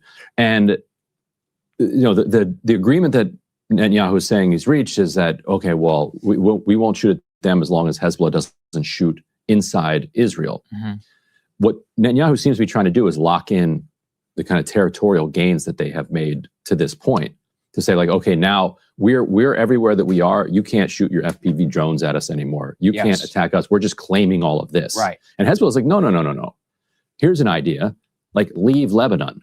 Like, go back to Israel. If you don't want us to shoot at you in Lebanon, don't be in Lebanon anymore. And they are taking significant casualties. Like yesterday, they took that stupid Beaufort Crusader castle, or they took it a couple days ago. Yeah, we covered that. And then yesterday, it looks like 3 Israelis were killed with FPV. Oh yeah, no. How about it? Yeah, I'll just put them on the spot. Yeah, bro. How about this? You donate that 100 that you said you donate first. You got 5 minutes, or you're out the chat. Or I'm just gonna assume you're just here. You're just the other guy trying to take a different angle. Like, we're not stupid, bro. But you got 5 minutes, or you're out the chat. Drone attacks in that castle, or right around outside of that castle. And according to my colleague Maz, what Hezbollah is saying is that because Israel celebrated their conquest of this Crusader castle and put up videos, Hezbollah was able to study exactly where they were and just quickly sent a drone swarm and killed several of them. And it's also a pointless fort to be holding. Right. Which Griffin told me there's actually a film from like 2007 about the futility of taking this very castle. It's almost like these religious crusader wars don't usually have a point and don't particularly work out for anybody. I guess for the people who we'll get a sequel. We'll get a sequel of that film. Hopefully. Let's put this next one up here on the screen. Netanyahu's proxy, Amit Segal of Israel, says exclusive, according to a very senior official on the PM's team. I wonder who that is. The late night Netanyahu call. The Axios report is inaccurate. Trump did not make personal remarks about jail or claim Netanyahu is hated globally. Instead, he focused on the conflicting social media posts. Nah, he is hated globally. And he is keeping his ass out of jail, bro. He's supposed to be brought up on corruption and bribery charges that Trump has asked his government to pardon him on. And I hate that he did that, because Bibi needs to go to jail. Trump felt Netanyahu implied that the war was continuing at full intensity, while Netanyahu felt Trump implied a total ceasefire. Trump did note that defending Israel's global position is difficult and breeds hatred. Ultimately, the call ended with an understanding Israel will hold off on striking Beirut as long as it's not attacked within its own borders. So that last part actually makes a lot of sense, because what Netanyahu currently has been trying to do is saying that every time Israelis who are occupying southern Lebanon, IDF soldiers get attacked, that is then itself a pretext. However, remember, they are occupying almost half of the entire country, not just occupying, saying we're not leaving. Like, you can't be here. You have to evacuate. You have to leave. Like, literally. I mean, the craziest thing, I think you guys reported this, was when they were contacting Sunni and Christian families and being like, hey, if you've got any Shia people, they got to go. Right. Yeah, the Christian villages. Yeah. Right. Yeah, going to the Christian villages, but any Shia residents, they have to go. And if you shelter them, we're going to kill you. They're checking the attics. Wow. Yeah. It's like, bro, really? Yeah, exactly. Very right. Yeah. You can draw the historical parallel there for yourself. Let's put A1 up here on the screen. This is Trump's readout of the call. I had a very productive call with Netanyahu. There will be no troops going to Beirut. Any troops that are on their way have already turned back, which, by the way, was a real breaking news, because that's not even originally what was being told. They said they were going to bomb them. Yeah, we didn't know that they were going to Beirut. I mean, they may be, though. I mean, bro, they have boots on the ground in Lebanon. It's actually funny that while we're over here doing airstrikes on, while we were over there doing airstrikes on Iran, these guys are literally putting boots on the ground in Lebanon. And like I said, they used the Iran war as a distraction to try to take over southern Lebanon. And this is what they're committed to, and it's right in our face. But I'm actually happy that Trump is cussing the man out and letting him know, like, dog, if you need to pull out and you need to stop being so aggressive with your neighbors, because this is the reason why Iran is refusing to negotiate with us, and the reason why the entire world, look, he hates you and Israel, because of your leadership, by the way. Yes. They may have actually been on their way. Likewise, through highly placed representatives, I had a very good call with Hezbollah. They agreed that all shooting will stop, that Israel will not attack them, and they will not attack Israel. Remember, Hezbollah has already come out and said, no, that's not true. We will definitely attack Israelis who are in Lebanon. In terms of striking Israel, sure, if they don't hit Daya in Beirut, then yeah, we won't hit them in Israel. But in the interim, war in Lebanon is still on. Let's put A2 up here on the screen just to show you some of the video, Ryan. It came out in the Lebanese city of Tyre. I apologize if I'm saying these incorrectly. Several buildings, including a hospital, was struck. I know there were multiple casualties that were reported. So yeah, you can see, I mean, this was literally just yesterday in terms of the Israeli strikes that were on this city, allegedly, again, always a Hezbollah stronghold. So you can see why in Lebanon, you have already had, hundreds of thousands of people displaced, IDF soldiers. Man, hundreds of thousands, bro, over 1 million. But let's get into it. Let's talk a little bit more about Lebanon so we have a better understanding of what's going on. All right, here, there we go. Make sure that the sound is working because the sound likes to go out in between videos. Oh, guys, make sure to like the video if you haven't already, guys. And any, sorry. Any question, comment, jokes, or disagreements, you can feel free to super chat that in or send a Venmo, man. We're only like $23 away from running Conspiracy Hour and opening up the call-in line. So appreciate the support, guys. Y'all been great. Al Jazeera Podcasts. I'm David Enders, and this is The Take. As Israel's war on Gaza continues, we're coming to you on Sundays with a weekly roundup. This week, 242 days into a ceasefire, Israel has killed at least 922 Palestinians in Gaza. Israel announced it would increase its control over Gaza. Israeli troops advanced further into Lebanon than they have in more than 25 years. Iran and the U.S. continued indirect negotiations. Today is Sunday, May 31. Israel has killed more than 72,900 Palestinians in Gaza since October 7, 2023. Israeli attacks in Gaza killed at least 26 Palestinians during the Eid al-Adha holiday, while on Thursday, Israeli Prime Minister Benjamin Netanyahu said he had ordered the military to increase its control of Gaza's land from 60 to 70%. Al Jazeera's Tariq Abu Azoum reported on Friday from the site of an Israeli strike on al-Shati refugee camp in Gaza City. Under the pretext of security, Israel has scaled up its aerial attacks across Gaza, targeting residential homes, makeshift tents, individuals, and security forces. Since the ceasefire was signed, killing more than 900 Palestinians during what was supposed to be a period of calm. Beneath my legs are a 3-story building that has been largely destroyed. Civilians are trying to repair what's left of the partially destroyed buildings, and they are also trying to take rubble out of this heavily destroyed site. Militarily, pressure has been ramping up. Remarks made by the Israeli Prime Minister Benjamin Netanyahu saying Israel now controls 60% of Gaza with new directives to push forward to control 70% have been viewed by many Palestinians as a political declaration of the future shape of the territory and signs of a longer-term military presence. Civilians on the ground are still... Oh, no, we're close. We're close, gang. We're like $23 away from opening up the call-in. $23 away. So, I mean, you either send, what would be like $11.50 on Venmo, or you could just send 23 in a super chat. Appreciate the support, guys, but let's keep it going. The brunt of this escalation during the time they're supposed to bring for them relief and tranquility. Sunday, the Israeli military said its troops had moved further into Lebanon than at any other time in more than 25 years, crossing the Litani River and claiming control of a strategic hill overlooking much of the south. A castle known as Chateau Beaufort or Khalat al-Shatif sits atop the hill. Al Jazeera's Obeida Hito reported from Tyre in South Lebanon on Saturday. Israeli troops are trying to take the high ground surrounding the city of Nabatea. They're also pushing forward towards the towns of Debin and Ablat with heavy bombardment and airstrikes. They seem to be trying to encircle the city of Nabatea. That's following a blanket evacuation order that was issued for the entire city earlier this week, along with a blanket order for evacuation here in the city of Tyre.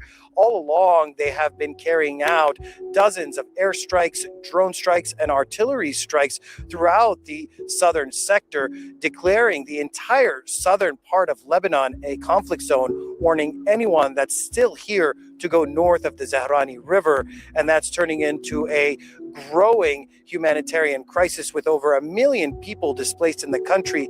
Now that people have to flee from these areas in the south, it's not clear exactly where they're. Hold on, the video slowly glitching. Yeah. Hopefully, hold on now. Let me see here, because I don't know what makes it do that. They're going to be able to go. Many people who have chosen to stay in the south, for example, here in the city of Tyre, are living in their vehicles and in public parks, while many of them who've reached the capital Beirut are staying in makeshift tents around the capital city. Despite repeated assertions in the last week by the US that it was close to a deal with Iran, significant disagreements remain. Al Jazeera's Rasul Serdar reported from. Oh yeah, I just got it, my man. Shout out to my man, Gaming. Shout out to my man, Gaming, man. Appreciate the support, my man. And shout out,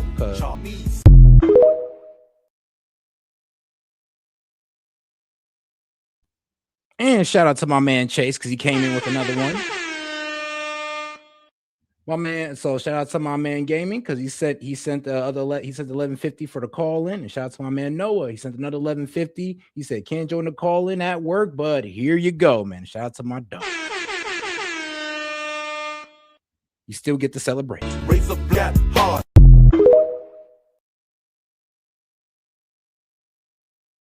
That call in real quick. Tehran on Saturday. Still, there are sticking points, according to the Iranian officials. So the first one is Iranian frozen assets. So Iranians are saying once the deal is announced, its frozen assets must immediately be returned to Iran, while Americans are saying that the return of the frozen assets must be on performance base and gradual. So this is one of the sticking points. And the second sticking point is the reconstruction funds.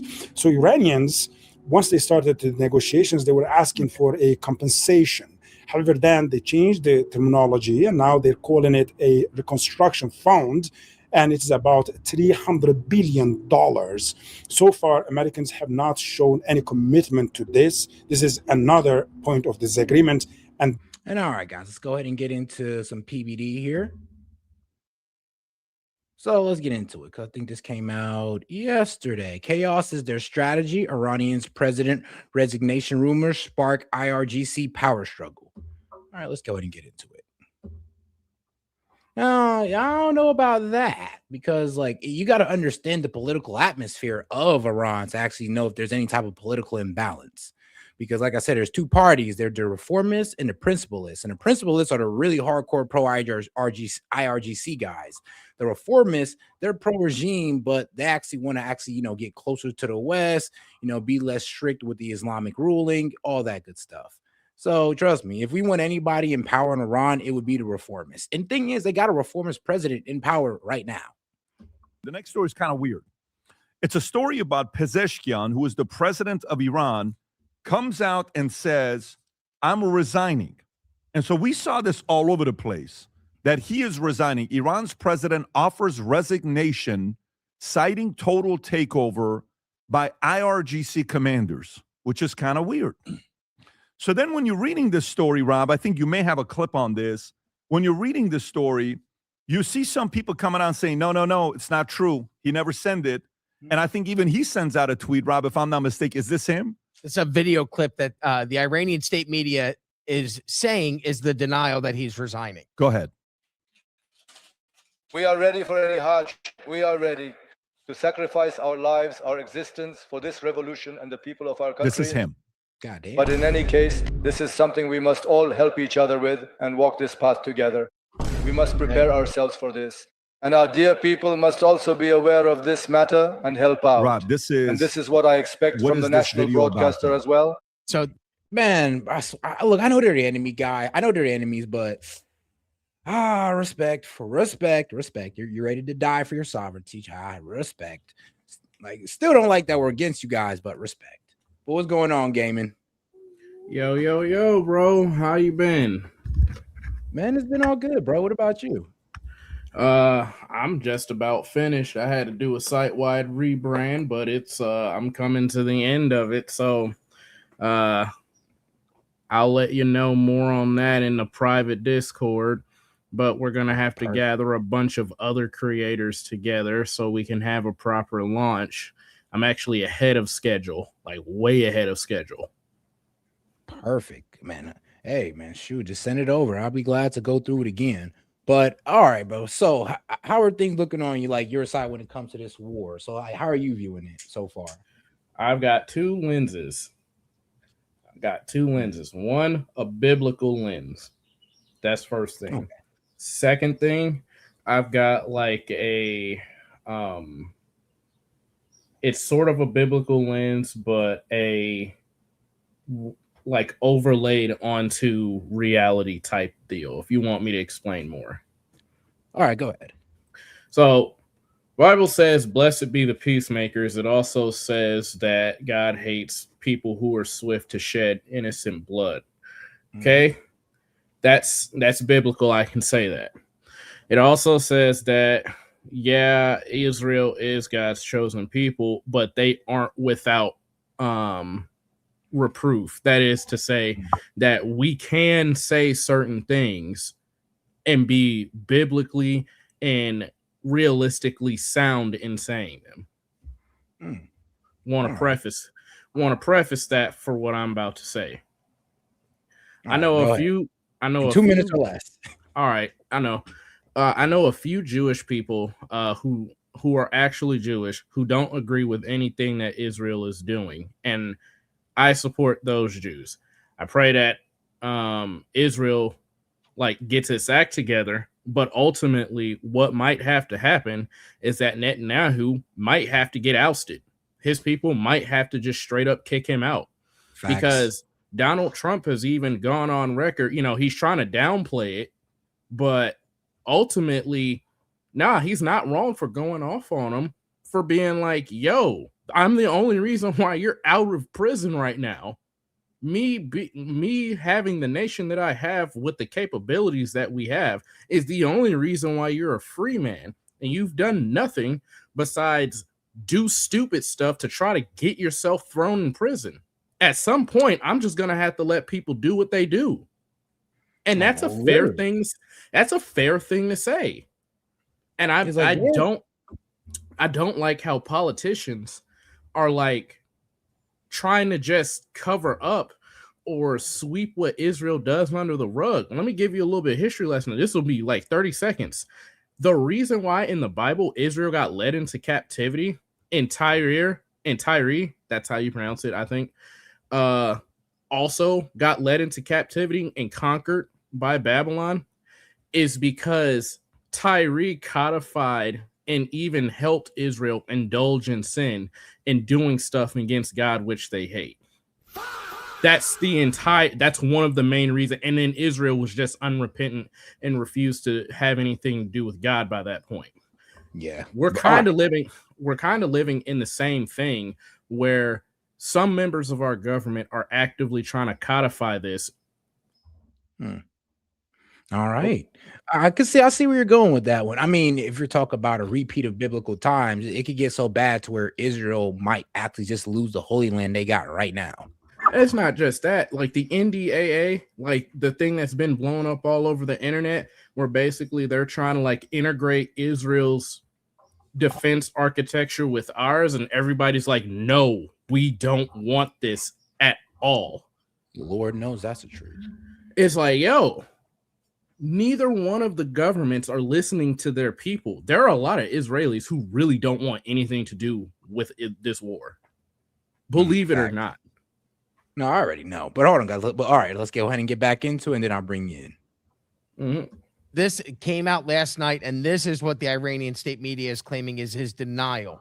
I listened to the clip. He doesn't say it anywhere in here. I didn't see the denial. But this is what they're stating. They're saying that this is his denial. No, I'm not going to put this as a denial. I'll read this to you.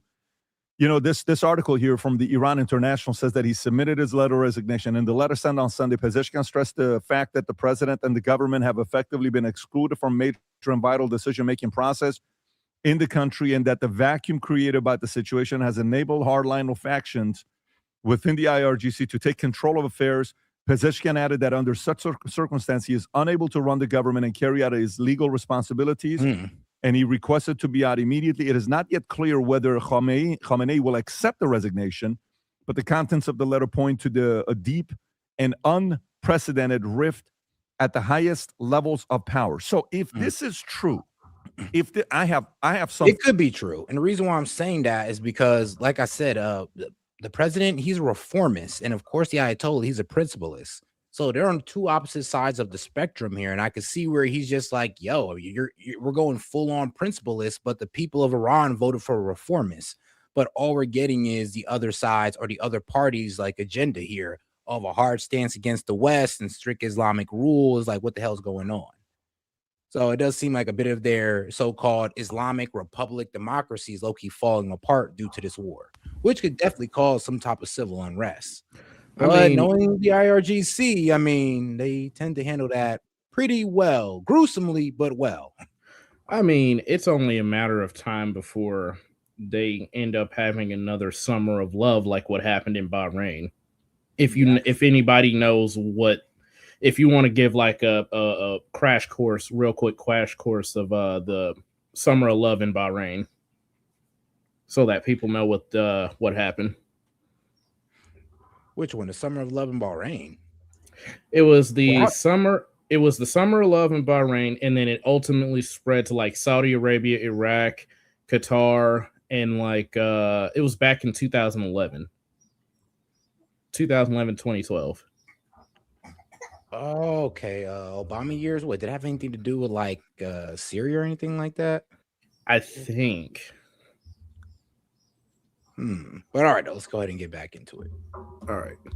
Thoughts on this myself, on how this can end up. Tom, if this is true, what does this really mean if it is true? Well, when we all saw the headline, I had no reaction. I was like, well, of course, the hardliners and IRGC are really calling the shots. And, you know, Trump and the world had been saying it's hard to negotiate because the government was split. We had heard all that, right, Pat? I mean, that's what we heard, everything. So when I first heard this, it seemed like, wow. So as a legitimate government off to the side, finally just thrown in the towel and said, I resign. So it seemed normal, not normal, but it seemed like, oh, okay, very believable. However, if this is true and this is what's going on, and the IRGC and the hardliners are really in charge, then I think this is kind of worse than where it started. Because for the people that have been protesting, this is bad, because it means if IRGC is in the point of ultimate power, Pat, I think this is really bad for them. The markets aren't liking what came in this morning. Oil popped. But I think this is a reaction to Lebanon, Israel. I don't think that's okay. But hold on, just to further explain what my man Gaming was talking about with the Summer of Love in Bahrain. It was pretty much like it was a politically charged propaganda and culture narrative orchestrated by the Bahraini government in the aftermath of the Arab Springs uprising. It stood in a stark contrast to the severe martial law and political crackdown and human rights abuse following pro-democracy protests. So it's pretty much just a bunch of Arab leaders cracking down on protests because they didn't like what they were saying. And it was the UAE and Saudi Arabia also got involved. So that's pretty much what happened. It was just a brutal taking down of Shia Muslim protesters. The reaction to Pezeshkian. I think that's which we'll get into that here momentarily as well. I think the main reaction to this, what the market is saying, is due to the attacks that are taking place between Lebanon and Israel. No? Well, I think it's both.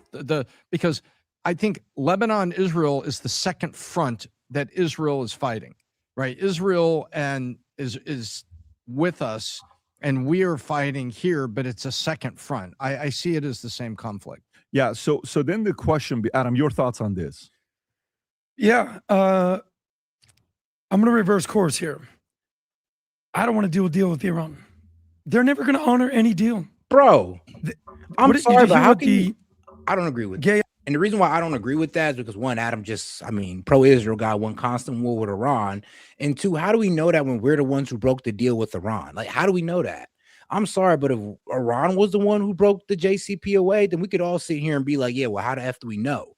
But we're the ones who broke it. We got out of it. Trump ripped it up. We put back on the sanctions. So what do you mean? Do we know if we could trust Iran or not? I'm like, bro, can we trust ourselves to stay in the deal? That's the real question. Can we trust ourselves to stay in that deal, even if Trump signs us into it, and even when he leaves? Or are we just gonna have another repeat of the Obama and Trump, where Obama gets a deal, Trump rips it up with no real plan, and now things get worse? So I'm sorry, but we can't sit there and say, can we trust them? The real question is, can we trust ourselves? The real question is, do we have our, because you know what happened with Thomas Massey. So the real question is, are our officials in government going to even try and, make a deal with Iran to be cordial with? Yeah, like no, it was Rand Paul that was actually speaking against it was Rand Paul who was talking to Marco Rubio. I played the video earlier, and he was saying, like, yeah, I'm gonna be real with you. Like, if we want to be cordial with Iran, you guys are gonna have to lighten up. Like, I know you guys want to sit here and play that the iron fist, but you're only gonna get this. You're only gonna get an iron fist from Iran if we keep like that. That's the problem. And we don't seem to recognize the pattern recognition of this whole path of aggression. Like, the more aggressive we get with Iran, the more aggressive they get with us. So Obama I think proved that the less aggressive we get with Iran, the less aggressive they'll be with us. I think that part of it is sorry if you hear my daughter in the background. I think part of it is Trump realized midway, me and you and like Monty kind of seen what was going on whenever the war first started off, and Trump tried to make a deal, and then all of a sudden every leader Trump tried to make a deal with, mysteriously died in a bombing run, and Trump started like being more closed mouth about who he's making deals with and when. So I think like a part of it is that Trump is in a position now to where he's like, okay, we want to make a deal, but you can't keep killing the people we're making deals with. And here's the best example to what you were saying. Like, there was like an ex-president that we were supposed to put in, right? But we end up bombing that guy to hell because we wanted to take out 2 IRGC guys that were guarding him. I was like, yeah, you see the problem here? We just can't take out one guy. We got to just take out the whole fucking block for some reason. And then we want to be surprised when we don't have nobody else but hardliners to deal with. Right. And it's at a certain point, you got to stop and ask yourself, what the hell are we doing right now? Honestly. But let's get back to it. Ayatollah, whatever you want to call this guy that I haven't seen. Did you hear what he had to say over the weekend? No, what did he say? Doubling down on everything they've always done. Death to America, death to Israel. This is quote unquote. This will be the common slogan of the Islamic nation and the revolution. They're still doing the revolution, and the oppressed people of all over the world, especially youth. The future belongs to the Islamic nation, the IRGC, and the new Islamic civilization, and each of us can play a role in realizing this future together. Does this sound like somebody who wants to cut a deal? And if Pezeshkian, the president, we all know the president doesn't really have any power. The Ayatollah, the supreme leader, has power. As much as I think it's going to get... Bro, you got like 5 frames a second we've already on this done video. what we needed to do with... Yeah, hold on here, bro, because I don't know what the hell is going on. I'm looking at it. I'm trying to fix it in the background. I'm just like, oh, okay, I see. Actually, no, I know what's happening now. I see it. I'm about to say, dog, I'm getting a headache watching this. This is like playing a game with like all right, 3,000 ping. All right, hold on. The epic fury, economic fury. Trump has been very clear that he doesn't necessarily care about midterms, so to speak. I think they may even get into another hot war over this. And we've already done the hard part, whether it's economically, whether it's militarily. We need to finish the job with these people. I mean, but what's finishing the job? Let me put it to you this way. So here's what I want to think about. Let's go be in the room, the situation room of IRGC. Let's be in that room. Okay. If you're in the situation room of IRGC, what are you saying? Khamenei's in there. Pezeshkian is not in there. It's only people that are pro-IRGC people that are in that room. Okay? What are you telling each other? What are you telling each other? Number one, hold the it line. starts with Allah. Allah wants this. This is what Allah commands. And we'll do what Allah says. When Allah is the answer, I understand you that. can't But what negotiate. I mean, bro, what the hell are you talking about? Bro, this has nothing to do with Allah. This has everything to do with us pretty much saying F their sovereignty. Bro, I literally hate when people try to make it about Islam and Allah. When you really look at it, it's like, bro, do you not understand? We're pretty much telling these guys that we're willing to kill them as a regime. We don't want them to be able to have the ability to defend themselves with missiles or proxies. So yeah, we're pretty much saying F their sovereignty, bro. Like that has nothing to do with Allah. It has everything to do with our aggression towards them. I'm sorry, but it don't matter if they're Christian, Hindu. If we try to do this shit to any other country, they're gonna act the same fucking way. Period, point Hey, blank. I got a proposed deal. And hopefully CNN doesn't steal this either. If you know, you know. So the proposed deal works like this. The United States, Donald Trump, and whoever the leader is for Iran meet in a closed door meeting. They have their military officials speak with one another directly. They work out a deal. The United States guarantees that they will stop attacking Iran. There will be no more bombs falling from their side, from the U.S. specifically.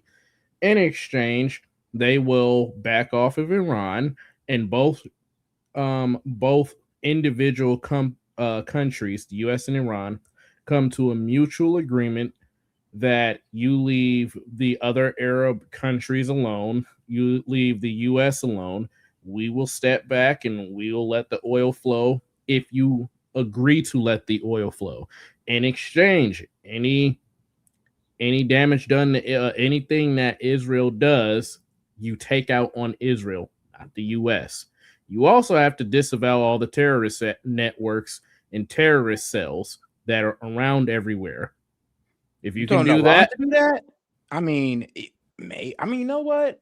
If you're saying if we could get Israel to sit down, then yeah, we can get that done.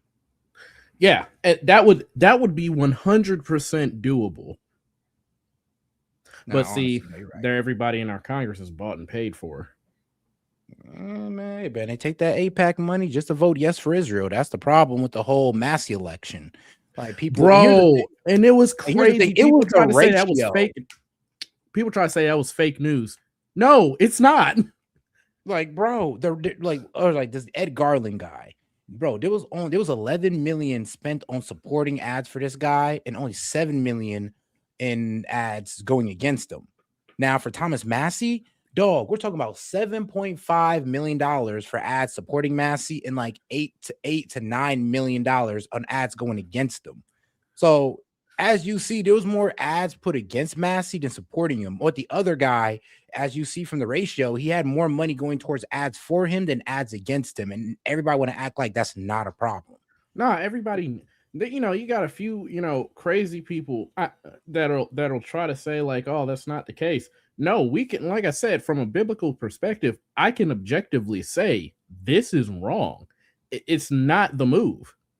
I agree. I don't understand why people going with it, but it is what it is. But all right, let's go ahead and try this out.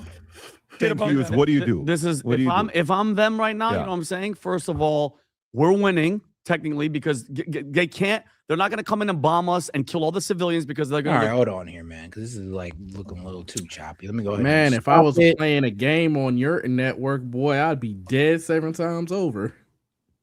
What's happening is that for some reason, like you know how you have a device turned off, but for some reason it's like still connected to the internet. Mm-hmm. You're having a that's what it network is. collision. Yeah, it's like for some reason my off devices are still dragging on my bandwidth, so it's kind of like I gotta physically kick them off the Wi-Fi. I'm not sure why he's doing that. Wasn't doing that yesterday, but I'll figure it out. I probably just gotta. Like I said, this is my job to troubleshoot this stuff. You're probably having a network collision. I think a gateway problem also. Yeah, probably that too. New address. So you feel me? You moved? All right. Yeah. Dang, when that happened? Bro, like, let me see here. Like 5 days ago. I did it pretty slick. Dang, bro, I did not know. Oh yeah, we moved out. Nice spot. But all right, let's get back to it. This is what Allah commands. We will do what Allah says. When Allah is the answer, I understand you that. can't But what I'm negotiate saying to about you is, that. what do you do? This is What do you do? if I'm them right now, you Yeah. know what I'm saying? First of all, we're winning technically because they can't. They're not going to come in and bomb us and kill all the civilians because they're going to look really, really bad. Yeah. We just have to hold the line. Which means what? Meaning what they? It seems to me like they're holding the cards because what can the United States do, Pat, to harm them right now? You're in the Bomb room. You're in the room. What do you think is being sent out? Well, based on what I see from the outside, I would assume, and just kind of doing game theory on here, they're sitting there with each other saying, we just need to wait it out and get a deal and get the deal that's a ceasefire and get the deal on Hormuz. And then, get them to agree to negotiate the uranium and everything going forward. They're saying no. Every day that we make them wait, we're closer to just getting the war over, and we'll negotiate all of that later. That's what we want. Every day we wait. I fully agree with Tom on this. Tom is right. What does winning look like? They just have to survive. If they cut any deal, the deal is almost irrelevant. Because you think they're going to honor the deal, the whole Takia thing, and just lying for the sake of winning. So there is no. So there's no Well, deal. any deal with strong point. Okay, so yeah, Adam is just going into complete delusion about Islam.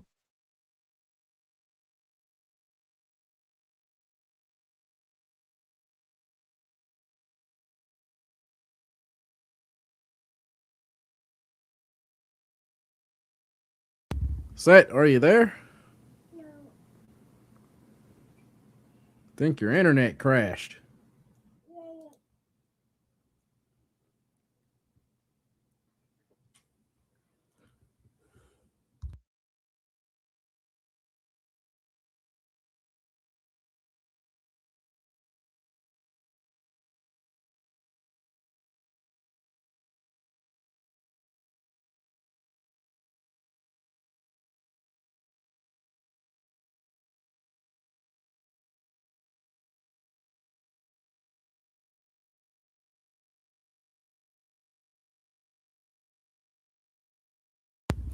Well, I think they took out Set, bro.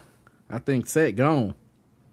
They got him up out of here. 64 million mosquitoes are set to be released across California and Florida. And you might be surprised to hear who is behind this. Google, of all companies, has applied for a permit to introduce a new population of mosquitoes into the wild in order to wipe out the disease-ridden population. Well, the US about to have a mosquito civil war on their hands. Now, at first, this sounds absolutely insane, right? But Google thinks this is a good idea because these mosquitoes in particular have two secret weapons. The first being that they're all male, and fun fact, males don't bite humans, so they can't spread disease further. That also does kind of mean that the civil war is going to be male versus female to make things even crazier. And secondly, these mosquitoes will carry a naturally occurring bacteria called Wolbachia, which essentially makes them sterile and unable to reproduce with the female mosquitoes. Damn, they really got the bros locked in on this battle. So the idea is that over time, the species responsible for spreading deadly diseases like dengue fever, Zika virus, and other West Nile viruses could be dramatically reduced without the need for toxic pesticides. But I know you're probably wondering, Google? Why is my search engine now starting mosquito civil wars? Well, in short, the answer is because they are one of the only companies in the world to have the budget, the ability, and the technology to pull off something like this. And of course, money spent on health takes up about 10% of global GDP. That's about $10 trillion a year. So if Google's technology can reduce global health costs, save lives, while also getting themselves into a big new market, well, sure, that's part of it too. But what do you guys think? Will the public trust a company like Google with an endeavor like this or not?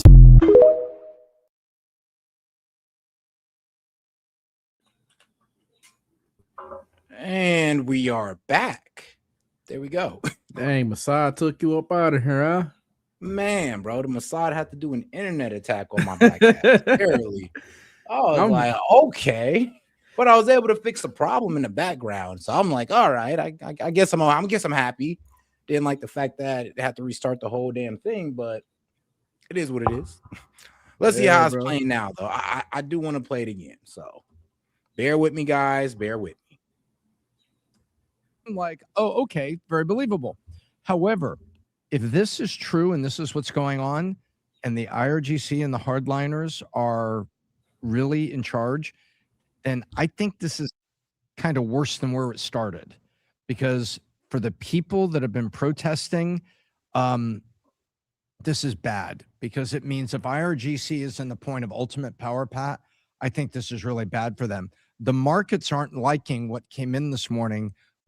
Oil popped. But I think this is a reaction to Lebanon, Israel. I don't think that's the reaction to Pezeshkian.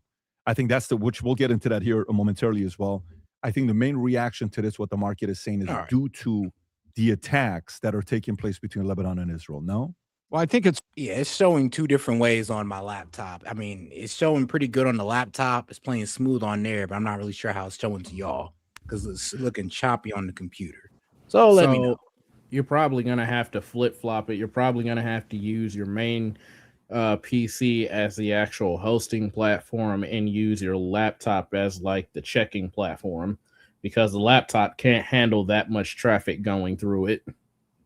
No, mine can. I got hella memory on this one. It's not so much the memory, it's the CPU, core processor, and RAM. Yeah, I know. That's what I'm saying. I got like, this is not your average laptop. That's what I'm saying. What you got in there? I got laptops for streaming. What you got in there? Just go to your settings, go to about PC. It'll tell you what you got in there. Oh no, trust me, I already know. But let's go ahead and move past that though. But all right, let's see this here. So then the question, Adam, your thoughts on this? Yeah, playing smooth. I'm gonna reverse course here. I don't want to do a deal with Iran.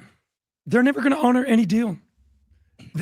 Did you hear what the gay Ayatollah, whatever you want to call this guy that I haven't seen, did you hear what he had to say over the weekend? No, what did he say?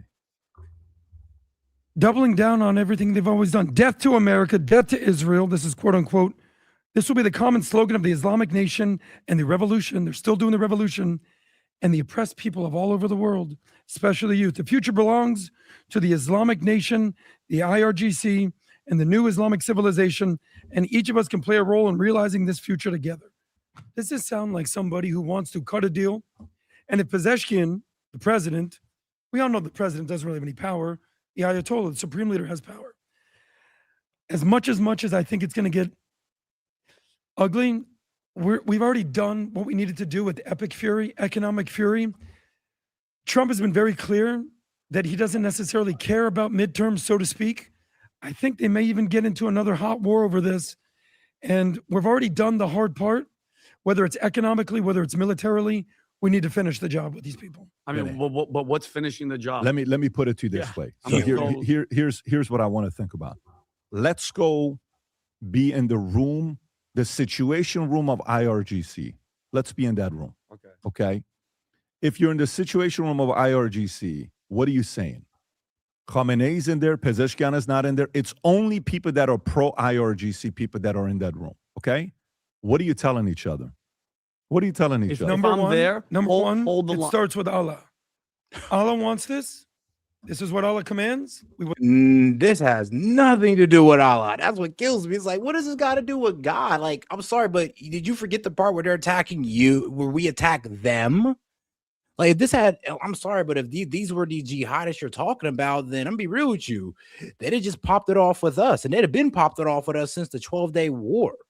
So no, this has nothing to do with Allah whatsoever. And trust me, if this had anything to do with Allah, honestly, they'd just sit down there and, well, honestly, not fight us. This had anything to do with Allah. Just like us going to war has nothing to do with God or Jesus. Like, I'm not even sure why we're bringing religious into this when, I'm gonna be real with you, they're fighting for their sovereignty and we're fighting for dominance. Let's not bring God into this because God ain't got nothing to do with it. Do what Allah says. When Allah is the answer, I understand you that. can't But what I'm negotiate saying to about you is, that. what do you do? This is What do you do? if I'm them right now, you Yeah. know what I'm saying? First of all, we're winning technically because they can't. They're not going to come in and bomb us and kill all the civilians because they're going to look really, really bad. Yeah. We just have to hold the line. Which means what? Meaning what they it pause seems it to real me like they're quick. holding the cards because how Want you to notice, bro. I want you to notice. Your internet keep going out. I'm not sure, bro. It's playing smooth on Rumble. It's I like don't just know. looking different on each one. That might be your internet, but I don't know. I'm gonna Nah. have to check the chat. I think Masai getting to you. I'm weak as hell. Well, shoot. Worst thing. Let's see here. This Goyam is speaking up too much.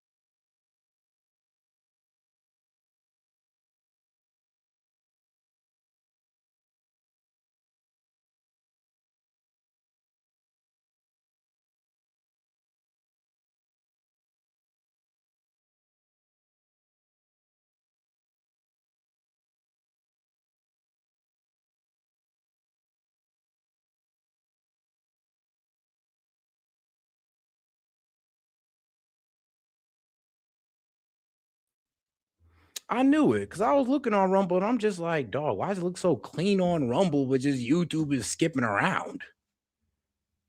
But I mean, it is what it is. It is what it is. Hopefully, y'all can hear me on this one. In gaming, I can. All right, perfect. So on StreamYard, I can hear and see perfectly fine. I just can't see the videos. Oh, no, it's all good. Let me just bring this crap back up.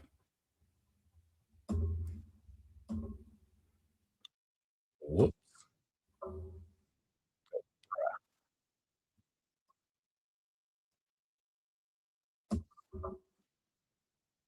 What are you telling each other? Number one, hold the it line. starts with Allah.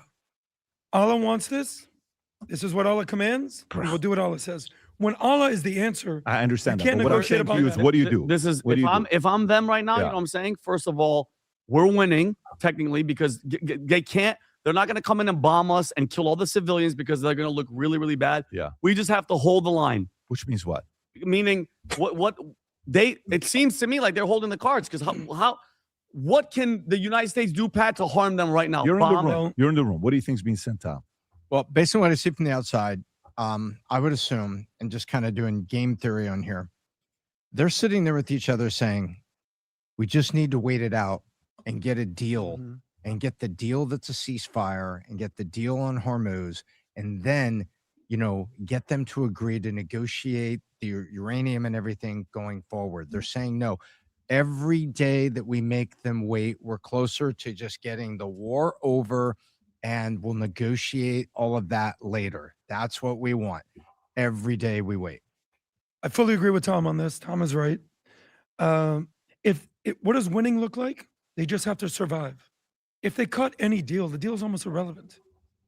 Because you think they're going to honor the deal, the whole Takia thing, and just lying for the sake of winning. So there is no. So there's no Well, deal. any deal was See, and that's what I hate, though. It's just like, so now it's because they're Muslims, we can't make a deal with them. It's like, and like I said, it's like, all right, well, aren't we just as bad as these Muslims since we didn't uphold our deal? So let's not use that line of thinking here, because if that's the line of thinking we're going under, then we're worse than them. Because us pulling out of this deal is why we're here today. strong points. So the nuclear, the enriched uranium, the missiles, the proxies. To me, you would probably know this better than anybody. Chaos is their strategy. Delaying is their strategy. When you don't care about your own people, how do you end up cutting a deal that benefits your own people? What do you think? I'm curious, Pat. What do you think? I want to know what their attitude is, and number two, what do you think that they're saying in that room right now? Okay, so first you have to, like, when you're running a company and you're going through a bad season financially, the first thing you have to sit there and talk about is finances. How much longer can we afford to go with XYZ? Okay, and finance person will say, we only have $6.8 million in the bank. Really? Yeah, how long can that last? 3 months. Okay, shit. So we got 3 months, yes. So the finance person is going to say, Our revenue's depleted. Our oil revenue's depleted. We are down to nothing. How long can we last? Everybody in that room knows a number. Oh, shout out to my man Noah. Sorry for that one, my man. He said next time BB comes to the US, arrest him, use him as one of the negotiation chips at the table.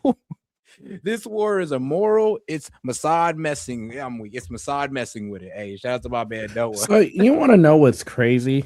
Yeah, what's is up? I've been looking at some of the IDF posts, and a lot of the IDF posts, like when you get through the weeds of it, even some of the soldiers aren't really down with doing this stuff. Oh yeah, dog. They don't even want to be in the whatchamacallit. They don't want to be in Lebanon for due to past, due to the history. And bro, they're already like at 3,000 K. I mean, what the hell? Why would you want to keep doing this? And this is the reason why we don't want to do boots on the ground. I mean, look what boots on the ground is doing to the IDF in Lebanon. And it's like, first of all, let's just talk about it. Attacking Lebanon, yeah, I do have some feeling, partial feeling about Lebanon being taken over by the Houthis and Hamas, but that should be left up to Lebanon to deal with.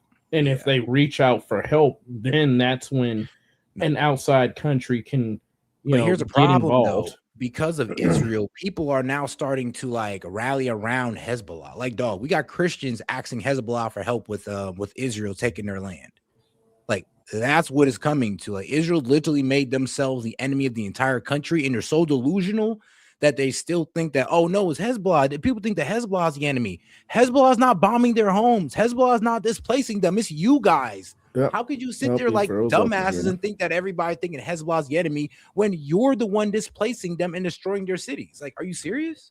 I mean, it's not even all of it, the Israelis either. It's just like a very tight-knit group that think, It's just the leadership and those who control the IDF. So of Right. course you can't do it all on Israel. and like I said, I just feel bad for majority of the populace that is in Israel because they're being misrepresented by their government, which you and I can both attest to because we're being misrepresented by our government. True. I'll tell you that right now, man. Our government making us seem like a bunch of bloodthirsty warmongers who don't care about the bombing of little girls when that's far from the truth. Or, our government makes us look like we're a bunch of pedophile protectors when that's far from the truth. Right. All right, let's get back to it. On how long that can last. So number one is, what is the lifespan of their money? If America has intel or Mossad has intel to find out that number, we control the whole thing.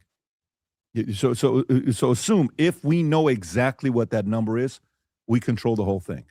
Number two is, say they do, and the people that are going to take a hit is going to be who? They're people. They don't care about that. They're fine with that. They're people taking a hit. They don't have a problem with that. If in this instance, Russia helps out, maybe China doesn't help out, but Russia helps out, but Russia's also depleted. They're also not killing it. It's not like they're having a great time right now with what's going on. Ukraine's. Yeah, but I'm gonna be real with you though. Like, bro, did you hear what happened and why Russia's about to turn up the heat? Like, Ukraine pretty much struck a girls' dormitory and just vaporized like 12 girls. And No, that needs an action. Yeah, and like I Putin pretty said, much says that, bro, everybody get out the state, everybody get out of Ukraine. This is about to be one of the largest strikes. And I'm like, oh shit. Yeah, I'm not gonna lie. Here's another. Actually, hold on. It's saying, oh shit, it started. Putin launches massive military strikes on Ukraine. Oh shit. I'm gonna tell y'all something that's gonna be uncomfortable. A lot of people claim that they read the Bible, all this other stuff, and they have a lot of opinions on it. You know what God says about governments and what their purpose is? Shoot, to not represent their people and betray us? Nope, to be a terror to the lawless and wicked. I mean, that is that's the Bible. It's cooking on that. It's governments are there to be a terror to the lawless and the wicked and a haven to the righteous and the upright. Yeah, we're not getting that, man. And so by Russia, by doing that, hey, they're following a biblical principle. Maybe not all the time, but a broken clock's at least right 2 times a day. Yeah, true. But all right, though, let's go ahead and get right back into it. making their life a living hell. In that situation, Ukraine is Iran. Okay, so Ukraine relates more to Iran, and Russia relates more to, U.S., right? So, but in a way, Russia could be the little guy because NATO, U.S., everybody is helping out who? Ukraine. So I think if you bring in the Israel thing, if you really want to go to, Israel has control and they want this thing to continue and they want to create chaos, you know what they could do to create a lot of chaos? You know what could be the craziest thing Israel could do to create some chaos? How many people did they kill of the leaders? What were the number of people that killed on day 1 or day 2, whatever it was? Every day. It was 50 leaders, right? But every day was like somebody new. Yeah. If they take out Pezeshkian, you can give credibility to the people to say Israel wants this thing to not end. They wanted to continue. Why? Yeah. Because the moderate is willing to negotiate. Yes. And IRGC is not willing to negotiate.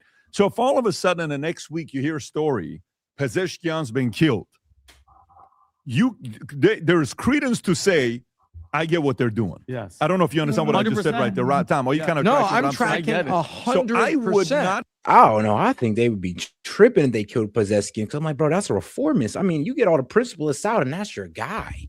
Like, he's gonna work well with us better than any of these guys. So it's kind of tripping talking about, well, we kill possession, that'd be a good thing. Like, no, it wouldn't. Absolutely. It's only gonna show the Iranian people that were just ruthless. Like, we don't care. We don't care. You can have a reformist who we so-called agree with, or you can have a principalist who we definitely don't agree with. It don't matter. We're still going to terrorize you. We're still going to bomb you recklessly until we have the leaders that we want in power. It's like that's what we're showing them. Here's who's to say that the reformists won't actually swing the polar opposite way of Iran and they end up becoming our best allies. Exactly. And I mean, that's who we're betting on, to be quite honest. It is the reformists, the guys who aren't all the way pro IRGC, and they actually want to have relations with the West. That's who we're betting on. And we're kind of, in my opinion, we're kind of turning them away from us. I hope not, but looking like it. Be surprised if the moderates get killed to force the president to have to say, are we really going to negotiate with terrorists, IRGC, or no? That is one place of totally being cornered, because while this is going on, Rob, the other story with Israel, and you know what happened over the weekend with U.S. says it struck Iranian drone and a radar site as Iran claims attack on airbase. I don't know if you have that one or not. It says you have a clip on that. So there's a few things that happened. There's a few things that happened over the weekend, with that being one of them, and the other one being the whole Lebanon. Where's the Lebanon story, Rob, that we have? Let me see this. I don't believe that's in the press. Oh, okay. This is the drone shooting down. Go ahead, Rob. New tensions in the Middle East. U.S. Central Command announcing it conducted self-defense strikes inside Iran over the weekend, targeting radar and drone sites. CENTCOM says the U.S. strikes were in response to what it called aggressive Iranian actions, which included the shooting down of a U.S. drone over international waters. Iran claims it responded by targeting the airbase where the U.S. attack originated. Missile activity was being monitored in Kuwait. All this coming after President Trump suggested a peace deal with Iran was in reach. We're close to a very good deal. It says we will not develop or in any way purchase a military weapon. That's a big difference. The president insists you can pause the it deal right there. So over the weekend, Hezbollah fired rockets into northern Israel from Lebanon. Israel responded with expanded military operations. Bibi ordered renewed strikes on Hezbollah targets, which they captured the castle. Rob, do you have the video of the castle with the Israeli flag at the top? Just go on YouTube, type in the castle, Israel flag castle. Did you guys see this? So they say they captured the castle and they put up the Israel flag at the top of the castle in Lebanon. And this is an 889-year-old castle. What's the name of it? Bo something? I want to say the castle's name correctly. Buford pull it up. Castle. No, it's called something else. Buford. Yeah, Buford Castle, 889 years old. So Israel puts the flag up. That's a statement on what you just did. Rob, if you want to go to the Buford Castle, it's got a rich history to it. Yeah, considering I believe it was used by the Crusaders, so isn't that making it like a Christian landmark in a way? I know it's not the Crusades are not the best history of Christians, but it's still good. It's still relevant history, though. Like, come on now. Putting an Israeli flag on top of that is kind of letting you know something. It's on top of a rock, on top of a mountain. Yeah, go to it. Yeah, Beaufort Castle. So they took it over. Obviously, it's not the kind of castle where you're going to go have foie gras steak and, it's a different kind of a castle, meaning it's just got rich history to it, right? So they had their back and forth. Israel captured Israel captured a major strategic position, which is the Beaufort Castle. Ceasefire talks appear to be faltering between the two. So think of everyone's motives. IRGC's motives versus Pezeshkian's motives versus Israel's motive versus US's motives versus the world's motives. If you want to go one by one, let's do it. Number one, IRGC's motives. They could give a shit. Their loyalty is to their Allah, and their loyalty is to what they believe in and the supreme leader. They could care less about your pain. They could care less about the world economy. They could care less about Strait of Hormuz. They could care less about any of that stuff. Pezeshkian, what's his motive? He wants diplomacy. He wants to see a deal being done.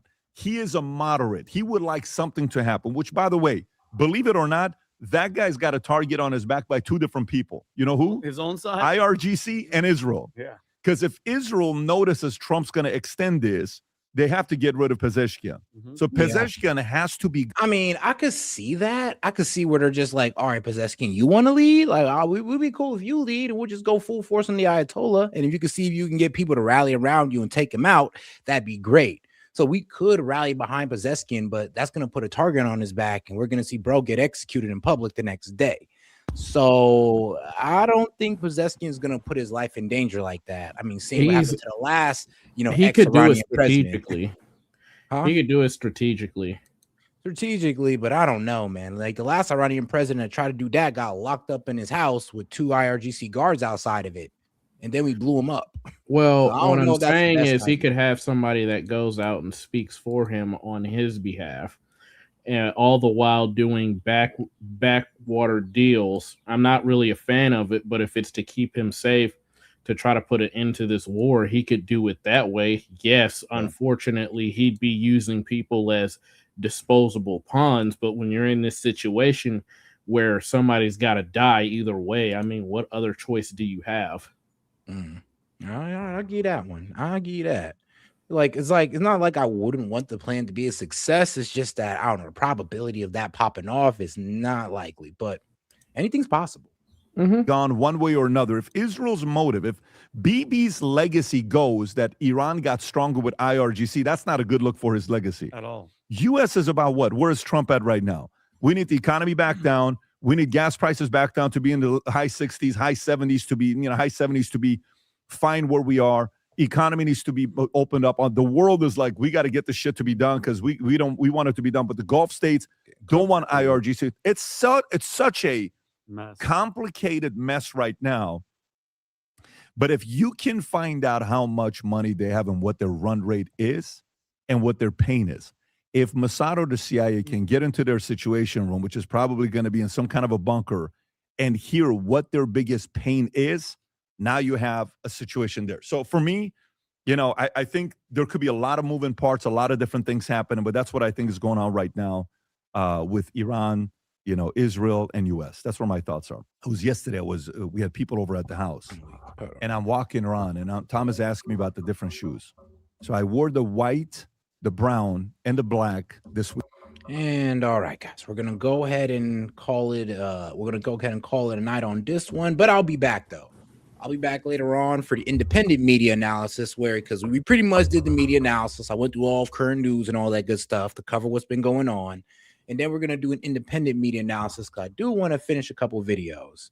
Of course, we can get into the new Piers Morgan that came out, but I also want to get into the great MAGA divide, the baby boomers versus millennials. We didn't really get that far in it, and I do want to react to it. Gaming. Yeah. I will leave the call-in line open for if you want to come back up later on, bro. I will do. Just private message me whenever you're about to go live so I can be ready. Also, after live, I need you to hop in a Discord chat so I can show you what's going on. All right, perfect. I got you, big dog. All right, guys. I'm going to catch you guys on the next one, man. Appreciate you guys for tuning in. If you haven't already, double tap that. Well, not double tap, but smash that like button on both Rumble and YouTube. And subscribe to the channel if you haven't already, guys. Peace. Noah! Larry, what the hell are you doing? Larry! Larry, you can't just. Oh, Larry! Oh, are you all right? How did... Larry!